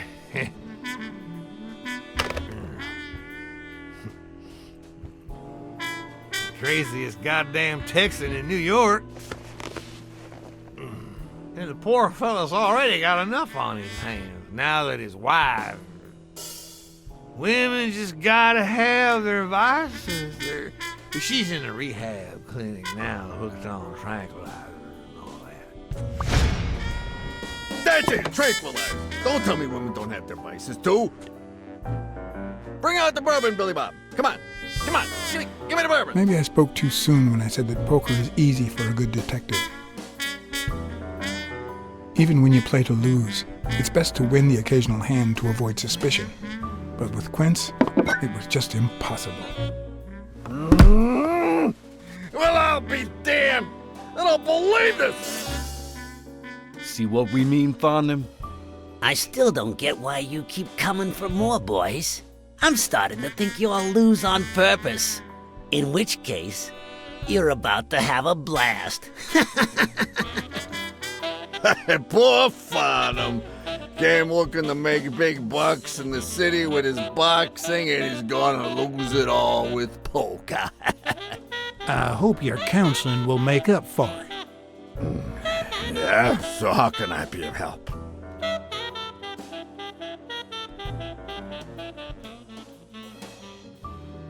Rebel coaches like Joe Dunn. Oh, I see you done your homework. That bastard wouldn't accept the most basic rules. For example, banning boxers from official competitions when the managers don't belong to my association. Hey, don't get me wrong, I'm sorry for his death. But if they ever find the murderer, I'd be glad to pay his lawyer fees.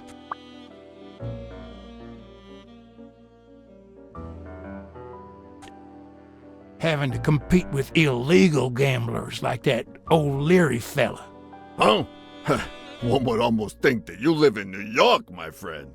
That son of a bitch killed one of my men and left the poor bastard on my damn porch. But he's a goner now. Ever since the sport got put on TV, people want a fair game, honest boxes, and no shady business. You can't break the law anymore like before. Nowadays, they gotta bribe those big network executives to negotiate for broadcasting rights. Come on, let's steal another hand before Quince accuses us of trying to break his winning streak. Ain't gonna happen. Gentlemen, I suggest you never tell your sons about this game, unless you want to lose their respect. Wait, you mean our sons actually respect us? I hear you. There's no way to set boys straight these days. They don't even respond to a good old beating.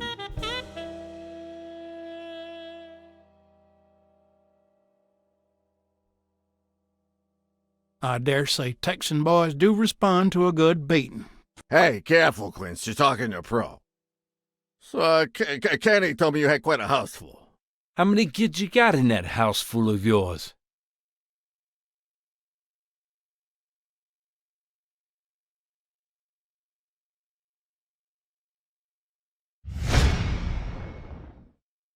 No, that son of a bitch was about to choke on his own vomit.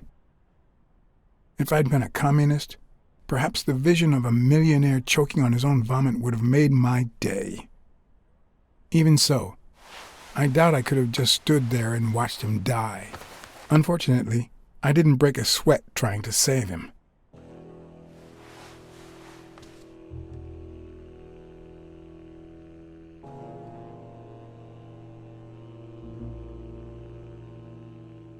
How many kids you got in that house full of yours?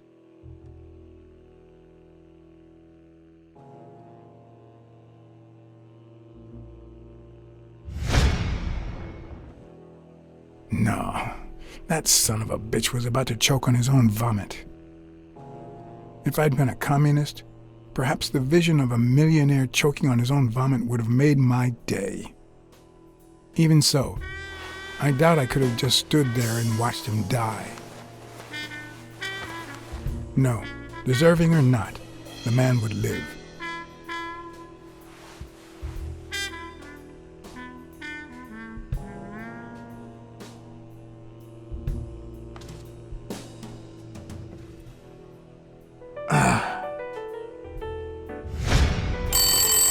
6, well, that's something. I don't know how you deal with all of them. All boys? Does it have to be now? Oh, never let Quince near one of your daughters. Come on, Folly. Children are sacred. I won't lay a Cassidy. finger on them until they're 12. After that, well... let's just say...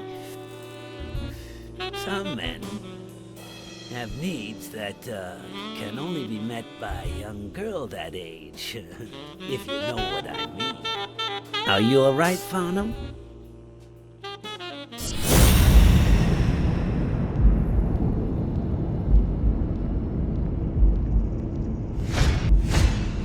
There goes your winning streak, you sick bastard.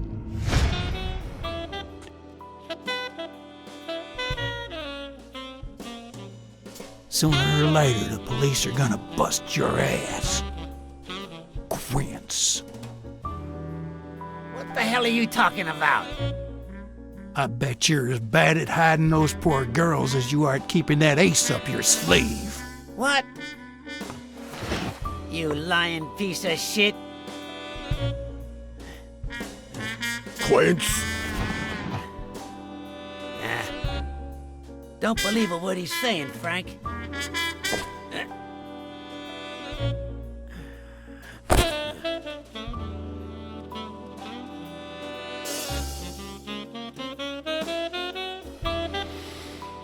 Don't you dare call me Frank. Billy Bob. It's 500 more. Huh. For washing up. It's a deal.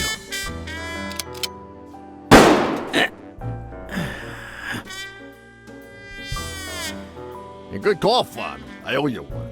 Please, take that flying scumbag's tokens. And mine too, if you want them. I'm feeling generous. Hey, turns out the governor accepted my suggestion to let Bobby Yell out of prison on the day of the fight. Hey, this is turning out to be the perfect night.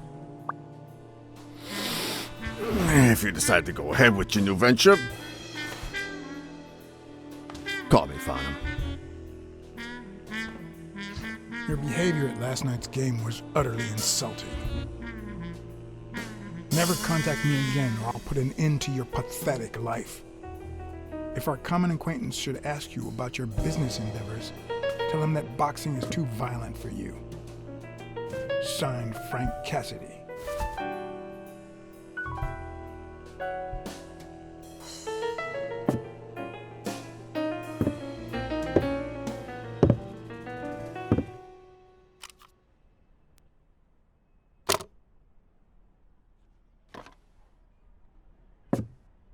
My own tracks would be covered the following morning when Cassidy read this note from Farnham. Dear Mr. Cassidy, although I'm grateful for your kind help, last night's game made me realize that boxing is just too violent for a peaceful Texan like myself.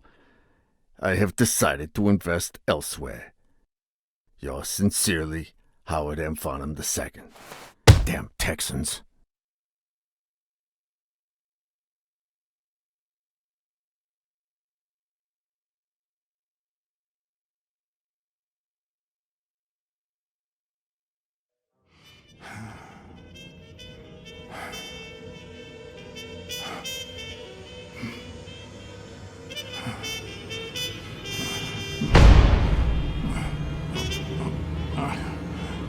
As for me, it was the first time in days that I had gone to bed without my daily bowl. A real shame.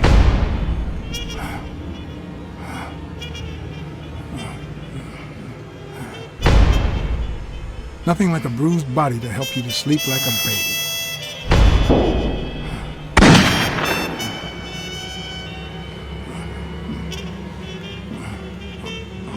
Maybe I should have given myself a beating.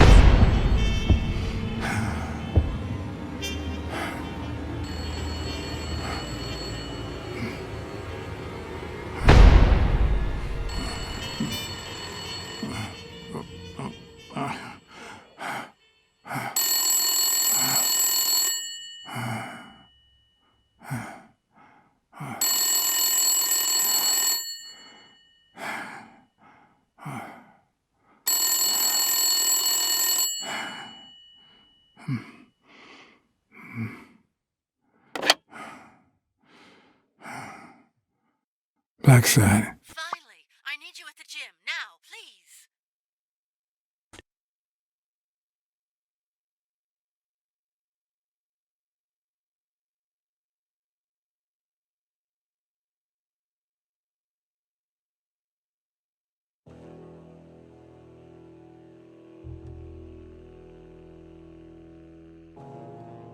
It was like this when I got here.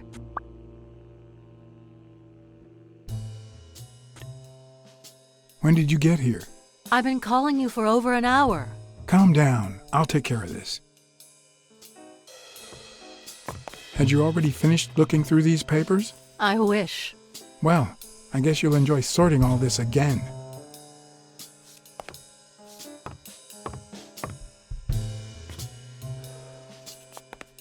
Bingo. What is it? Nothing. Just a freshly signed contract.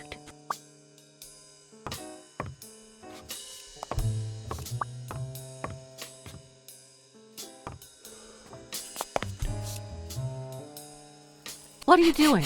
Do you like sardines? Excuse me? Do you like sardines? Ugh.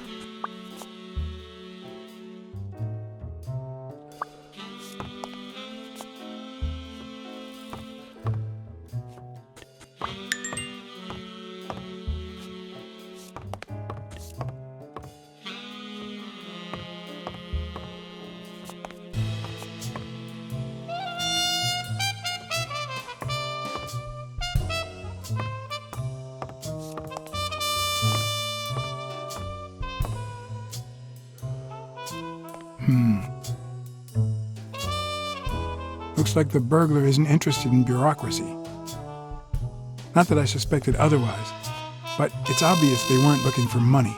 Did they take anything? No, although...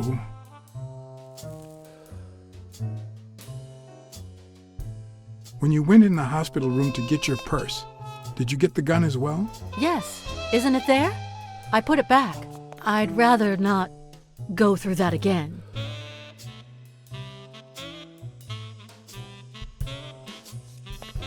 That's too bad. It looks like they took it.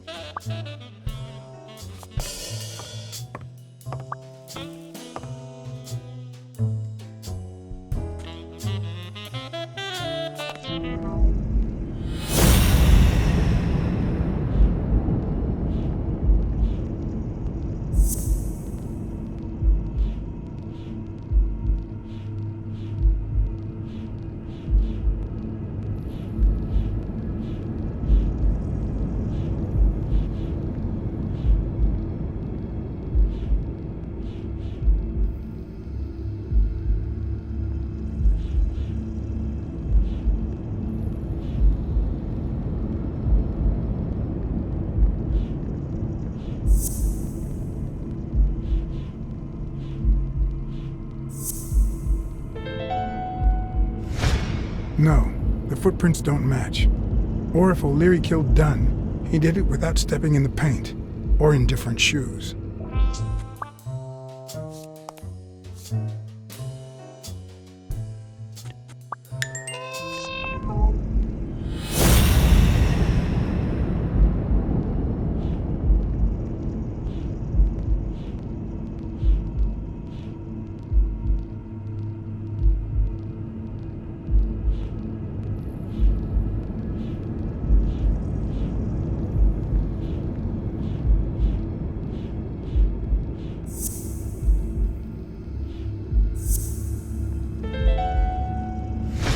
It's pretty clear that Helen Moore's cigarette case was a gift from O'Leary.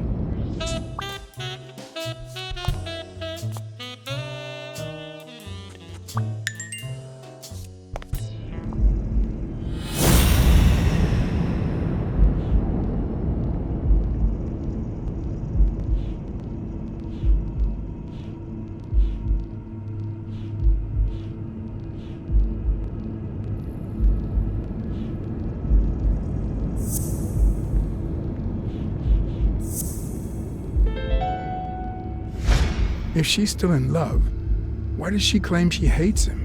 What is she hiding?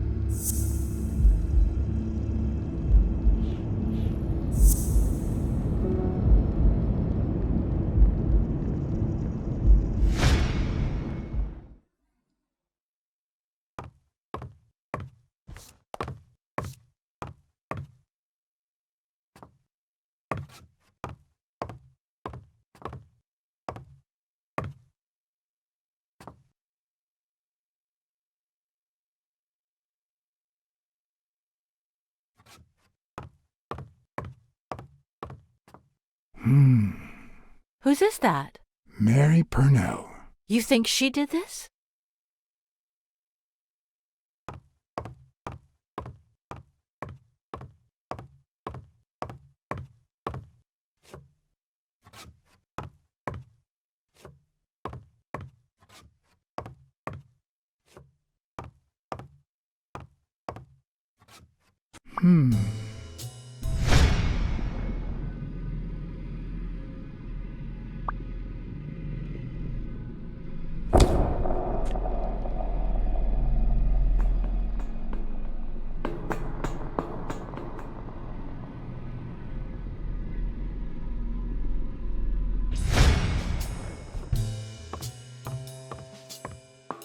Wait here, please.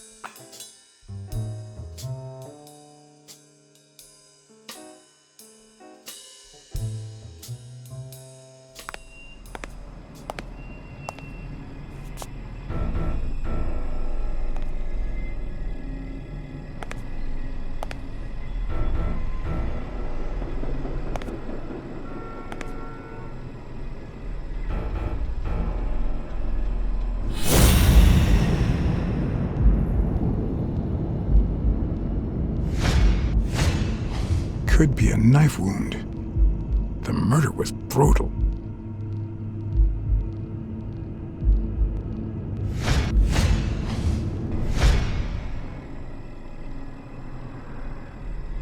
Dear Sonia, I need to tell you several things about your father.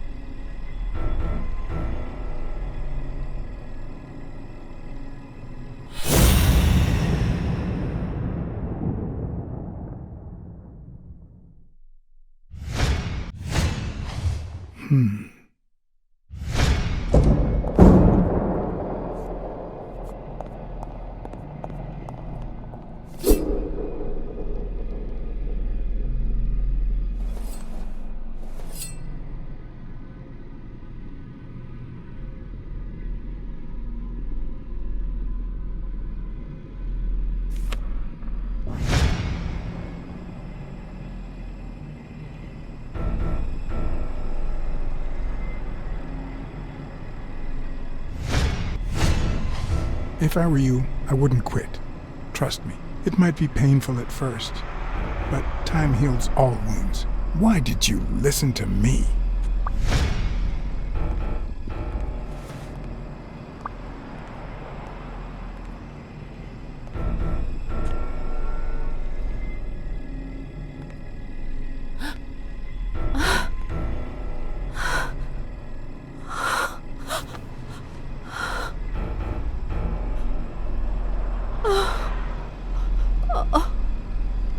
I want you to call the police, Sonia, and then go straight to a friend's house. Don't even think about going home, and definitely don't come back here. I'm staying at a friend's house. I haven't even set foot in my father's place yet.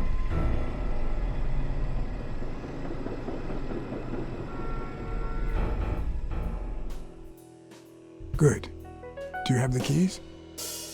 If the murderer didn't find what he was looking for, that might be his next stop, if he hasn't been there yet.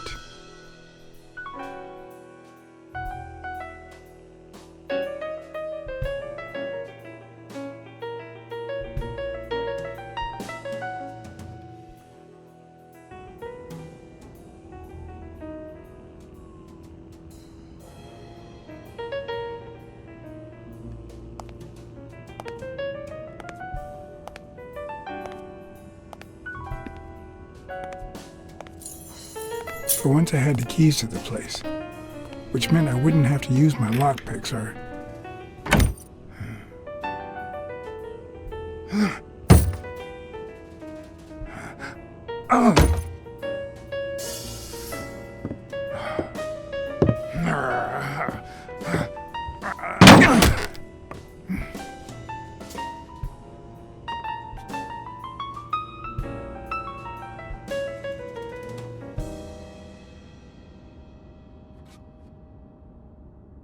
It doesn't look like anyone picked the lock.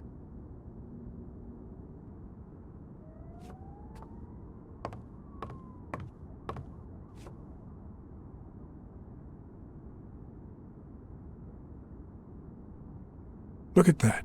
The guy sure had good taste.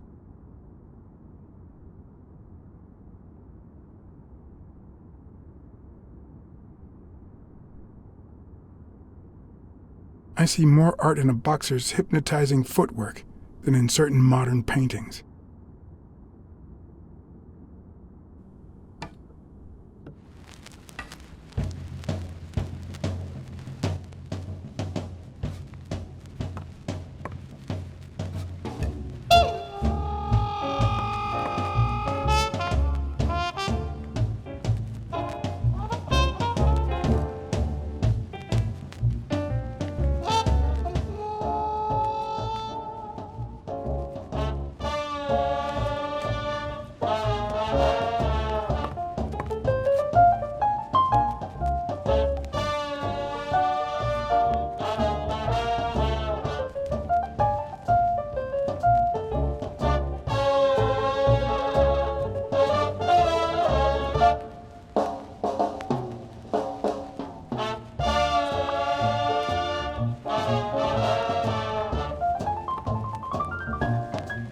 It's hard to believe that a pair of boxing fists could play something like this, although I'm sure he had the lungs for it.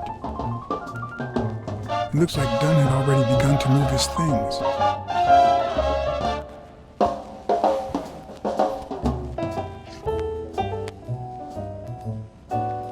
Dunn? Thorpe? No idea. And these two, they look familiar.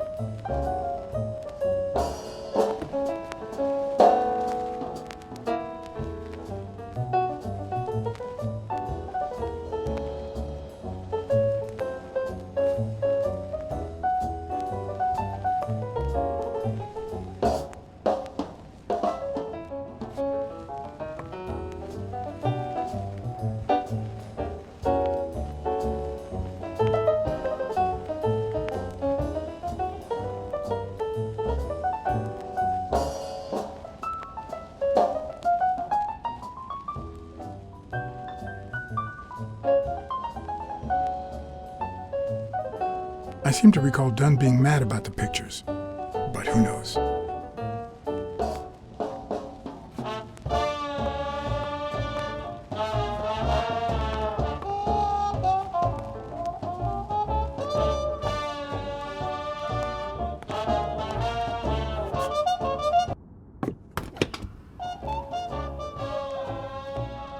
Ready-made meals on airplane trays in front of the TV. Who would have thought we'd end up eating like this? Dunn died 4 days ago, and that lettuce still looks okay.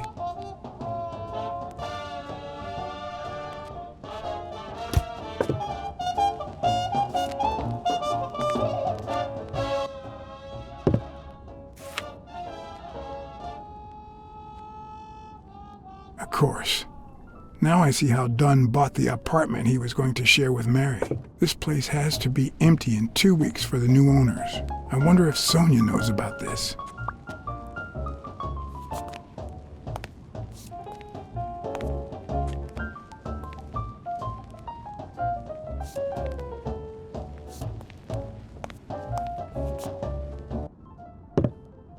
Sardines. It's been open for a few hours.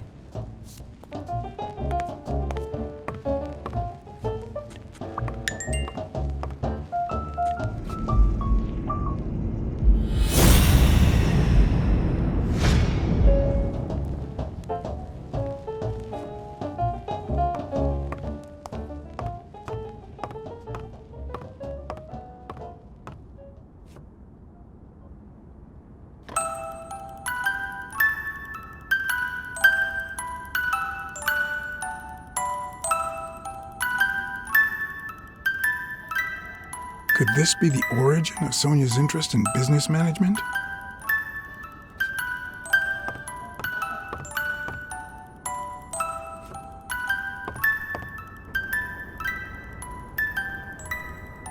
One of the very few teen idols who only got better with age.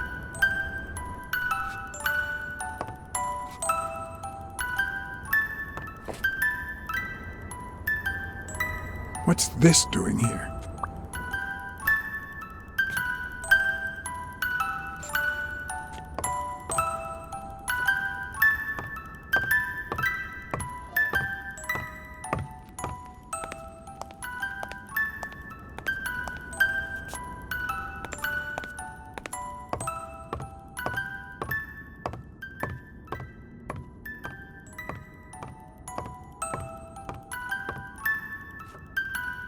You still looked at her every morning, so many years later, with a new love? Maybe we don't need to forget. Maybe pain just transforms into, I don't know, something.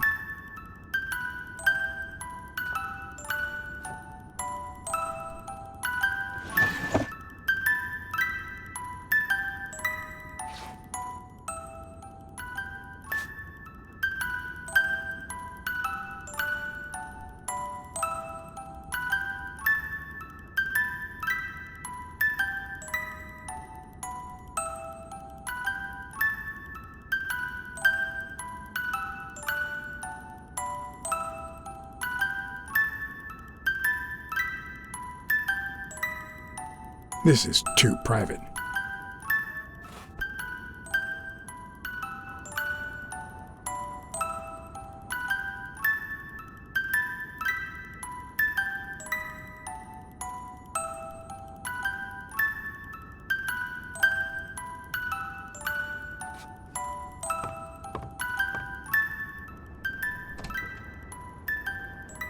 Another empty closet.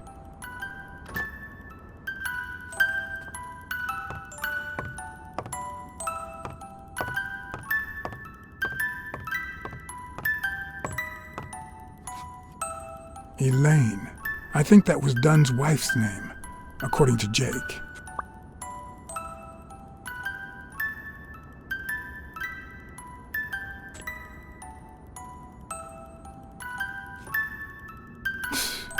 No matter how hard I look, I'm not getting anywhere. What the hell was the burglar looking for? And most importantly, did he find it?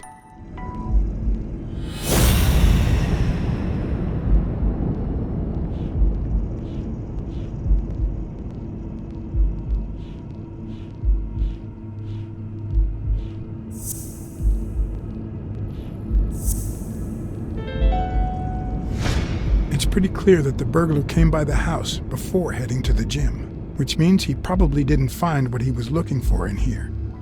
I need to talk with Sonia, and maybe with her uncle Tim.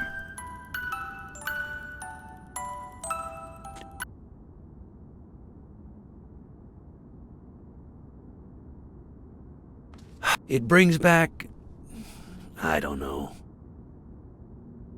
Good memories? An optimist, are we? It's like remembering the last day of summer. Scenes full of joy, picturesque landscapes, and yet the light is faint and the air is still, the calm before the storm.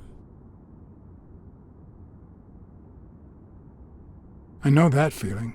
I figured that much. I can see it in your eyes. We met in the Army. We were all professional athletes. They called us the Olympic Five. Who's the guy on the right? Angus Mitchell, our combat medic and a doctor with the New York Warriors. It was Spanow who got him assigned to our platoon.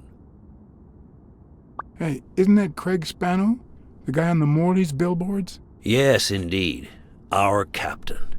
He was the oldest, after all, and star of the New York Warriors. He was an orphan, you know.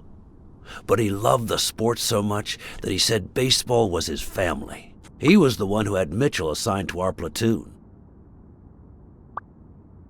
Who's the guy on the left? Ah, Viktor Sukovsky, the athlete. You've probably heard of his medals. Was Dunn already boxing? Yes, he was. I had already seen him fight before I even met him. He was as humble in the ring as he was in life. He'd always let his rivals take the initiative. I remember how he barely dodged the blows. If you didn't look at his feet, it seemed like he wasn't even moving. And the footwork, pure dancing. You could almost hear the music. The song would play until his opponent was exhausted. Then came the drum roll, followed by Dunn's victory by KO. What about you? I had just signed with the Milestones. I hadn't even played my first game, but people said I had a bright future ahead of me.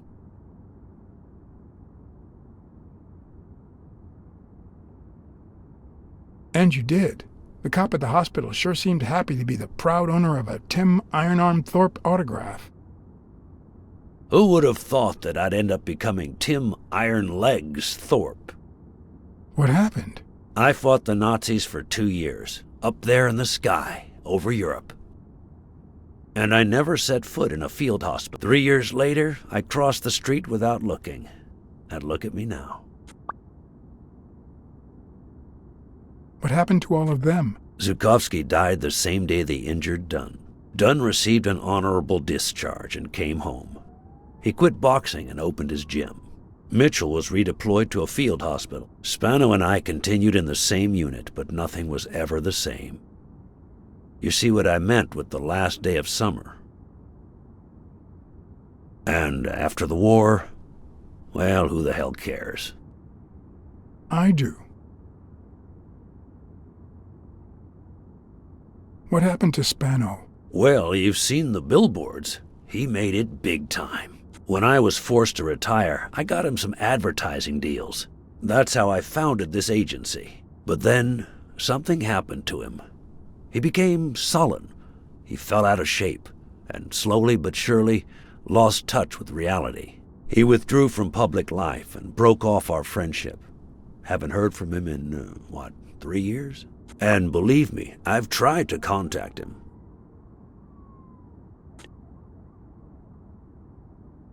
What happened to Mitchell after the war? Mitchell? Who knows? We lost touch. I hope he's doing well. I think I saw Mitchell not too long ago, but I can't remember where. Seriously? Please try to remember. I'd love to hear from him again. I'll do my best.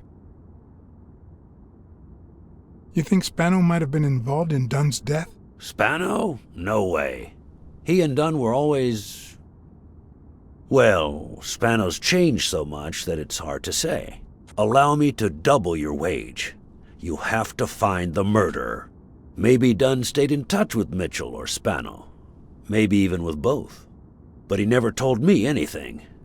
Maybe Sonia knows. I doubt it. But that's not the only question I've got for her. May I?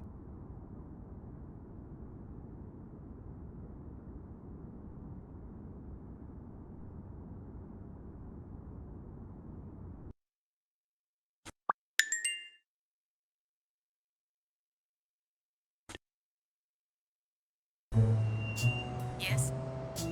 Sonia? No, she's not here. Who's calling? Where is she?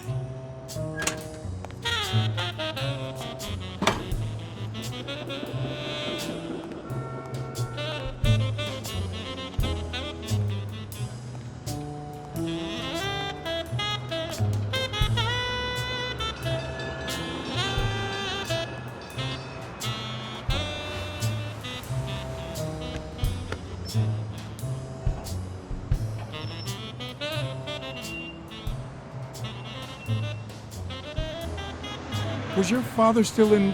Have you ever wished you'd never been born? What?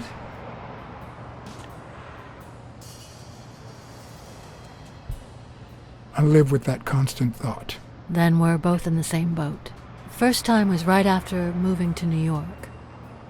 I hated my mother. She was the reason we moved from the countryside and the smell of freshly mowed grass to this dirty city and the smell of medicine. Her medicine. The second time was after she died. I hated myself for having hated her before, for not having loved her enough. The third time was when my father shut himself off. I hated him for that, for abandoning me, for giving in to the booze. Now he's dead, so take a guess.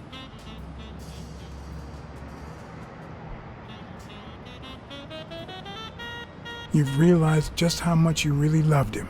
I guess so. But that's not the worst of it. The problem is I don't know how to live without hating him. Over the last few years, everything I've done was meant to push my father far away. To avoid being like him. To avoid making his same mistakes. Without him, I just don't know who I am. And you won't even let me hate Bobby, which might actually help me.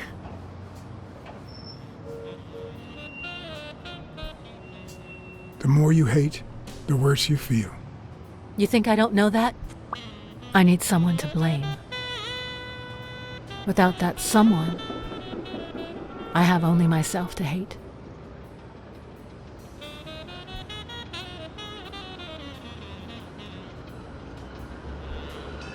I'll find the person who did this. I promise. Let me have my doubts.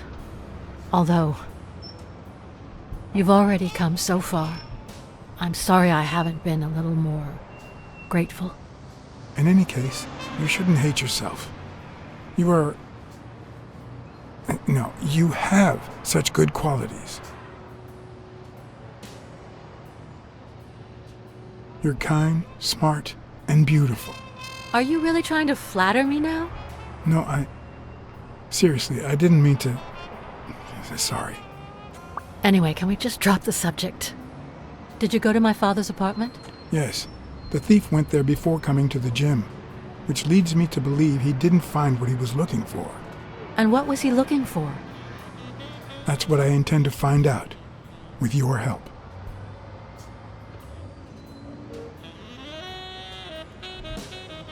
I saw your old room. That's embarrassing. Stop, or I'll end up hating you.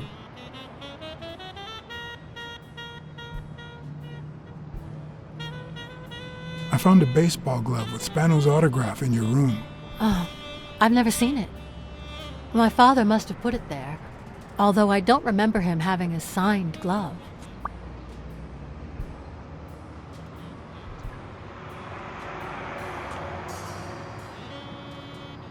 It's odd that there are practically no toys or memories of your childhood in the room, except for a small music box. That box?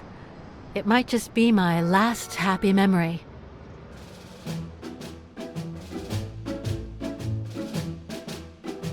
It's from before my mother got sick and we moved here.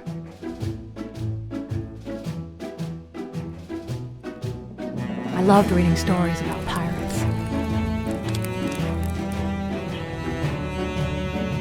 So my father drew a treasure map for me. I searched the whole house, one clue at a time. It led me to this enormous tree in the yard where Daddy had put up a tire swing. X marks the spot, so I dug to find my treasure.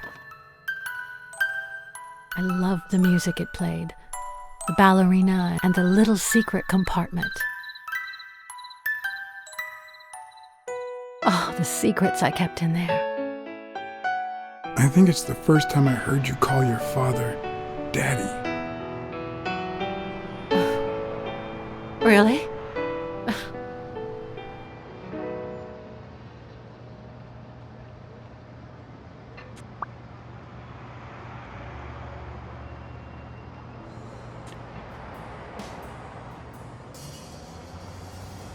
I'm also a fan of Frank Papalia. Oh yeah, the poster. I only liked him because my father thought he was too modern.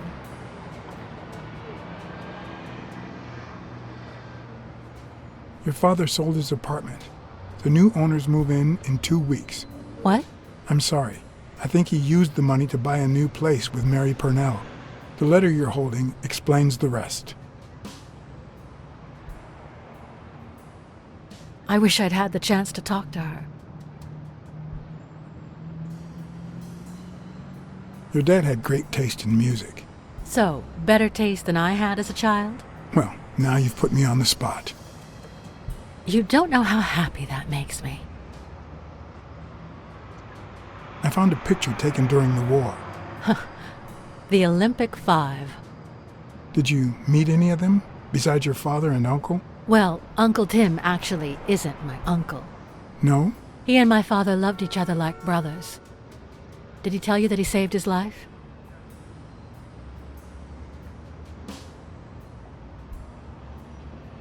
Your father saved Thorpe? They were flying over Brittany in a 3-unit fighter plane.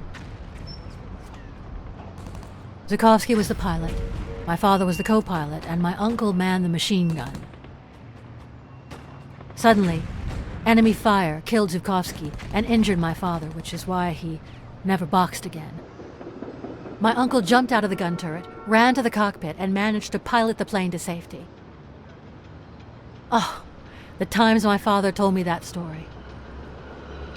And now...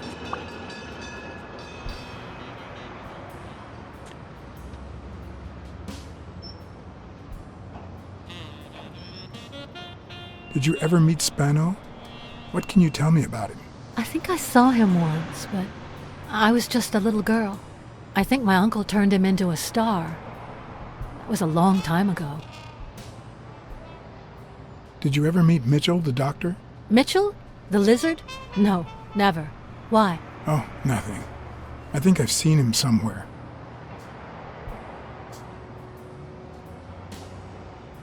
Are you cold? A little. Maybe I should go. Anyway. Thanks for the company.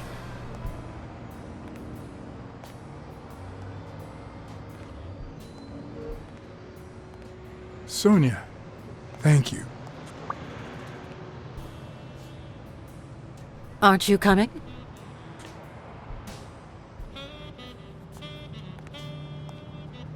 I knew I was looking at a solution, but what exactly needed solving?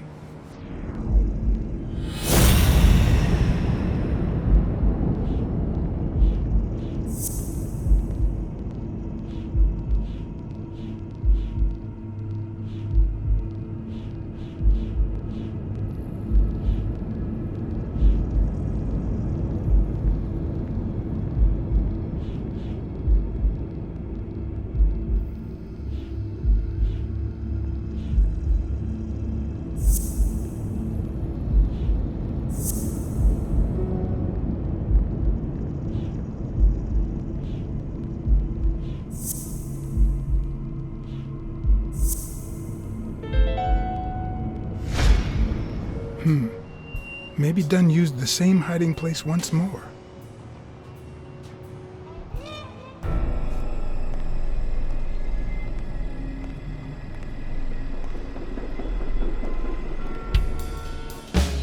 I'll never understand why detectives and criminals bluster while they fight each other in the pictures.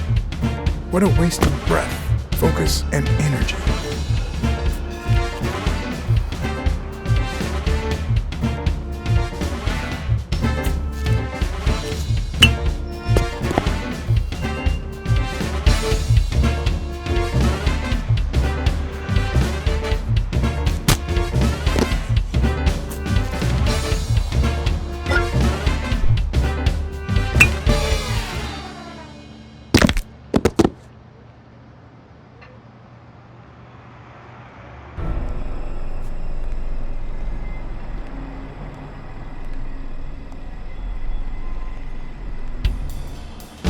I'll never understand why detectives and criminals bluster while they fight each other in the pictures. What a waste of breath, focus, and energy.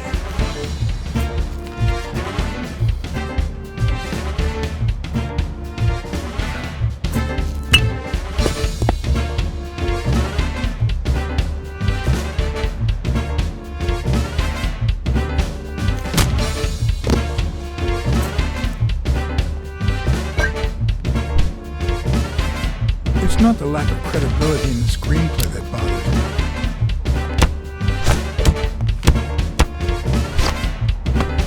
Plus, it's actually pretty handy. When a crook talks to you in the middle of a fight, you know you're up against a rookie.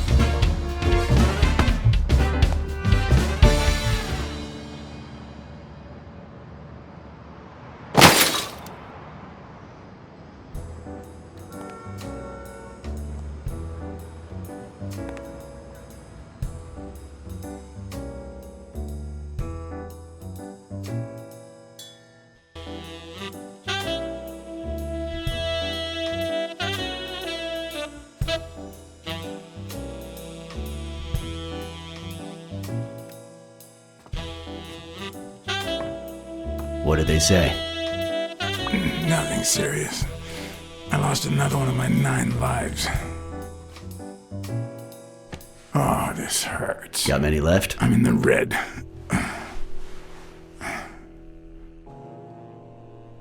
He hasn't woken up yet? Nope. We're gonna be here a while. Vulpine, 7 letters.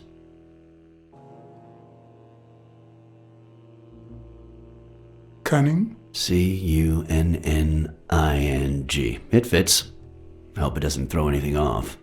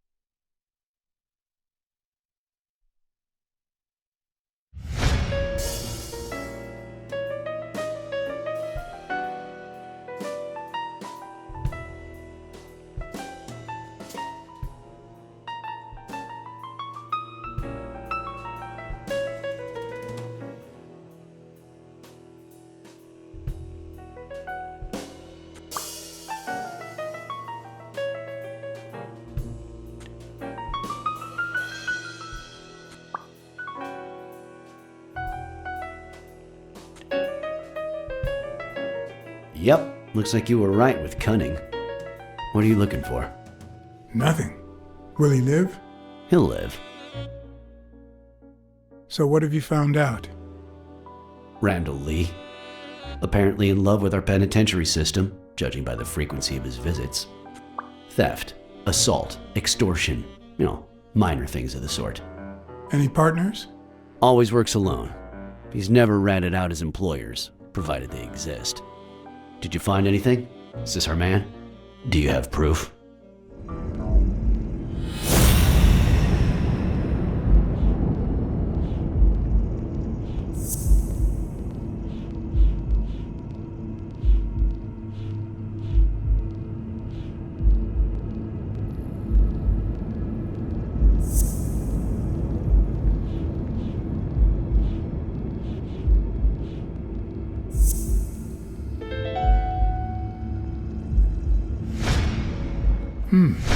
It looks like we know who tore his pants following Mary Purnell up to the rooftop.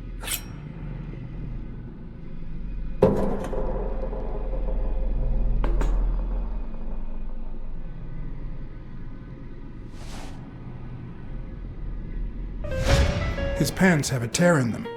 I found a piece of that same fabric at the gym, on the stairs that lead to the rooftop where we found the second body. Makes sense, but how many pairs of ripped pants are walking around New York City? I don't call that evidence.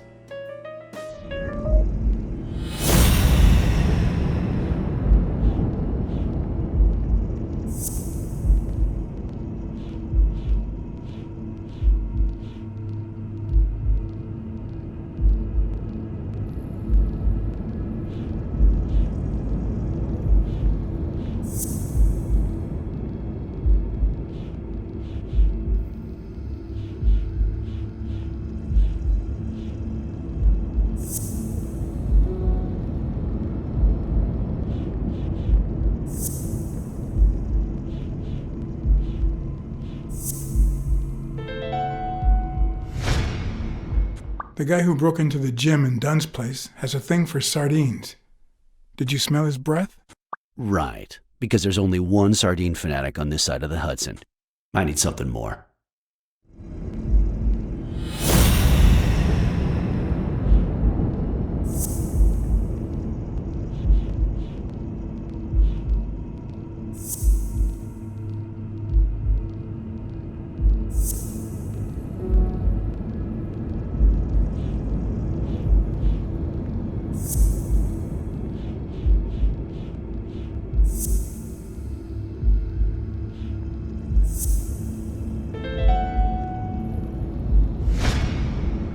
I saw footprints from those very same shoes next to both the gym murders. Unless you're telling me that shoe is a limited edition, I'm gonna need something else.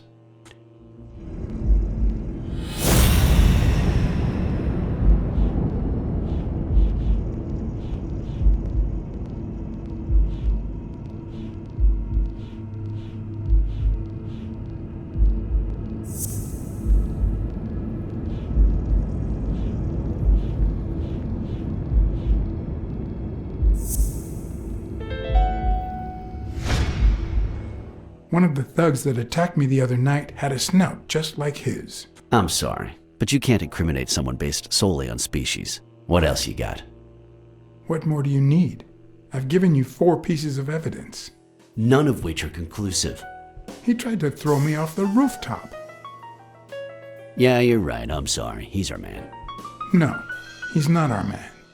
Make up your mind. He's just a puppet. Someone is pulling his strings. Could it be Yale?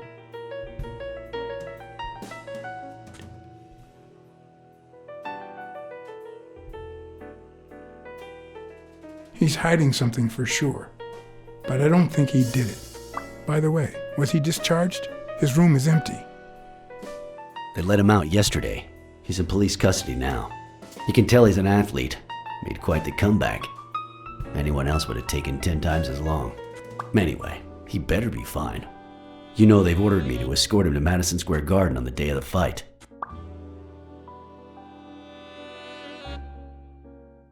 That's the first I hear of it.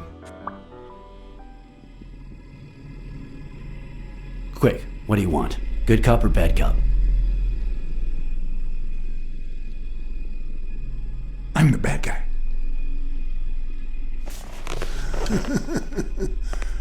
Good thing someone took out the trash. Good morning, Mr. Lee. I assume you're aware that you're about to be accused of murder, and that thanks to the witness testimonies of Mr. Blacksad and Miss Dunn, your future's not looking too good. Go to hell, you dog.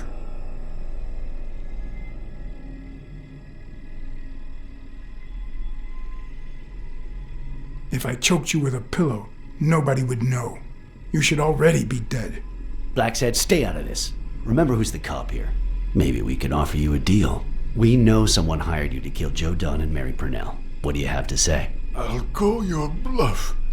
You ain't got nothing.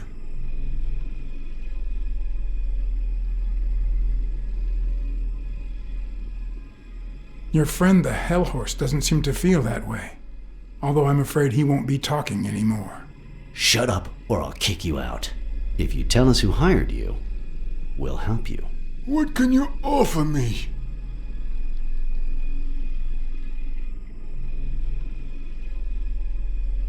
How much is your life worth to you? Don't pay attention to him, Mr. Lee. We aren't vigilantes. But we can significantly reduce your sentence. That's a start, but it's not good enough. I want in on the witness protection program. New city, new job, new identity, and a clean police record. That's the only way I'll talk. Meanwhile, I want police protection 24/7. I'm afraid that... Whoa! Watch out!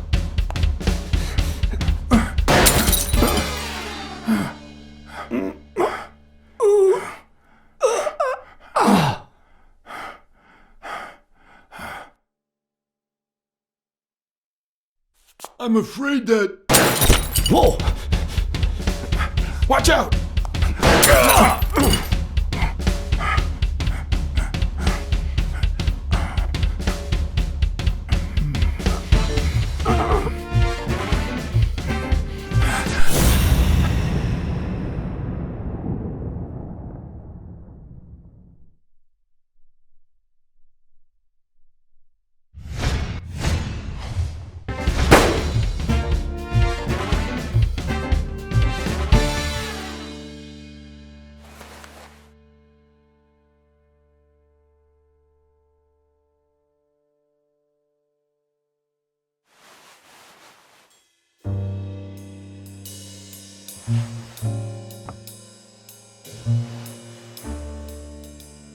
Luckily, Smirnov's wound wasn't as bad as Randall's.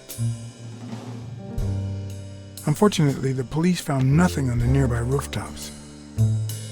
Our best shot at finding the killer was gone, so I went back to my previous lead.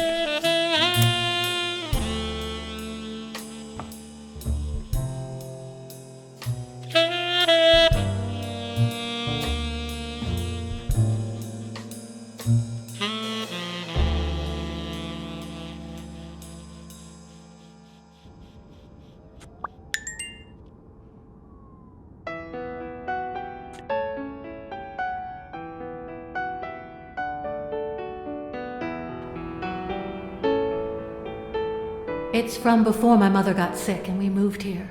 I loved reading stories about pirates, so my father drew a treasure map for me. I searched the whole house, one clue at a time. It led me to this enormous tree in the yard where Daddy had put up a tire swing.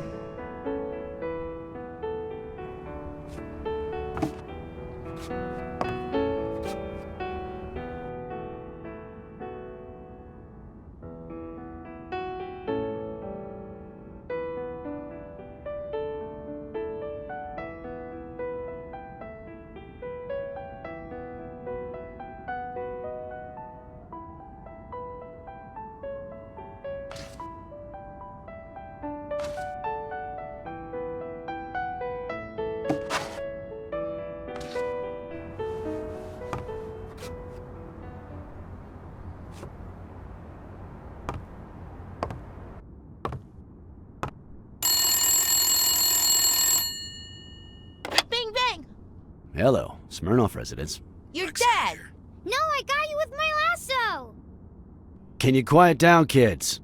Dunn got killed for stirring the hornet's nest. And you confessed your crime! Kids, please. He'd been investigating athletes for months, including Helen Moore and Al Stone, among others. Dunn's notes aren't all that clear, and I'm not sure what he was after. But I'd say we're facing a widespread corruption case. Well, if you're right, that could be some dangerous evidence. Bring it here ASAP. Sure, but there's something important that I need to finish first.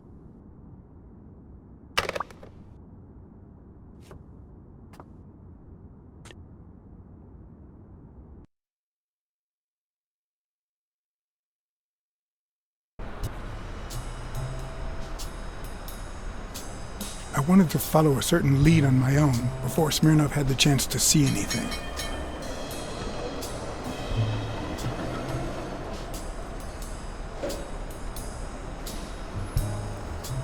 According to his notebook, Dunn had seen Craig Spano at Sam's Diner just 4 days before his death.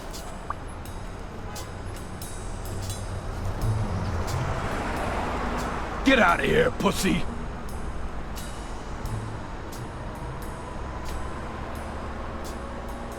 I'm sorry about what happened to Mary. You're sorry? I'm the one who's sorry. You know what it's like to run this place alone? What the hell do you care, anyway? Beat it! It might have been easier to slap the information out of him, but I decided to trust in a universal truth. Everyone is guilty of something. You don't know who I am, right? Don't know and don't care! Come on, spit it out! I'm John H. Blackmore, from the Consumer Protection Office. Oh, yeah, right. There are some real freaks around here, so I have to be firm, you know? Have you eaten? Dinner's on the house.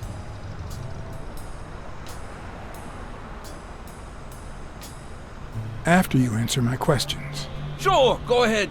Your call. Always at your disposal, Inspector. Ask away. Fear turned him soft and made him talk. Sure enough, Dunn had been there a few days back with a chimpanzee who matched Spano's description. Apparently, the guy still lived with his father. Dunn said he couldn't stay there a day more. For the time being, he would move into his place. Wait a minute here. What does consumer protection have to do with that chip?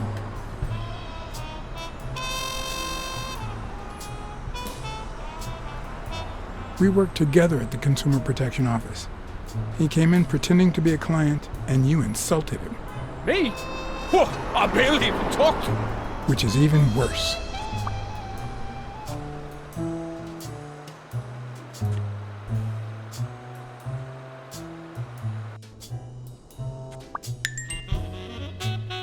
Dunn had taken Spano to his place. I wanted to believe that when Randall Lee broke into the apartment, Spano fled to his former address. But where could that be?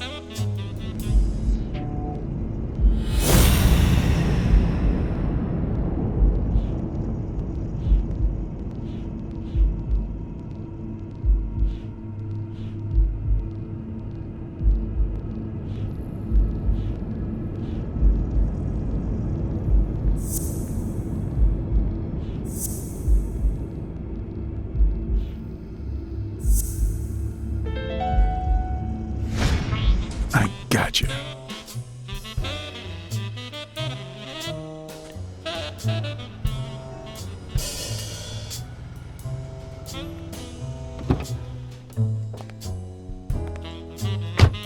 If the living have rich and poor neighborhoods, so do the dead.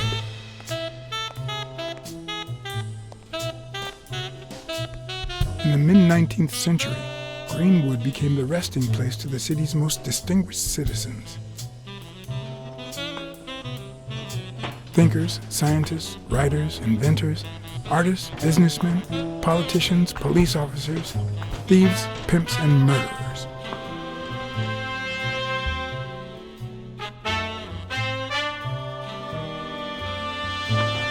Here lie the bodies of the soulless minds that raised New York from the ground up. Now you know where to go to become somebody in the Big Apple.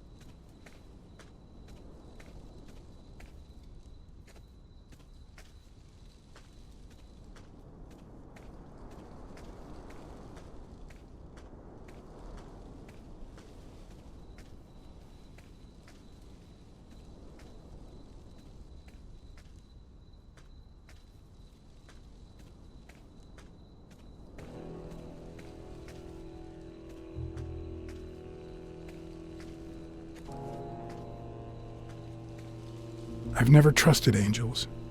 When they fall,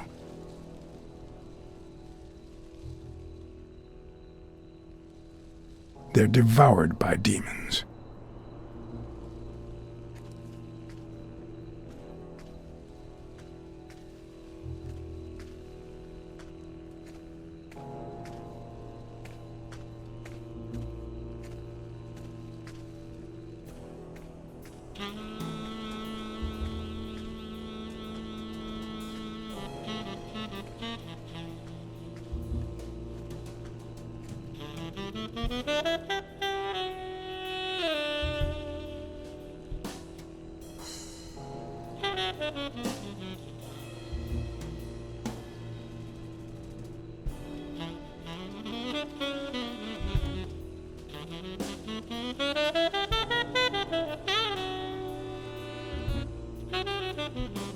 According to the book I found at Dunn's place, fans of the sport leave baseballs on Bradwick's tomb to pay their respects.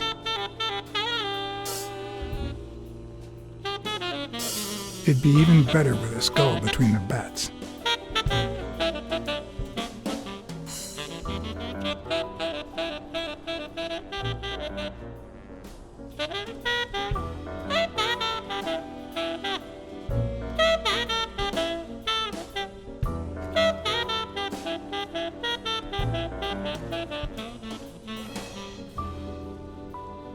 The four bases guarding their father.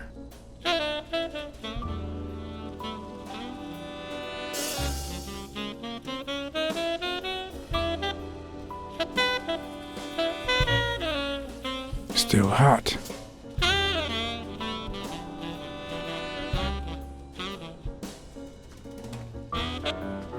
If this had been here over 30 minutes, it'd be covered in ants.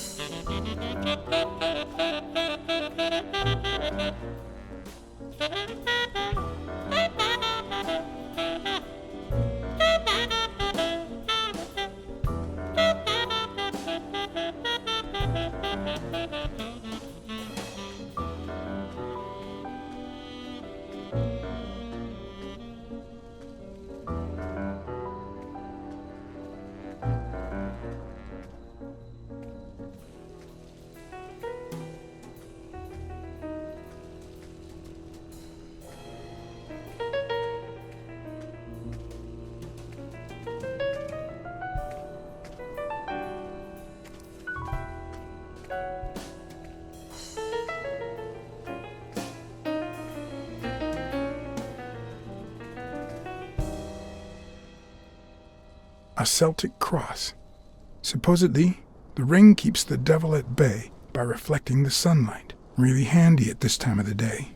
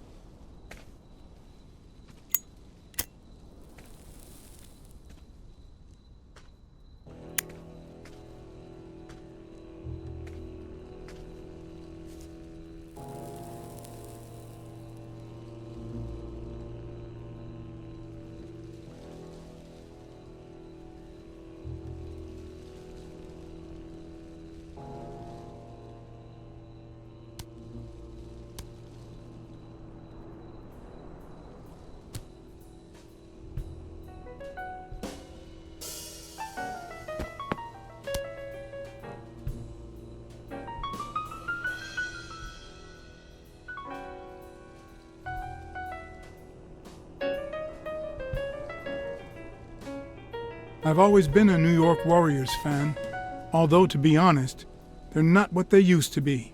Yep, they just haven't been the same without Craig Spano.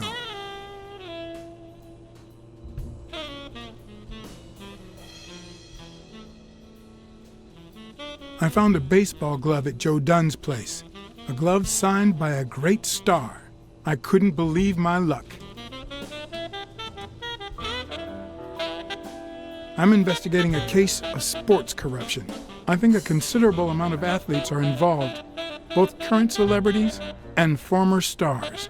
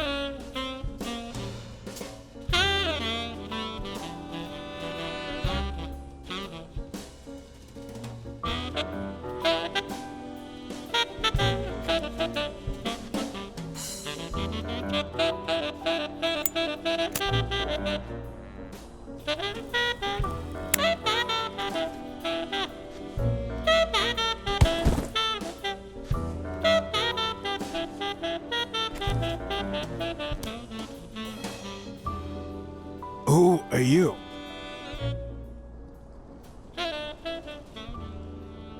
I'm John Blacksad, private investigator. How's Joe? One question at a time. It's my turn.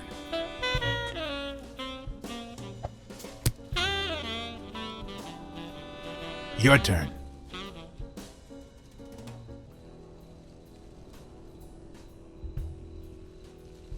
Why did you meet with Joe Dunn? Because he was looking for me. He came here one morning, but I was too embarrassed to come down. Because he left a baseball with his initials on by the tombstone. Sam's Diner, tomorrow, 12:30 a.m. Because he knew they want to kill me. What did he want from you? And who wants to kill you? One question at a time.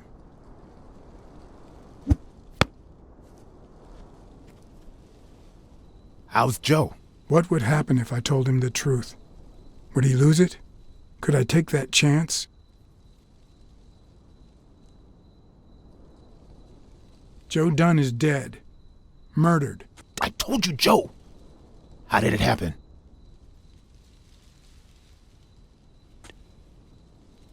A hitman. But he's dead now. Although whoever hired him still hasn't been punished. My turn.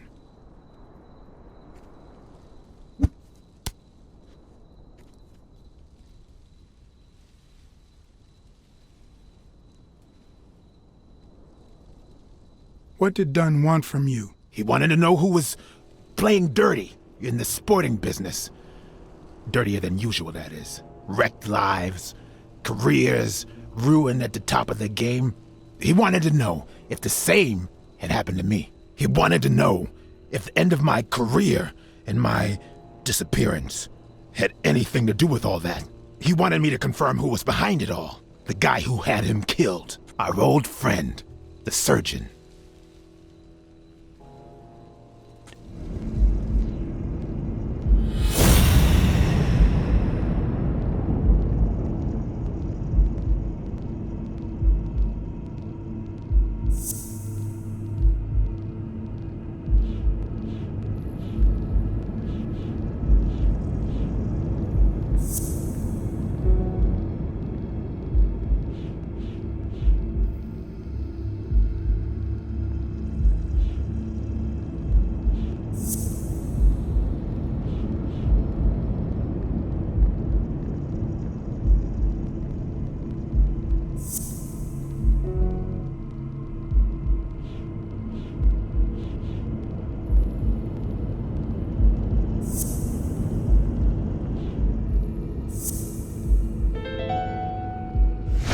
Is Mitchell the surgeon? Is he the person behind all of this?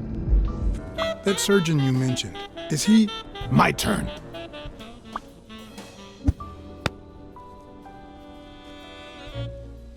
I want to know why I should trust you.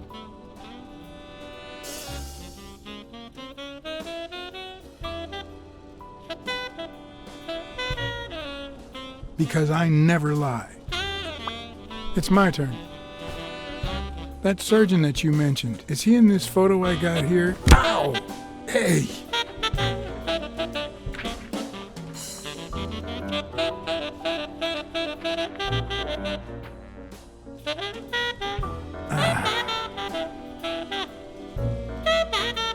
Hey, that toss was...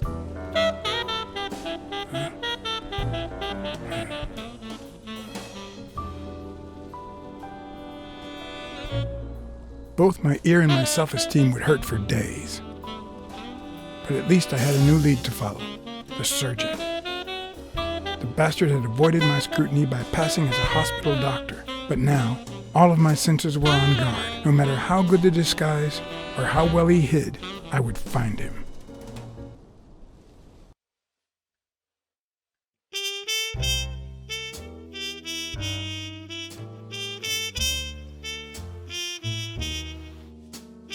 So, what you're saying is, 1, there's a corruption scandal involving all kinds of athletes.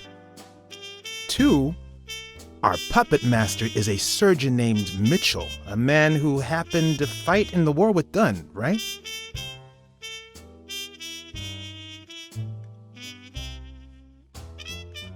Maybe, but it could be no more than a false lead. Anyway, where was I? Number 3, right? 3, since Dunn was on his trail, Mitchell, or whomever, hired an anteater to get rid of him.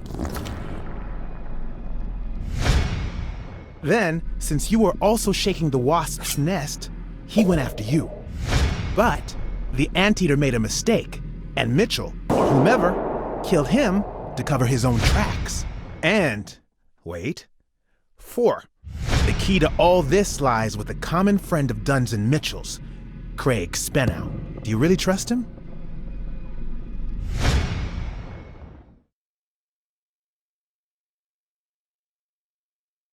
I have the feeling there's something Craig didn't tell me.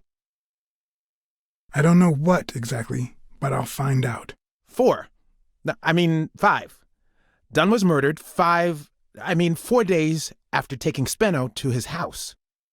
If that doesn't make him suspect, makes sense, doesn't it? No, it doesn't add up. Why not? Just a hunch. Let's follow up with the suspects.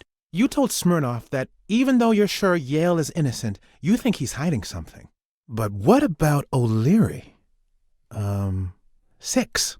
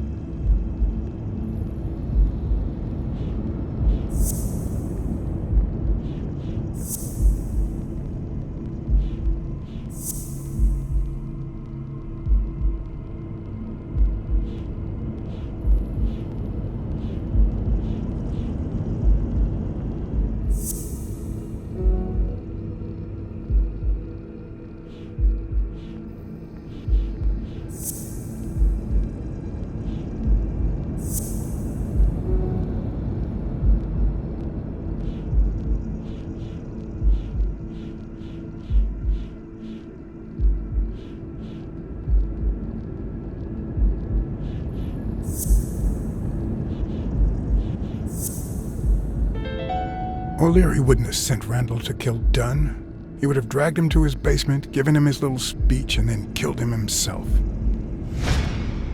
Nah, I know O'Leary, and he wouldn't have sent a hitman. He would have taken matters into his own hands. What about Cassidy? 7, right?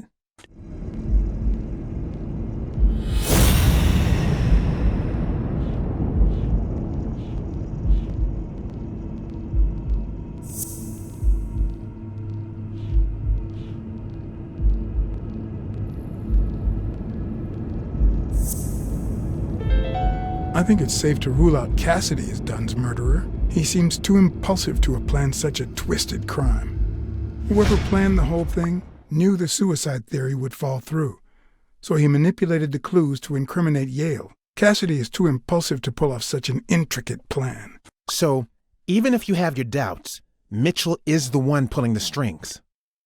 And you know why? Because in novels, the murderer is always someone the detective knows from the beginning. Well, that could be the case in British novels. You know, where everyone in the mansion where the murder took place is a suspect.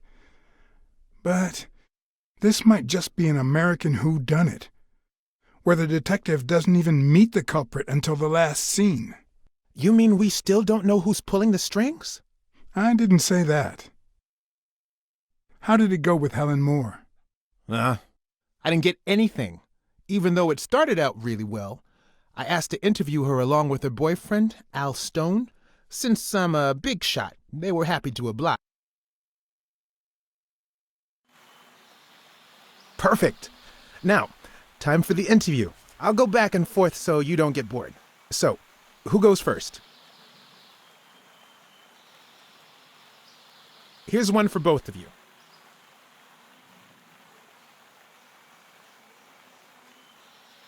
Have you thought about marriage and children?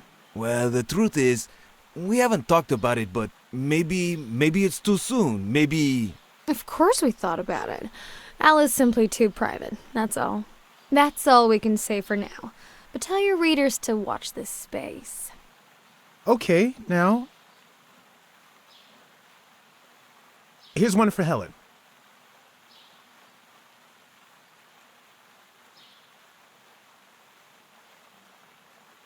What can you say about the rumors that claim you were in a relationship with Desmond O'Leary? Oh, honey. It would be such a shame to mention that shady character in your article, wouldn't it? Well, why? I'm sure your newspaper would hate to fire someone as talented as you. Oh, okay. Moving on. Here's a question for Al.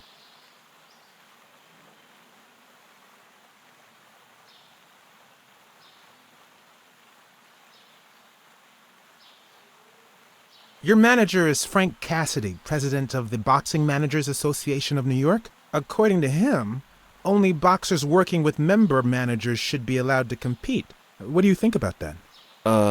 We never talk politics, honey. Athletes should steer clear of controversy and stay focused on their sport, don't you think? Yeah, that's right. Now what? Okay, Helen.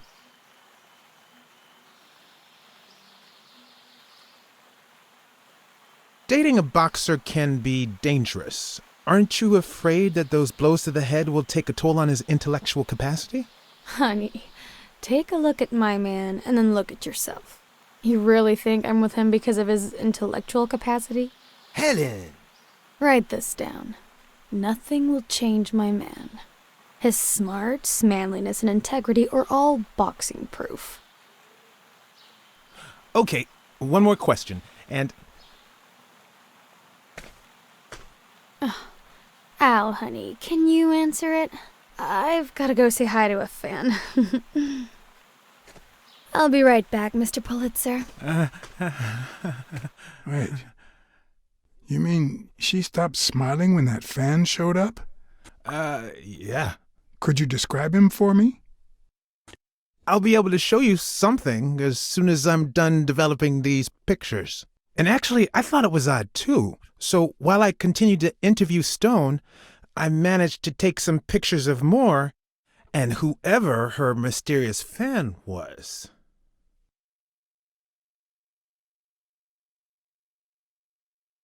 All right, so where were we?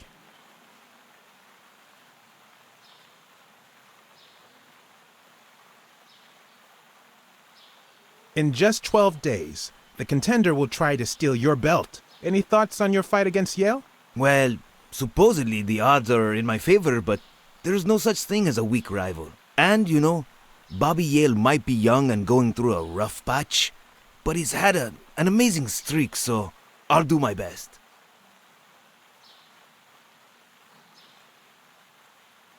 Let's get that picture taken.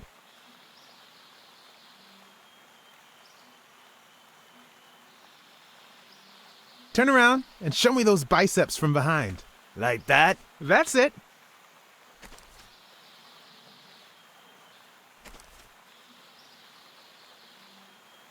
Wait, I accidentally moved. Stand still. I'll take another one. What's with me today? Don't move, please. Now we got it. Should we keep at it? I'm going to take one more, all right? Okay, now raise your head and your arms up like you were celebrating a victory. Like these? Exactly. What's up with me? Stand still. I'll take it again. I can't seem to get it right. Don't move. It's about time. Finally, we're all set.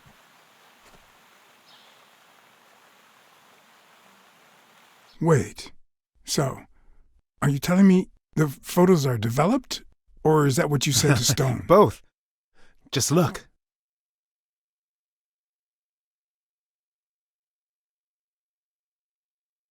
Who's that guy? I know he's not a fan. You should have seen her face when she saw him.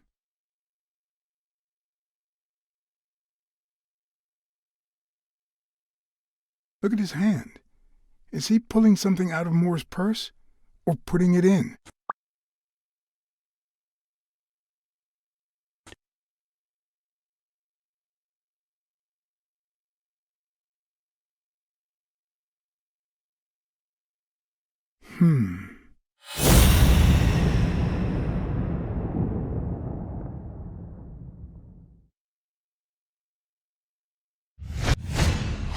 I've seen that matchbox before.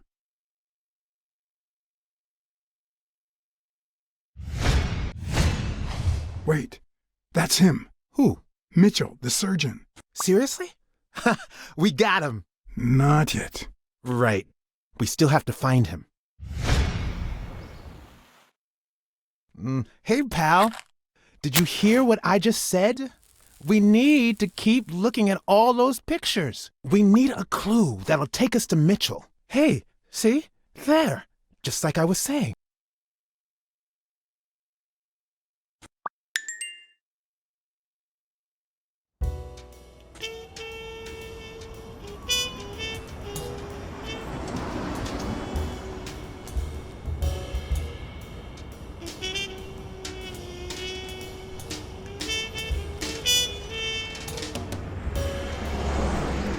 brawls aren't even the worst part of my job. Sure, you may take a beating, but at least you get the chance to defend yourself. But when you're sitting in your car all night, there's no way out.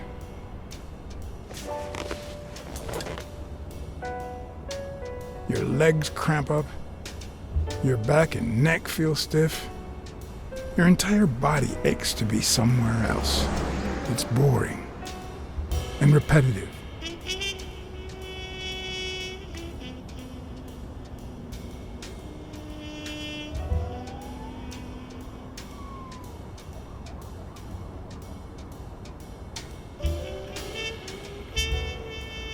People were finally leaving the place. The bar was about to close. And I hadn't seen Mitchell go in or out.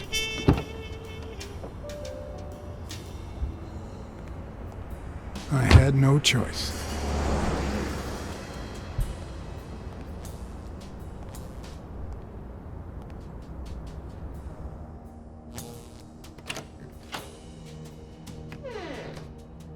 I see you took me up on my invitation. And you're smart. You knew not to come until my anti-fur regulars had all cleared out. I can't say no to good advice. Or good bourbon.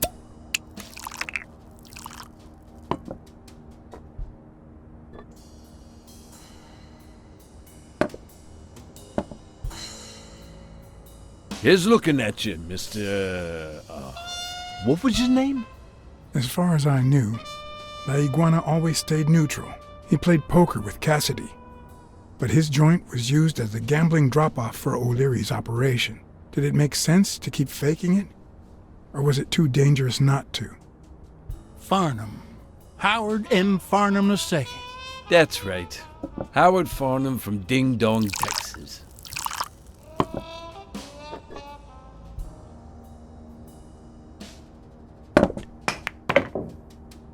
You're a natural. That sure beats your poker game. This here's much easier.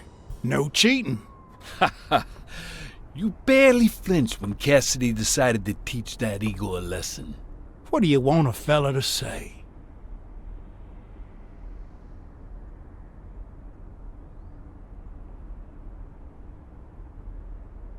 Between you and me, partner, this ain't my first showdown.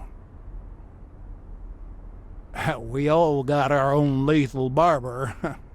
Tell me, what do you really want with Cassidy? I can't say it's clear to me. Damn it. Well, nobody's perfect. Well, you see, Desmond O'Leary is my enemy. If you know a thing or two about him, I can leave it at that. Don't worry about it. I was only curious. So, what about me? What do you want from me? No one comes to La Iguana just to drink and play pool. I'm here looking for a regular of yours, Dr. Angus Mitchell. What for?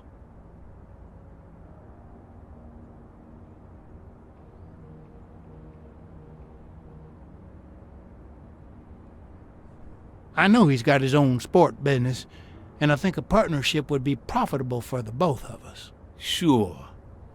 Tell you what, I'll talk to Mitchell. Come back tomorrow night. You don't understand. I have to talk to him, or else. Or else what?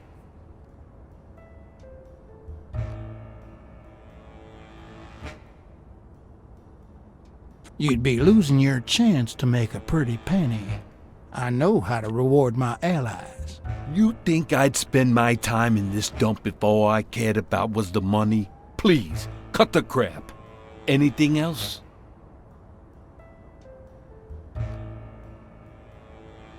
I don't think Cassidy would be too happy about the role this here dump plays in O'Leary's gambling operation. You follow me? Son of a bitch. All right. Give me your phone number, and I'll give you a call when Mitchell shows up. No. You're gonna call him right now, and you're gonna give him this message. But when you're sitting in your car all night, there's no way out. Your legs cramp up, your back and neck feel stiff, your entire body aches to be somewhere else. It's boring and repetitive. It's so bad that your thoughts spiral in a never-ending loop, like when you're stuck in your car, on surveillance duty. The owner of La Iguana was supposed to tell Mitchell that a certain anteater was still alive, and that it was only a matter of time before he ratted him out. With a bit of luck, that would make him nervous enough to force his hand.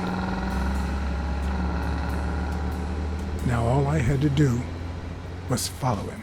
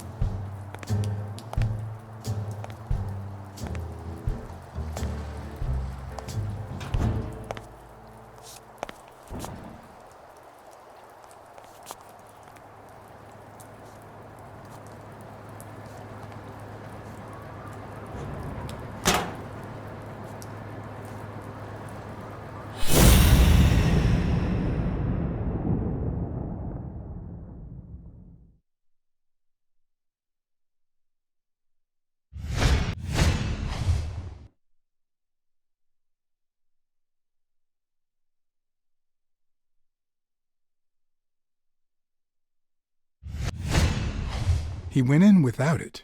I wonder what's in it.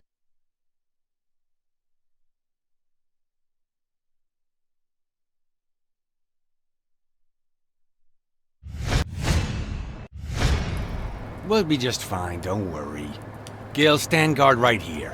If the cat shows up, you know what to do. I'll be back in an hour.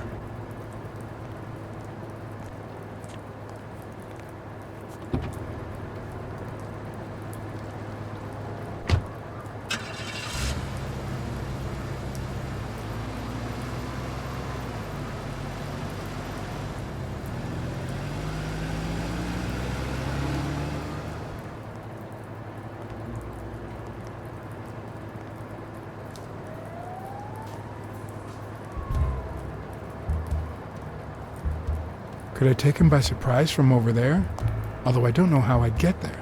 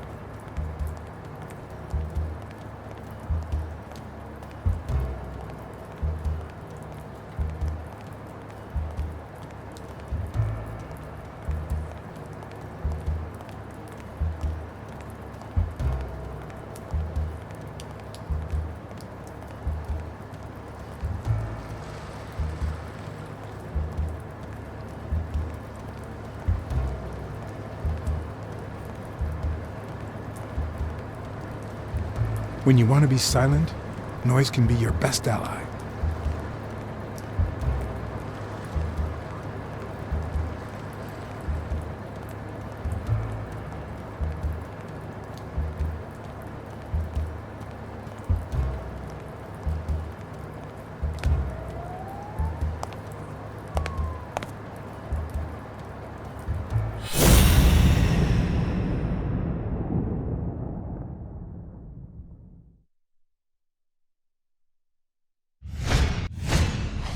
Looks like things won't be easy.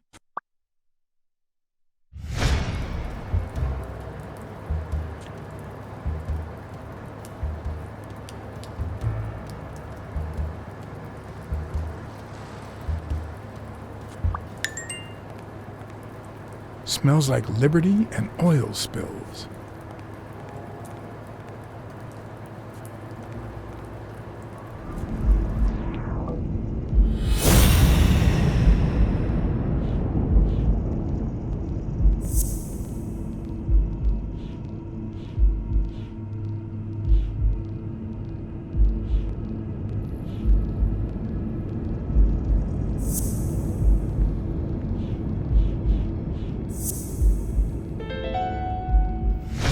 Of course, he's Randall Lee's partner. I should be careful. When they gave me a beating, I could see he was kinda trigger happy.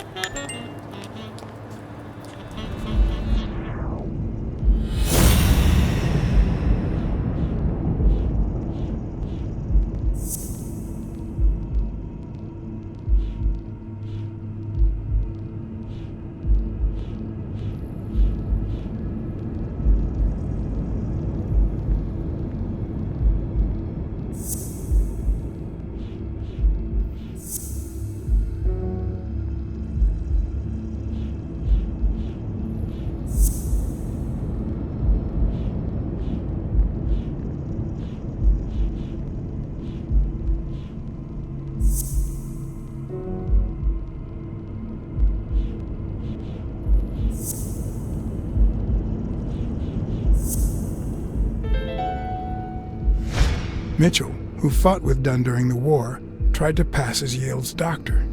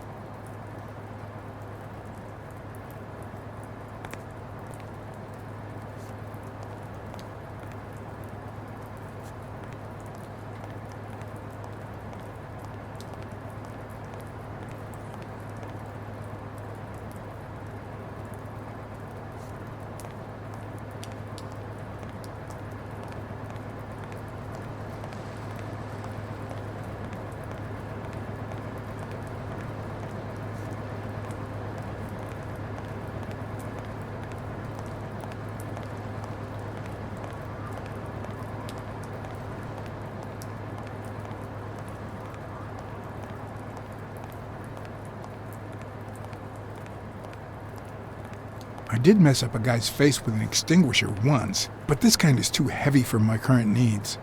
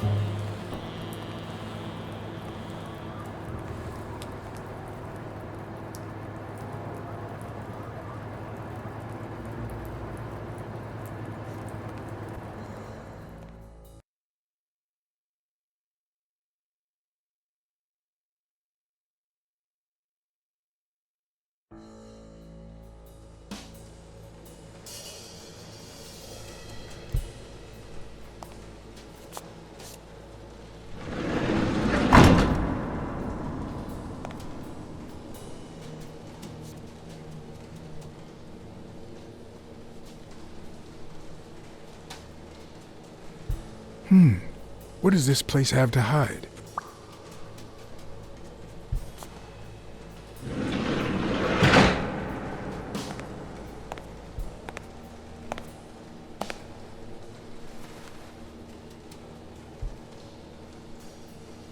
Don't you even think of screaming. I might not even talk.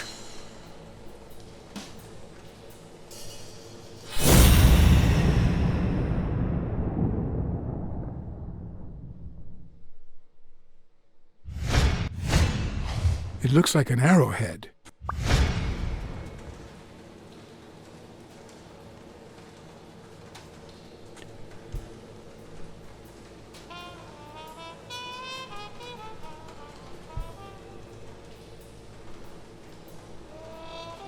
What's Mitchell up to? Mitchell? What Mitchell? I'll give you a minute to think about some more convincing answers.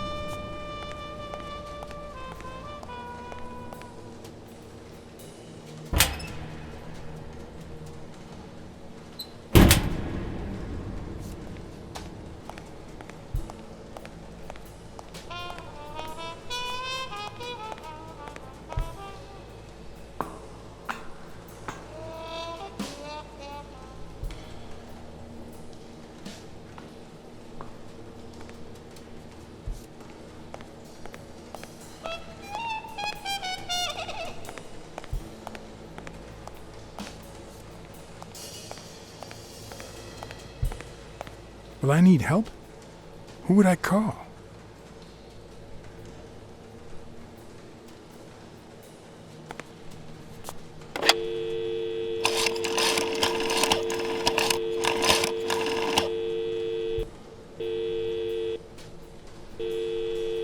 Smirnoff. Pier 36. Meet me in an hour. Blacksad? If you're coming from Montgomery, it's the 6th sea-facing warehouse. What's going on? And bring the cavalry.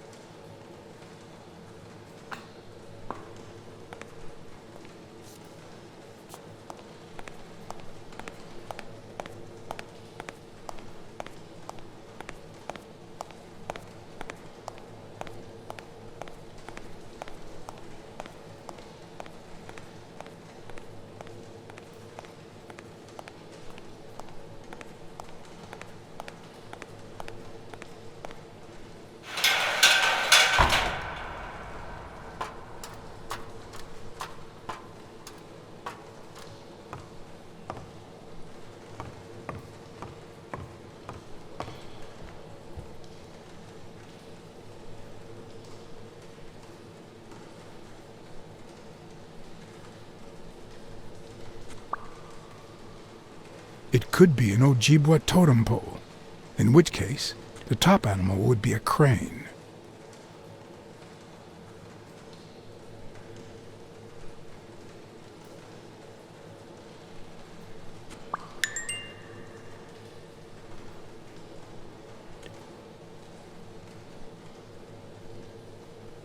A dream catcher. It's supposed to protect children during the night, trapping all evil in its spider web. If I'm not mistaken, these are incense sticks, used in cleansing rituals.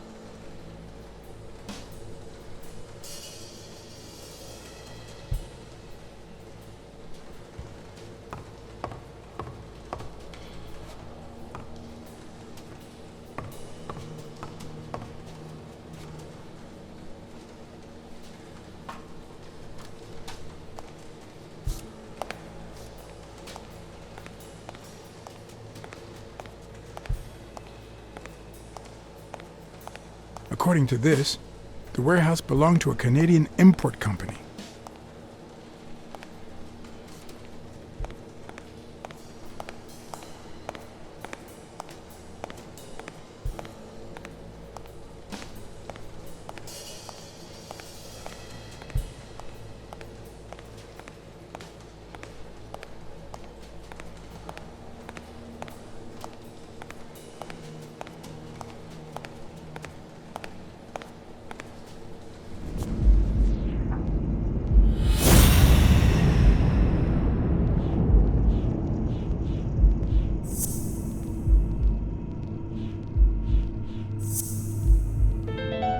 Everything seems to prove that Gil is a Native American, and I'm almost sure that the woman in the picture is his mother.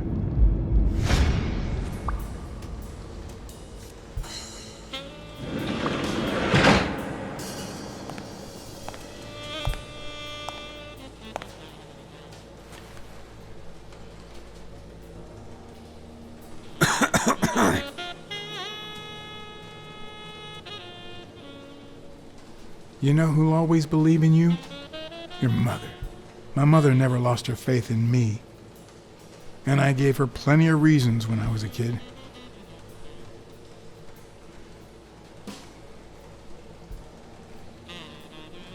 It all started with something as stupid as keeping the change when she sent me for groceries.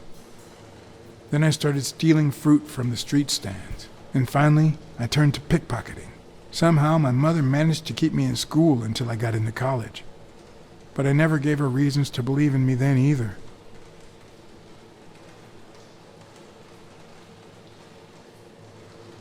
I made new friends. The type of friends that convince you to do things that wouldn't make a mother proud. Then Pearl Harbor happened. I got drafted and sent to Europe.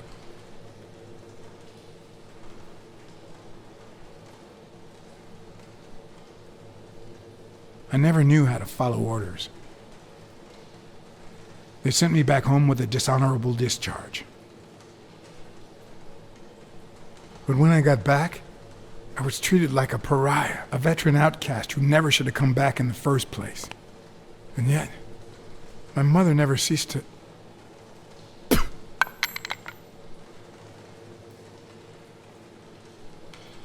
I also fought in the war. That's where I met Mitchell. They used me, like many of my people. And then they just tossed us aside.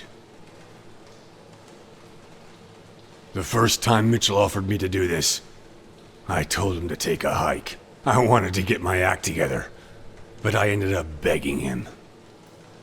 I don't like Mitchell. I don't like the things he makes me do. I don't like that German rat either. But what I like least of all is myself. I don't like what I did during the war, and I don't like what I'm doing now. Do you know what it's like to kill a friend for the sake of the mission? Huh.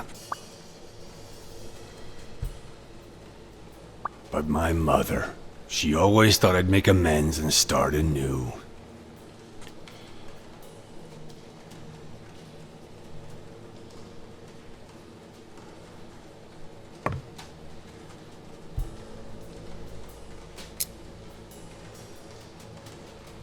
Maybe it's time I did just that. It's number 3.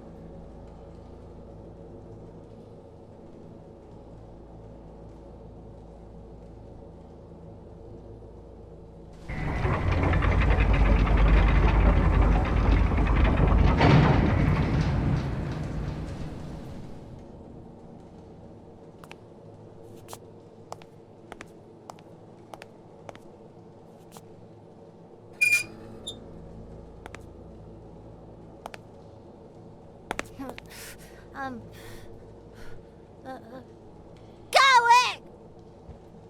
Hey, You it's all right. Don't be afraid, little girl.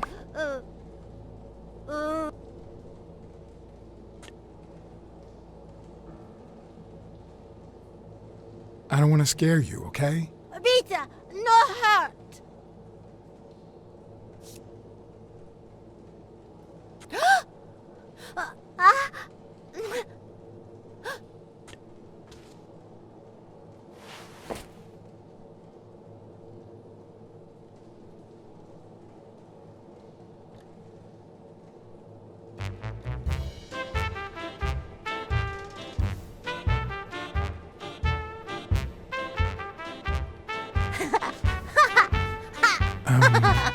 Once upon a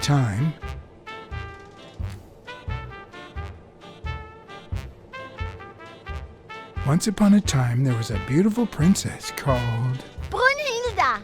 Hi, my name is Brunhilde, and I'm very happy, said Brunhilde. And then Brunhilde, who had a beautiful name... Really beautiful. A really beautiful name, ran into someone very special. Oh, who was it?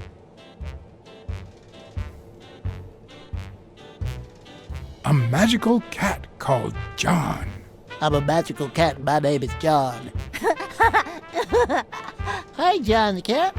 I really like magical cats. Hi, Brunhilde. I'm going to use my magical power to help you.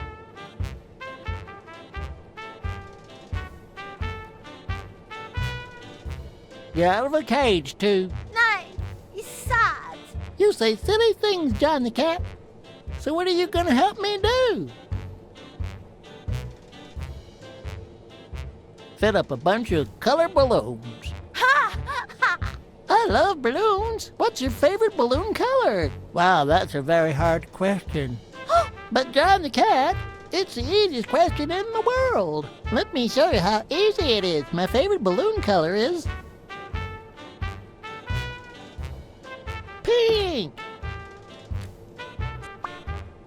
Whoa, Brunhilde. That's exactly what I was about to say. Bird.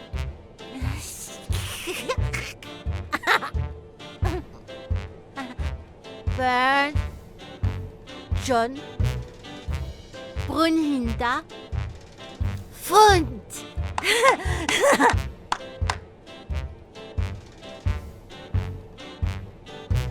Do play? It's look. Okay. Hi, Bird. Why are you wearing that mask? Weil... gas. Well, maybe we should get out of here. What do you think, Bird? And what about you, Brunhilde? Don't you think that,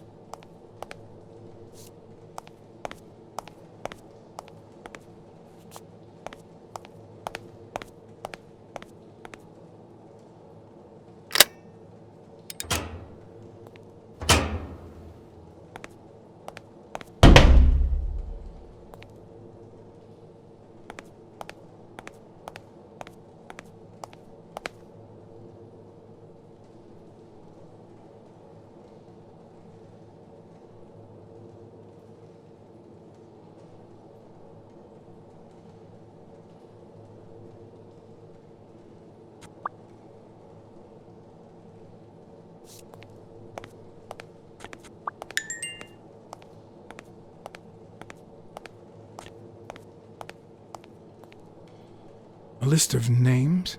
Somehow related to chemical agents?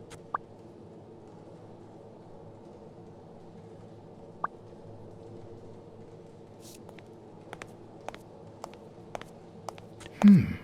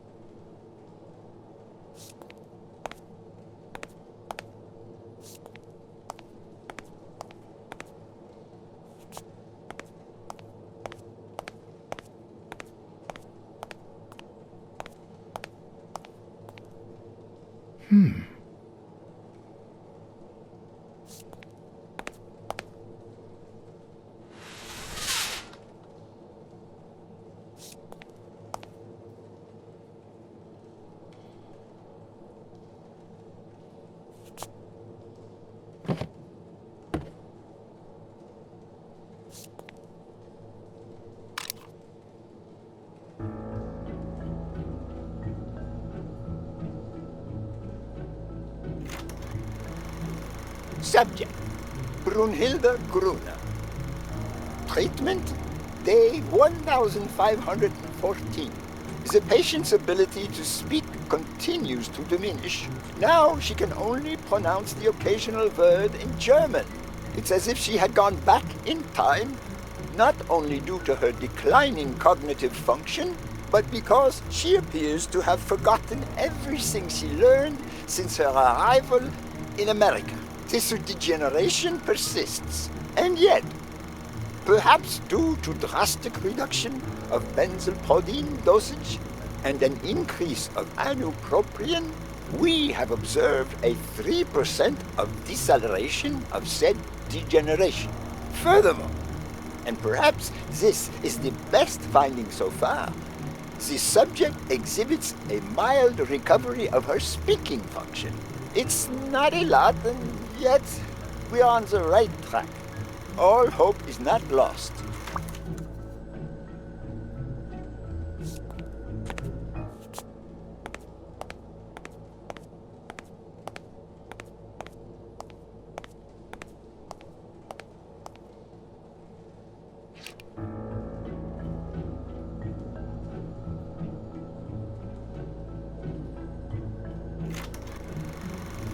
Subject, Craig Spano. Treatment, day 0. The subject is a veteran baseball player who has lost speed, strength, and agility due to the regular aging process. The patient refers intense pain on the right scapula, most likely caused by an old injury. Unfortunately, due to the injury's nature, surgery is not advised. The goals of our medical approach are twofold: to relieve pain caused by the prior injury so that the subject can play without symptoms, and to help the patient regain the physical condition lost in the aging process, thus allowing him to perform at elite levels. To that effect, he will receive daily administration of strong opioids along this treatment. Day 128. Treatment so far has been a success on all fronts. The patient no longer feels pain when using his right arm, circumstance that allows him to pitch without fear. Furthermore, the patient's athletic performance is not only up to par with that displayed at the height of his career, but it has even exceeded all expectations, improving the subject's precision and focus. So far, the only side effect seems to be a slight euphoria experienced 3 hours after dosage, which subsides 4 hours later, taking the patient on an emotional roller coaster of sorts with bouts of mild trembling. Treatment. Day 341. The patient's health has visibly deteriorated. Moments of euphoria and boosted physical performance have become increasingly shorter, while the ensuing periods of depression and weakness have become longer, including severe trembling and tachycardia. Although we have met all therapeutic goals, we will proceed to terminate the treatment in order to avoid causing irreparable physical and mental damage to the patient.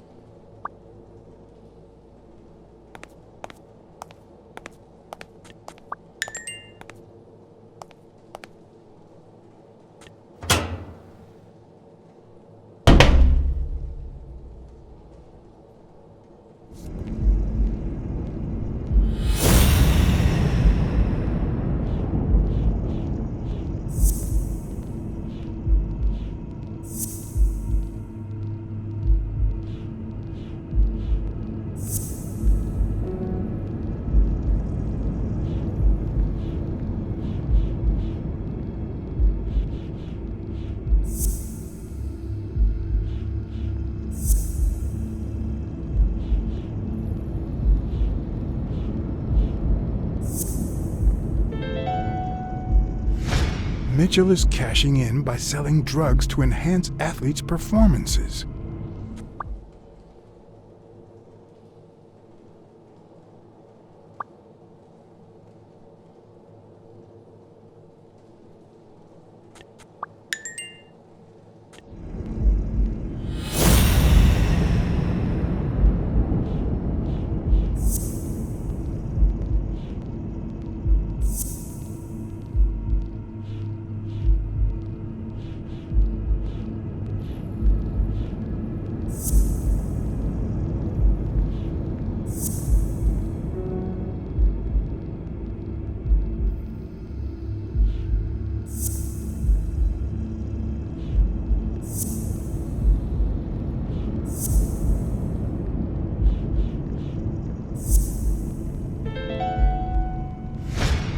What if it was Gil who killed his partner Randall Lee under Mitchell's orders?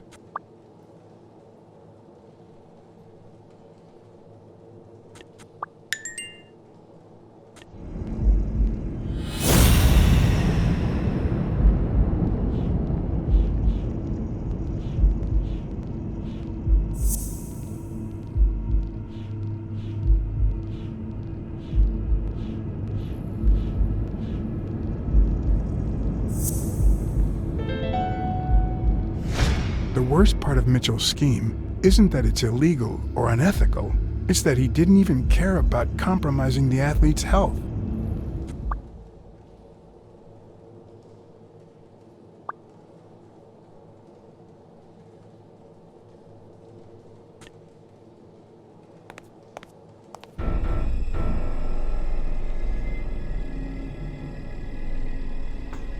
Gil?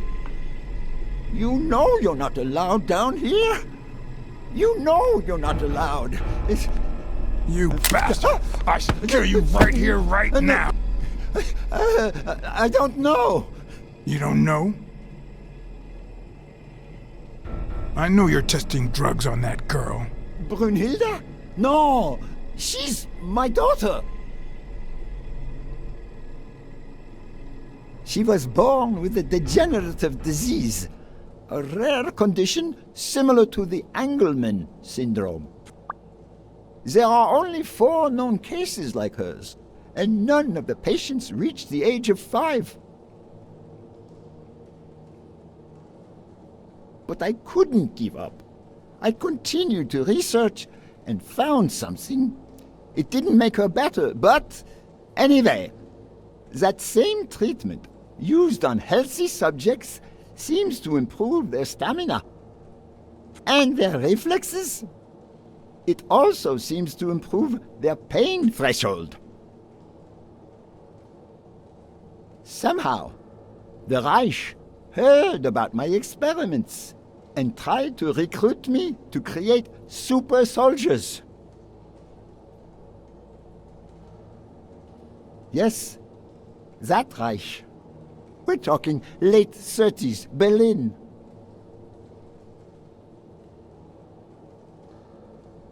I escaped with Brunhilde and came to your country. But the American military also heard about me.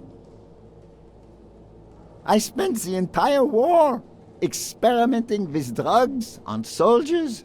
Some were highly effective, I must say. When the war was over, my experiments were discarded. I was forbidden all access to the drugs, and Brunhilde got worse. But then God sent me Angus Mitchell. We had met during the war, and he came to offer me a deal. I would make drugs for athletes, and he would sell them. With my earnings, I could pay for Brunhilde's treatment.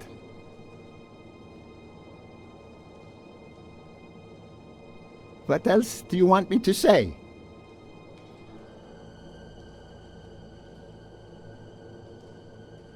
I noticed Yale's name appears twice on your list of athletes. One mention was crossed out. Why? I don't know. A couple of months ago, Mitchell told me to prepare pills suited to his profile. But a week ago, he told me to stop. And then 2 days ago, he asked me to make them again. About those pills.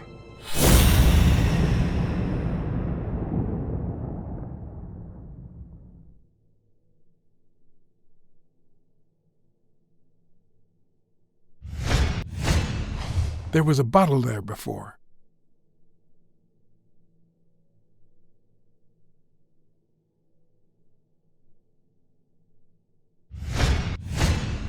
There was a bottle there before.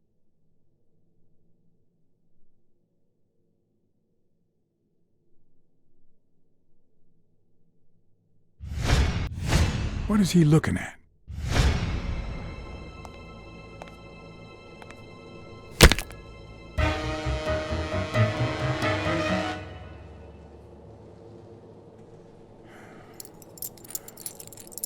Don't dwell on it, Josh.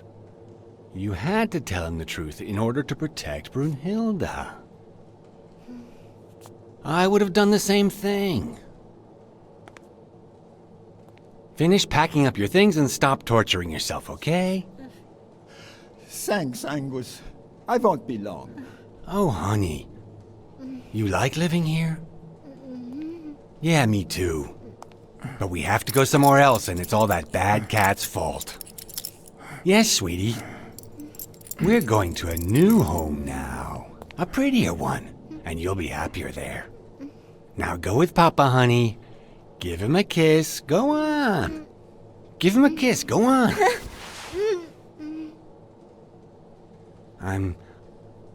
I'm sorry about this, Josh, but we gave it our best, didn't we? Huh? What? What do you mean, Angus?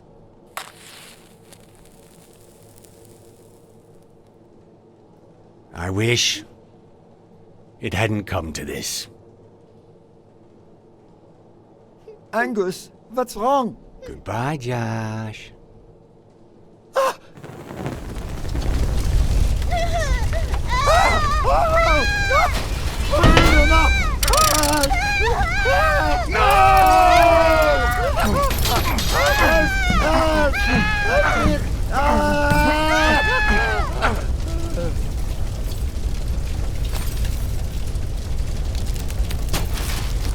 I hope you're happy, you son of a bitch.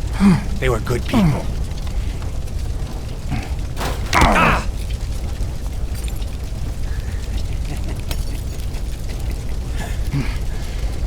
I hope that made you feel better. I like it when you smile.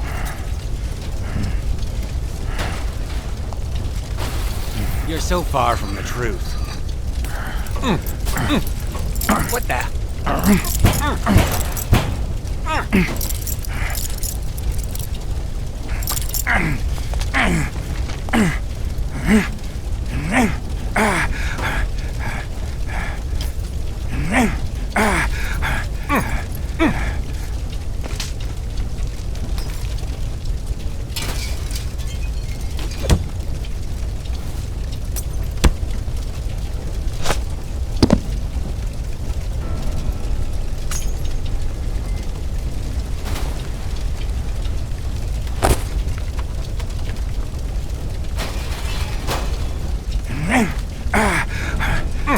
The mask would buy me a bit of extra time. The question was, how much?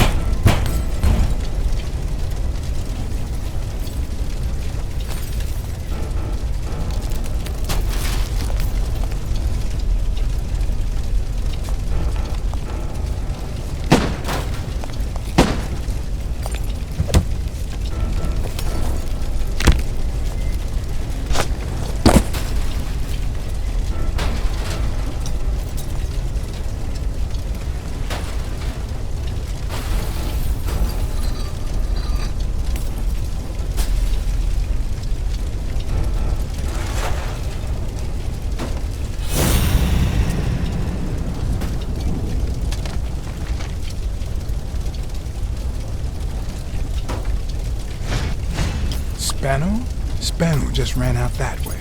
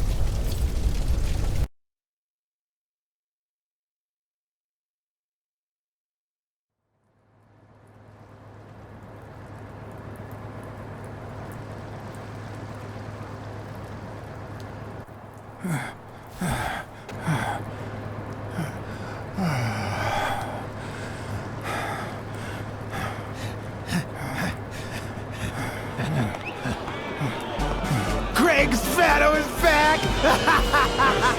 Did you miss me? Who wants to see a home run?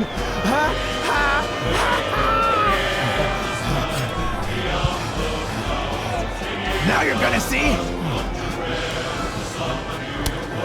Bring it on! Let's go!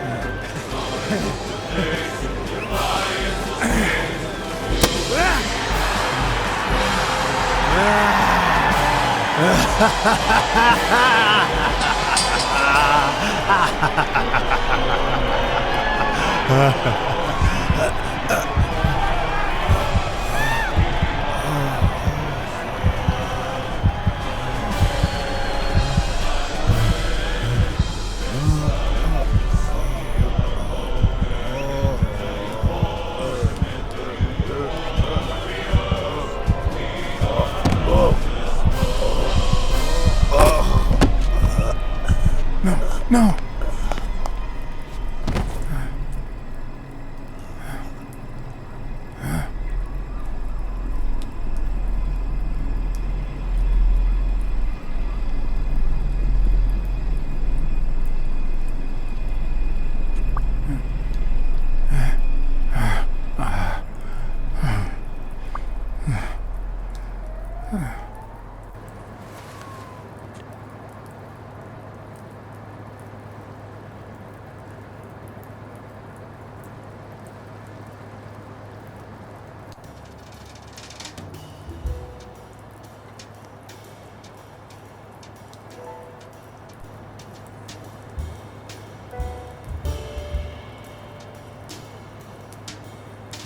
Don't torture yourself. You did everything you could.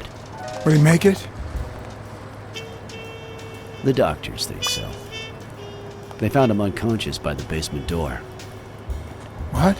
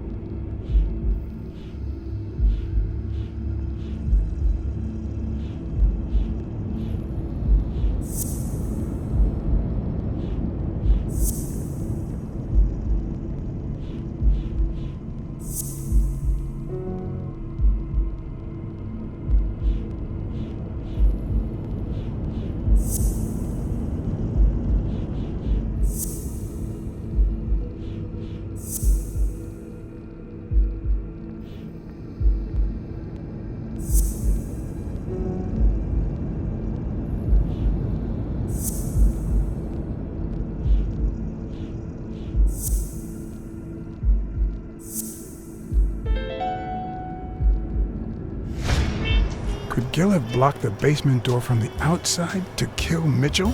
You think? That's a serious accusation. Are you sure, or is this just a theory of yours? It's just a theory. Let's hope we get the truth out of him. Huh. You think Gil was involved in the previous murders? What if it was Gil who killed his partner Randall Lee, under Mitchell's orders? Another serious accusation. Are you sure? Yes. Everything points in that direction, including my gut. Wait. Couldn't Mitchell be Randall Lee's murderer?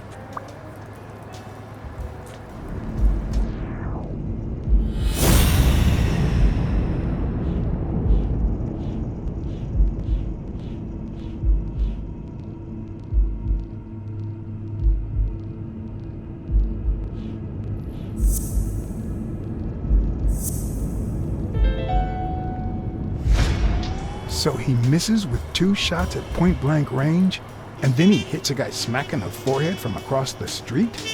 No. Mitchell is not the sniper who wiped out Randall Lee.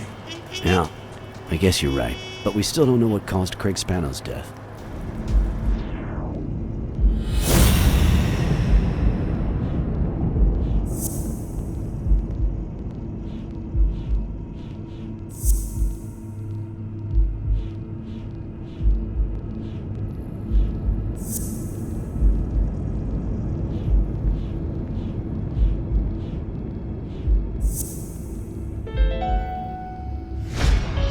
There's no doubt about it. Spano took drugs from the lab, and they killed him. But if that were true, how many more athletes are in danger? And most importantly, who are they? Is Bobby Yale involved? I didn't see them all, but write down these names. Peter Lowe, Xavier Chains, Helen Moore, Bill Goldman, Miles Benton, Alexander Wood, Jacob Ziegler, and yes, Bobby Yale. Thanks. Saving lives for a change, huh? In any case, thanks for the call. I was starting to think you'd never trust the police again.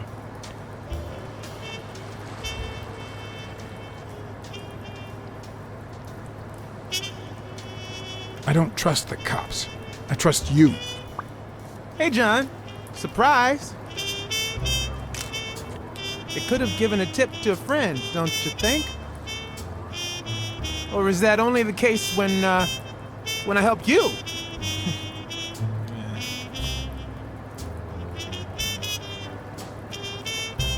Get that guy out of here.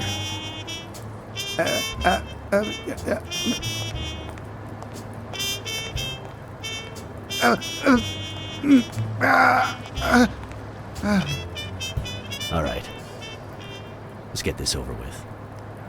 When the war ended, Mitchell convinced Grun to use his super soldier drugs on elite athletes. Somehow, Dunn found out about Mitchell's scheme. So when Mitchell heard that Dunn was onto him, he ordered Randall Lee to kill him and frame Yale for the murder. Then, he made Randall search Dunn's house and the gym for any incriminating evidence he might have had against him. The poor cleaning lady died almost by chance. When you stuck your nose in the case, he tried to scare you by sending his thugs to give you a beating. And when that didn't work, he asked Randall Lee to finish you off on the gym rooftop. But Randall not only failed, he got captured. So Mitchell ordered Gil to put a bullet through his head, which only made Gil upset. You kept getting closer and closer to the point of discovering his headquarters. When Mitchell realized he was cornered, he burned his bridges by setting the lab on fire, along with Dr. Grun and his daughter. Gil saw the opportunity to get back at Mitchell, so he blocked the only exit so that he would also die in the fire. Did I leave any loose ends? Just a few. But don't worry about it. I'll take care of them now. So I guess thanks for everything.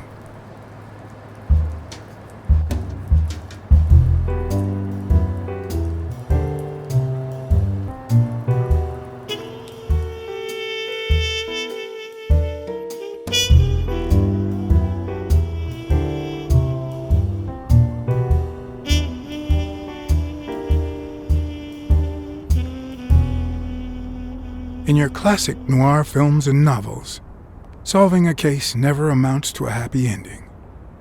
The detective is always left with a sense of bitterness. A feeling that, before he took the case, the world was a better place. That he was a better person. Come on, now speed it out! Sometimes I just let my character get the best of me. What do you want from me? I told Stone what I knew. That he was going to let Yale win. That if he didn't, O'Leary would destroy Helen Moore's career. And that Moore was doomed either way. Or would be, as soon as America discovered her sweetheart was on drugs. I don't believe you. No way. Who sent you? Today? Nobody. And what if I did believe you? What would that change? If I don't do this for her, how could I ever look her in the eyes? How could we stay together? You think you'll stay together when you lose your title and they accuse her of doping? At least I know I tried.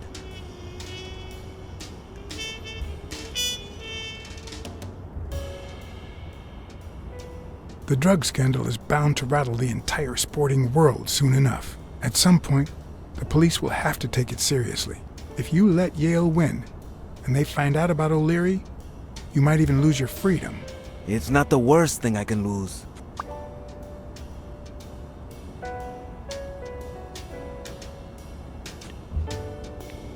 Suit yourself. But trust me, your manager is a murderer. Get as far away from him as possible. Hey, Blacksad! I'll think about it.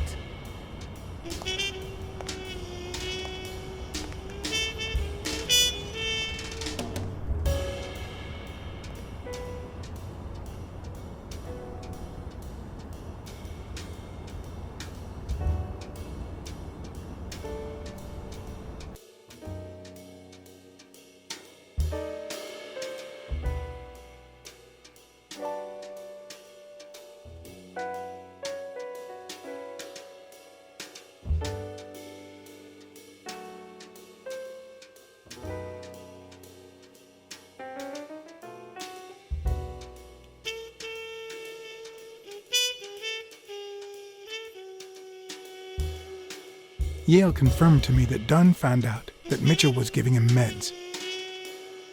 That was the reason they argued the evening of his death. In fact, I was clean at the time. Hadn't used for days. I didn't want to go down that road.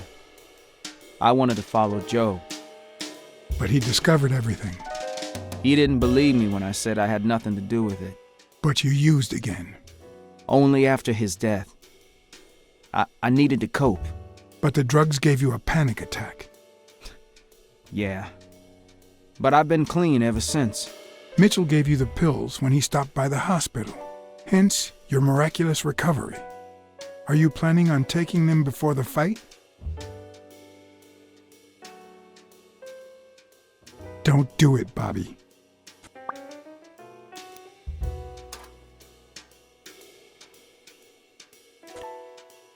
Someone has to save the gym. I owe it to Joe, and Sonia, and my Aunt Mary.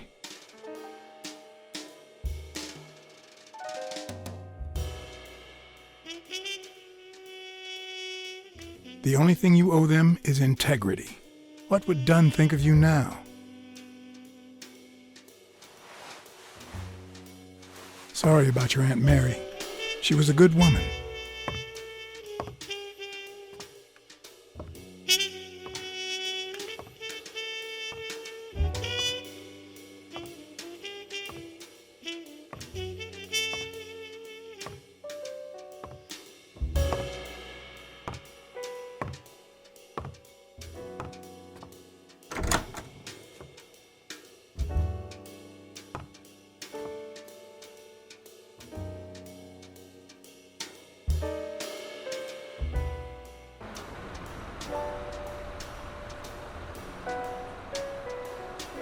Stone and Yale hadn't taken away the bitterness I felt.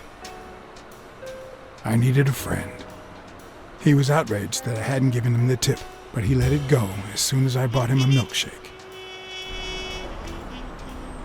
After the perfect storm of corruption and murder, only friendship could reconcile me with the world. Only that could make me believe in mankind again. Only that could cleanse my soul. Only that. And money.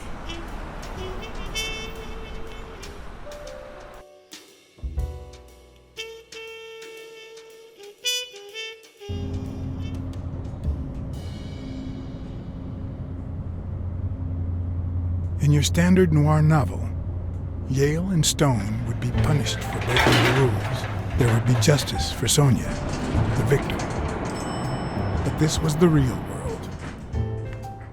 As the detective who had cracked the case, I just had to get my paycheck and be on my way. Nice to meet you, Mr. Blacksad. Mr. Thorpe is on his way. Care to take a seat while you wait?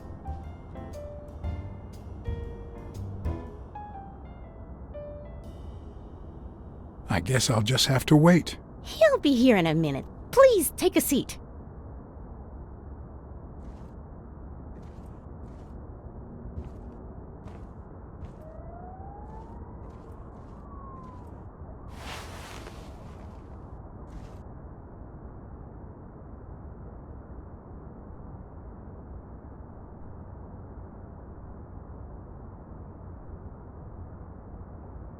No matter how many curveballs destiny throws his way, he always manages to land on his feet. When he was a rising sports talent, the war put an end to his career, so he became a war hero. After the war, he didn't end up like Gil or like me. He became an elite athlete, a Hall of Fame football star. When an accident left him in a wheelchair, he went on to succeed in advertising.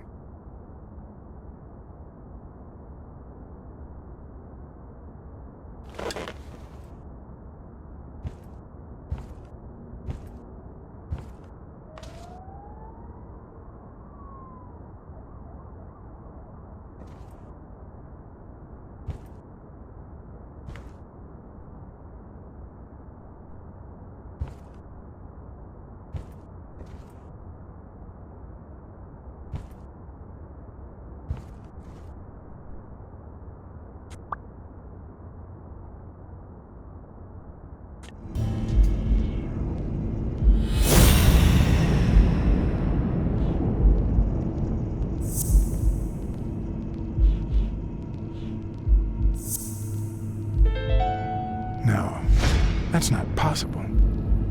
But what if Tim Thorpe was somehow involved in Mitchell's operation? Mr. Blacksad? Mr. Thorpe is running later than expected, but he insists on meeting you, if you don't mind. Sure, as long as you help me fight off this boredom. That's not in my job description, but...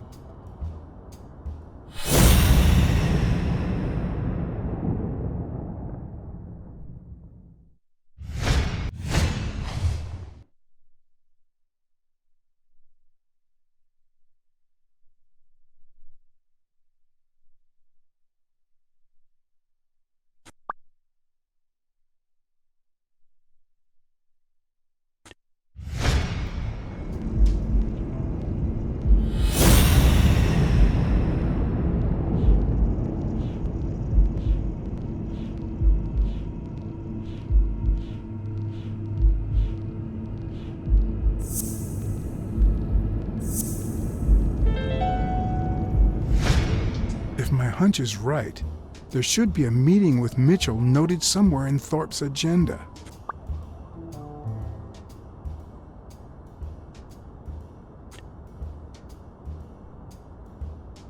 Well, you see, I've got a problem.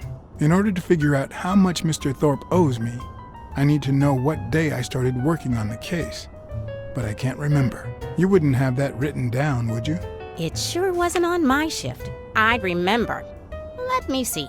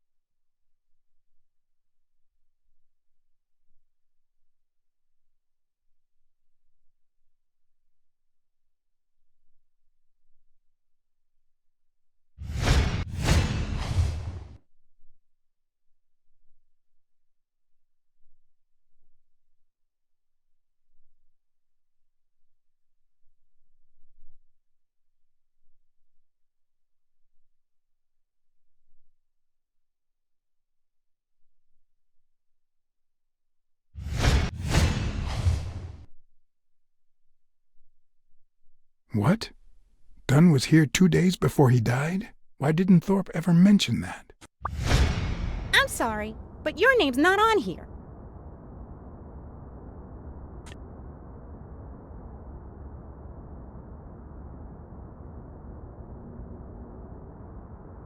Wait, I just remembered something.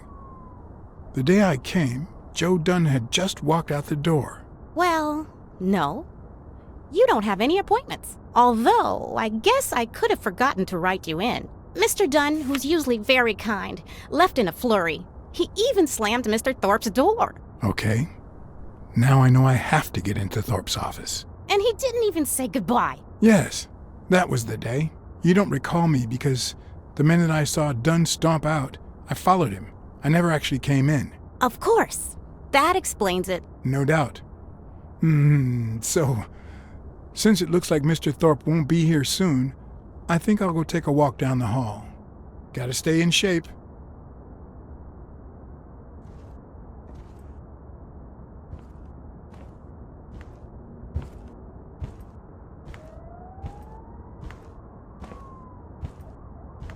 Come on, Thorpe. Tell me there's a back door to your office.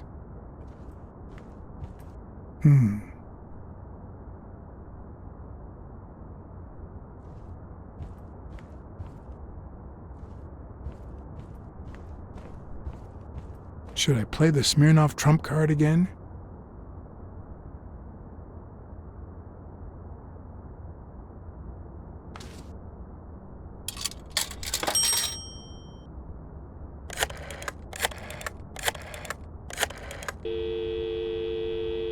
Smirnoff didn't know what to think. He asked me to watch out and call him as soon as I had more information. He also told me that Gil had finally talked. He denied having blocked the basement door and said the truck door opened, but he got knocked on the head as soon as he tried to get out. He then woke up when the police found him beside the basement door. Obviously, the same person who had jammed the door had carried him there.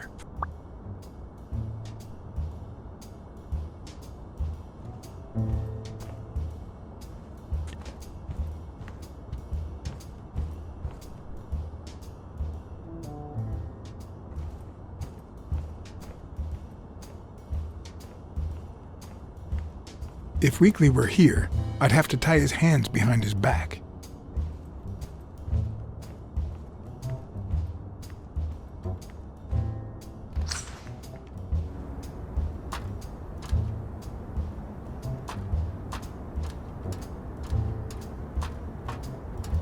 Cats aren't afraid of heights. That's why I've never felt vertigo.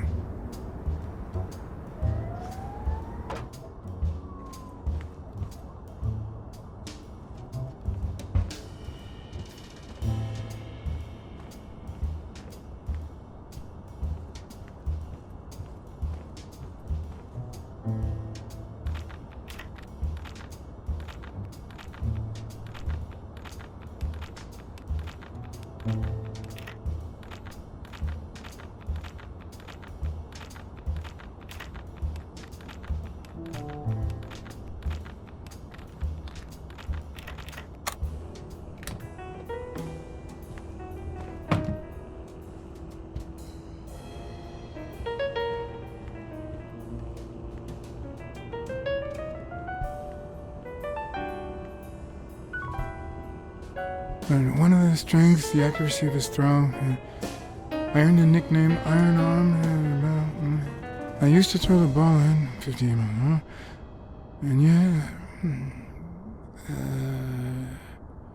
whatever it wanted. And my coach, the great Joffrey Sachs. And so I worked hard. Pearl Harbor.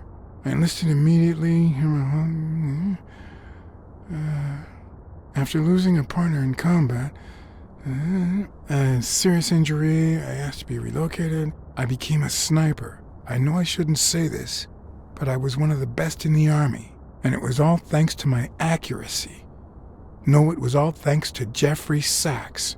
I wonder how many Americans that man saved with my arm. After these words, Tim Thorpe is moved almost to tears and asks me to take a break. It's shocking to see how an athlete and soldier, a man whose aim and skill won him a Medal of Honor and the nickname Surgeon among his brothers in arms, That can't be. I mean, it could be a coincidence, but no.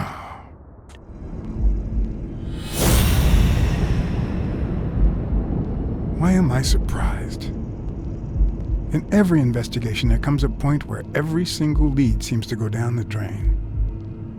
And you have to retrace your steps to get back on the right track.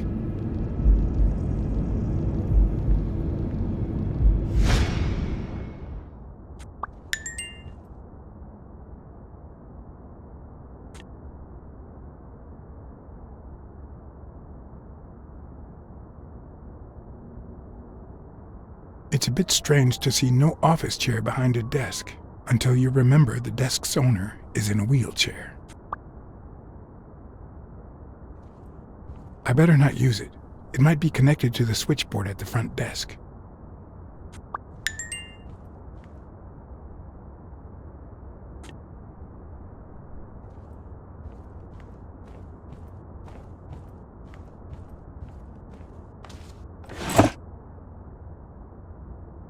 Oh, crap.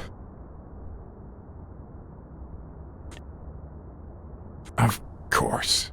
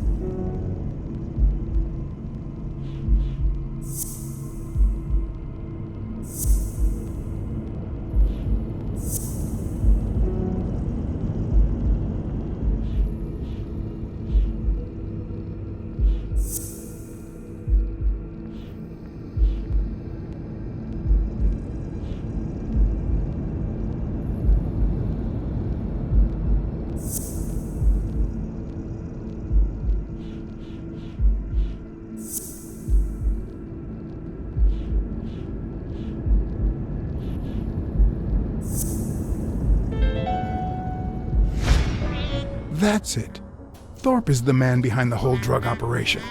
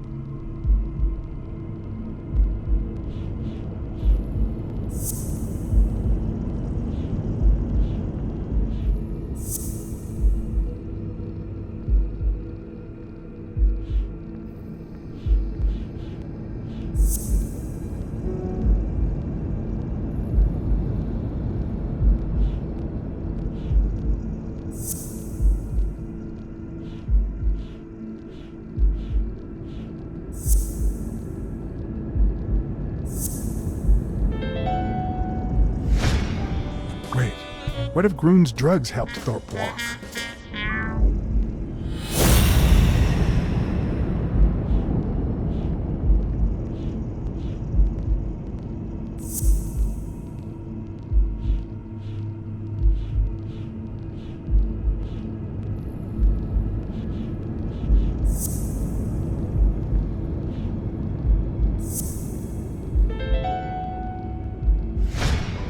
Of course. It wasn't Mitchell or Gill. It was Thorpe who shot Randall at the hospital. Everything adds up now. And yet I can already hear Smirnoff telling me I have no conclusive evidence. What if I set a trap for Thorpe? But how?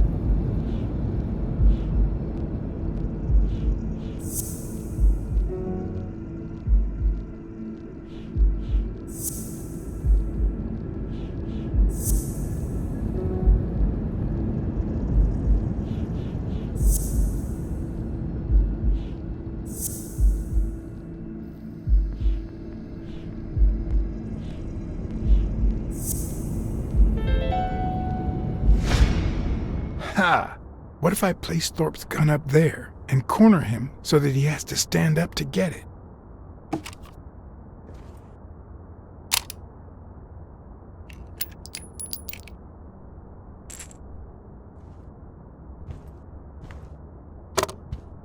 The show was about to begin. All I needed was an audience and some patience.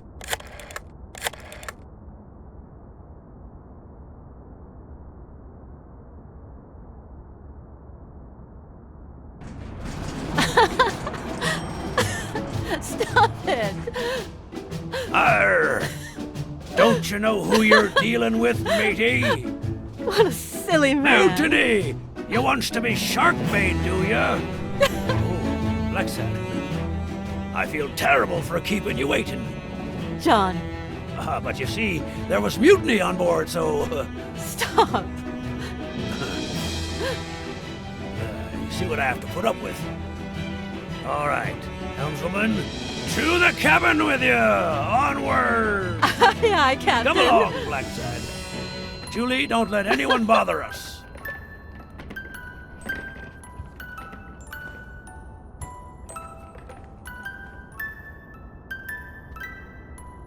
Honey, will you wait in the boardroom for me, please? But... I'll just be a minute, then. I think you've already suffered enough. Okay. And think about where you'd like to have dinner tonight, okay?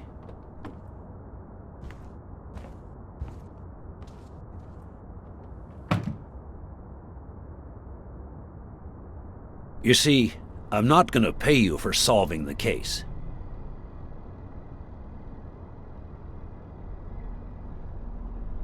Fair enough. The truth is, I didn't solve it. No, it's not that.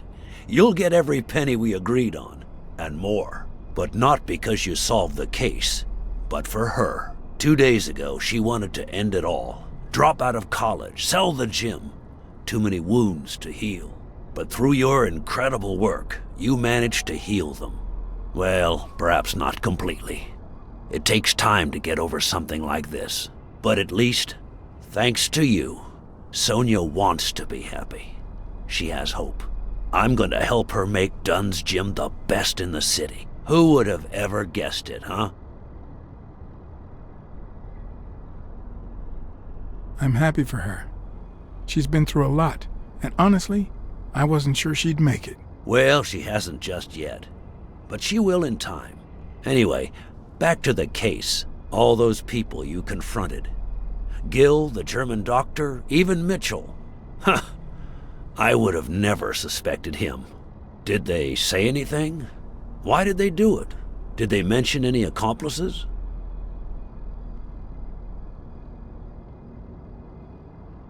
I think the only accomplice was Randall Lee. Oh yeah, that bastard. You see, besides my esteem for Joe and Sonia, this ordeal really hits close to home.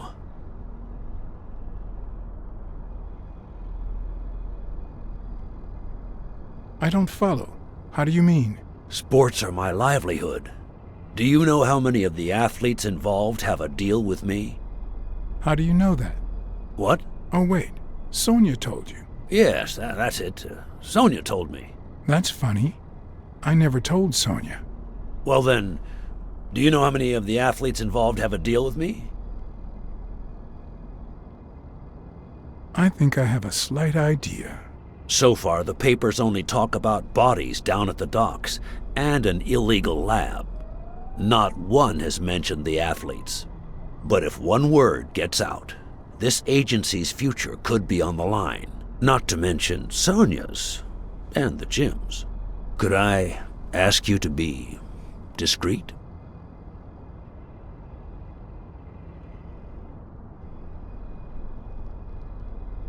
I will be. Don't worry. I knew I could count on you. Thank you. How much are we talking about?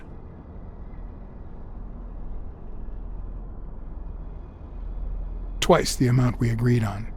That seems fair enough. Anyway, that's it. Julie has your check. Don't forget to claim it. As for your bonus, I'll send it along soon. Don't worry about it. Thank you again, Blacksad. I don't know what state Sonia would be in if it weren't for you. I had to act, then and there, or let Thorpe get away with it. Excuse me for not standing.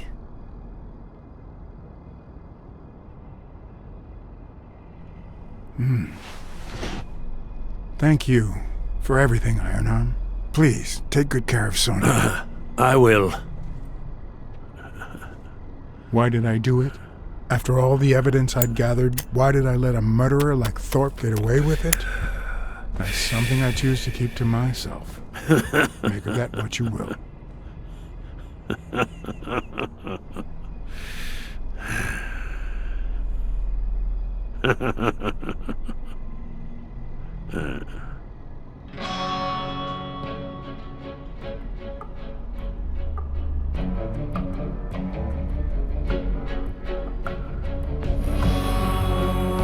Pay you for solving the case.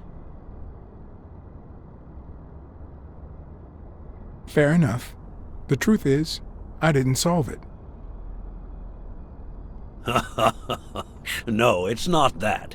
You'll get every penny we agreed on, and more. But not because you solved the case, but for her. 2 days ago, she wanted to end it all. Drop out of college, sell the gym.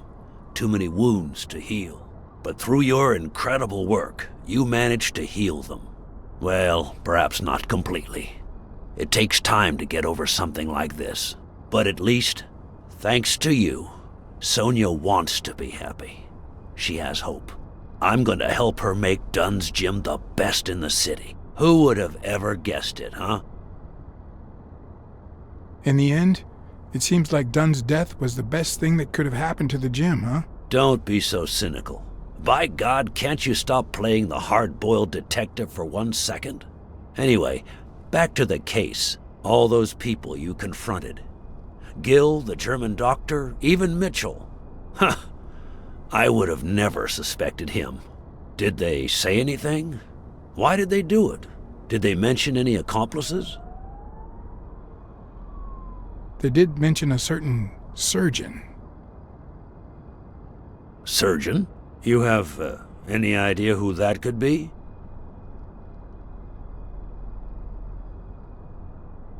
A journalist told me.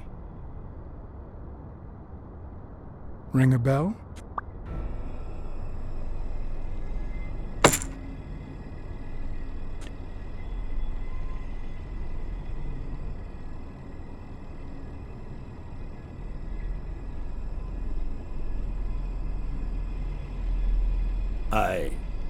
I'm sure you've got good intentions, but you're wrong. What makes you think that? I'm sure there's an explanation.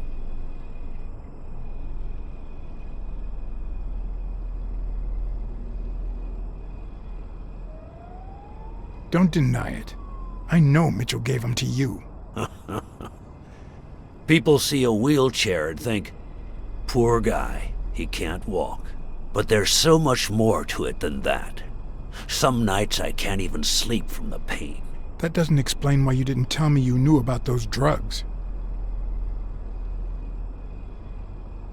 I know that you were a highly skilled sniper, and I think it was you who shot Randall Lee at the hospital. Have you seen me, Blacksad? How could I possibly do that? I hired you to solve this damn case. You think that's what a murderer would do? Only because you thought I'd blame Bobby Yale and drop the case. But as soon as I realized something wasn't right, you sent Randall Lee and Gil to give me a scare. And when all that failed, you ordered Lee to kill me. You're the type that won't open his jaws once he's got his prey, aren't you?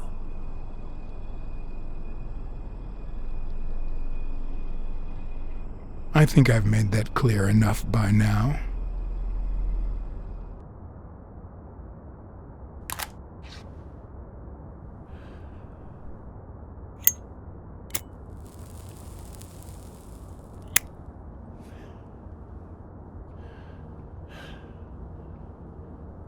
Put yourself in my place for a minute. You're a promising football player who just got back from the war, but you're still a nobody. The man you saved kindly opens his house to you, and that man is still undone by his wife's passing. He works all day at his gym, and he drinks himself to sleep at night. So you practically end up raising his daughter. You give her her very first abacus. You encourage her to further her education. You comfort her when she misses her mother and her father.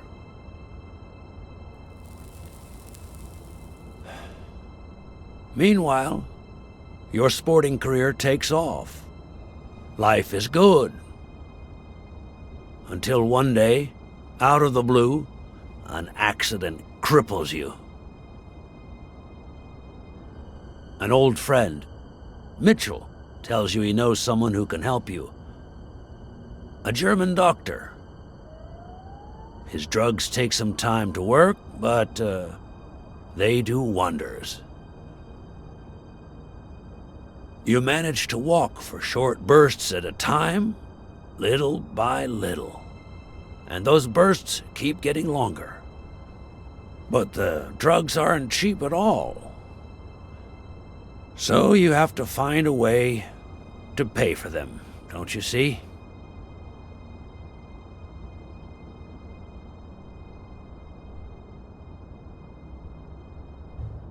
So you started by selling drugs to athletes. Then you decided to start an advertising agency to hire those same athletes. Drugs would help them excel, and you'd get better ad deals. The perfect business model. Your first client? Craig Spano. His career had hit a rough patch, so he was the guinea pig for your new operation. And yet, when the drugs started having serious side effects, you got rid of him. Afraid he would talk, you tried to kill him. That's why he hid. From then on, your business was smooth sailing. You even began to think you were above the law. You thought that you were untouchable. Until Joe Dunn found out, and then, 2 days before his unfortunate death, he came to see you. That's enough now! You stop it!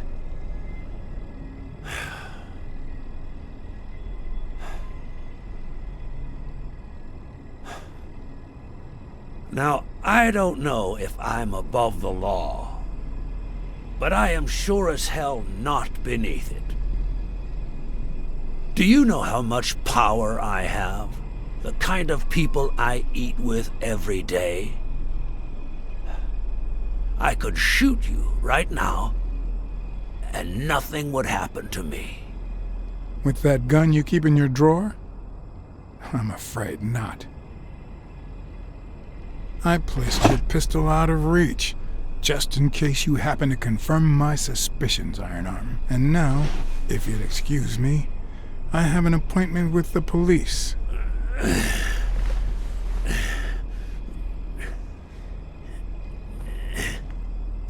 I won't let anyone wreck my life again. Sonia and I, we deserve a future. You can come in now, Smirnoff. Timothy Wilson Thorpe, drop your weapon. You're under arrest. You have the right to remain silent. Anything you say can and will be used against you in a court of law. You have the right to an attorney. If you cannot afford one, the state will provide one for you.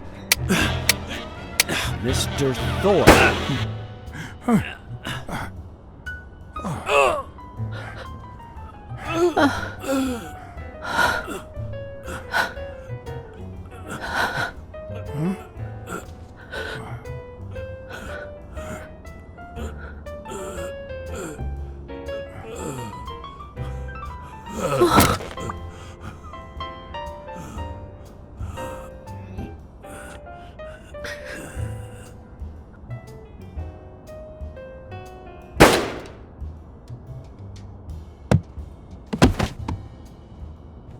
No. Oh. Oh, no. Oh. Oh. Oh. Oh, no. Oh. Oh. Oh, my God. Oh. Oh. Oh.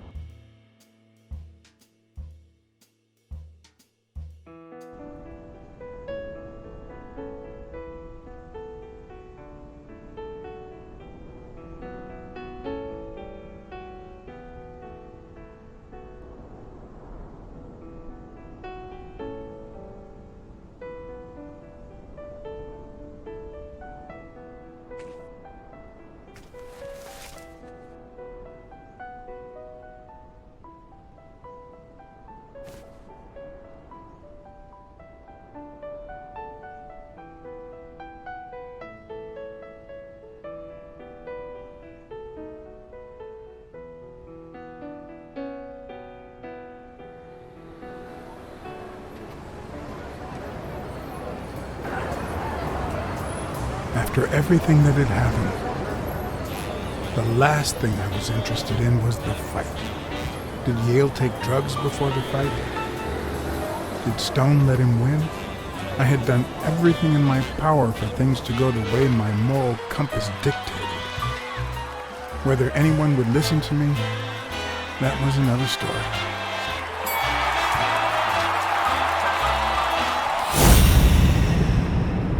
Because no matter what they tell us, our actions don't always determine our future. My moral compass. As if I even knew what that means. I didn't even know what to think of my performance throughout the case. Did I have a clear conscience? Would I have made the same decisions, given the chance?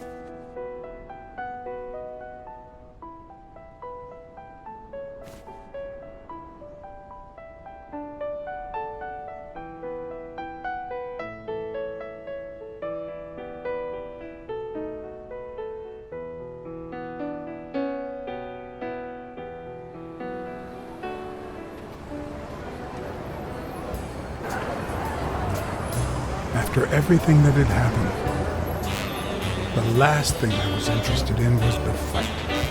Did Yale take drugs before the fight? Did Stone let him win? I had done everything in my power for things to go the way my moral compass dictated. Whether anyone would listen to me, that was another story.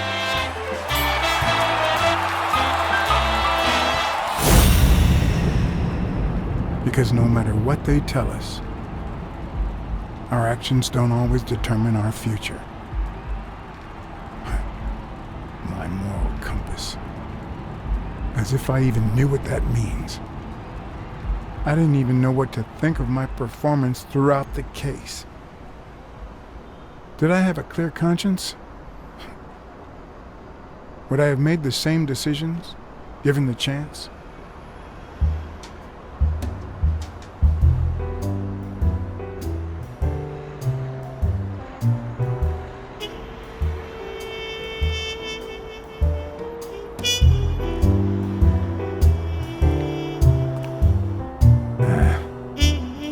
What's the difference?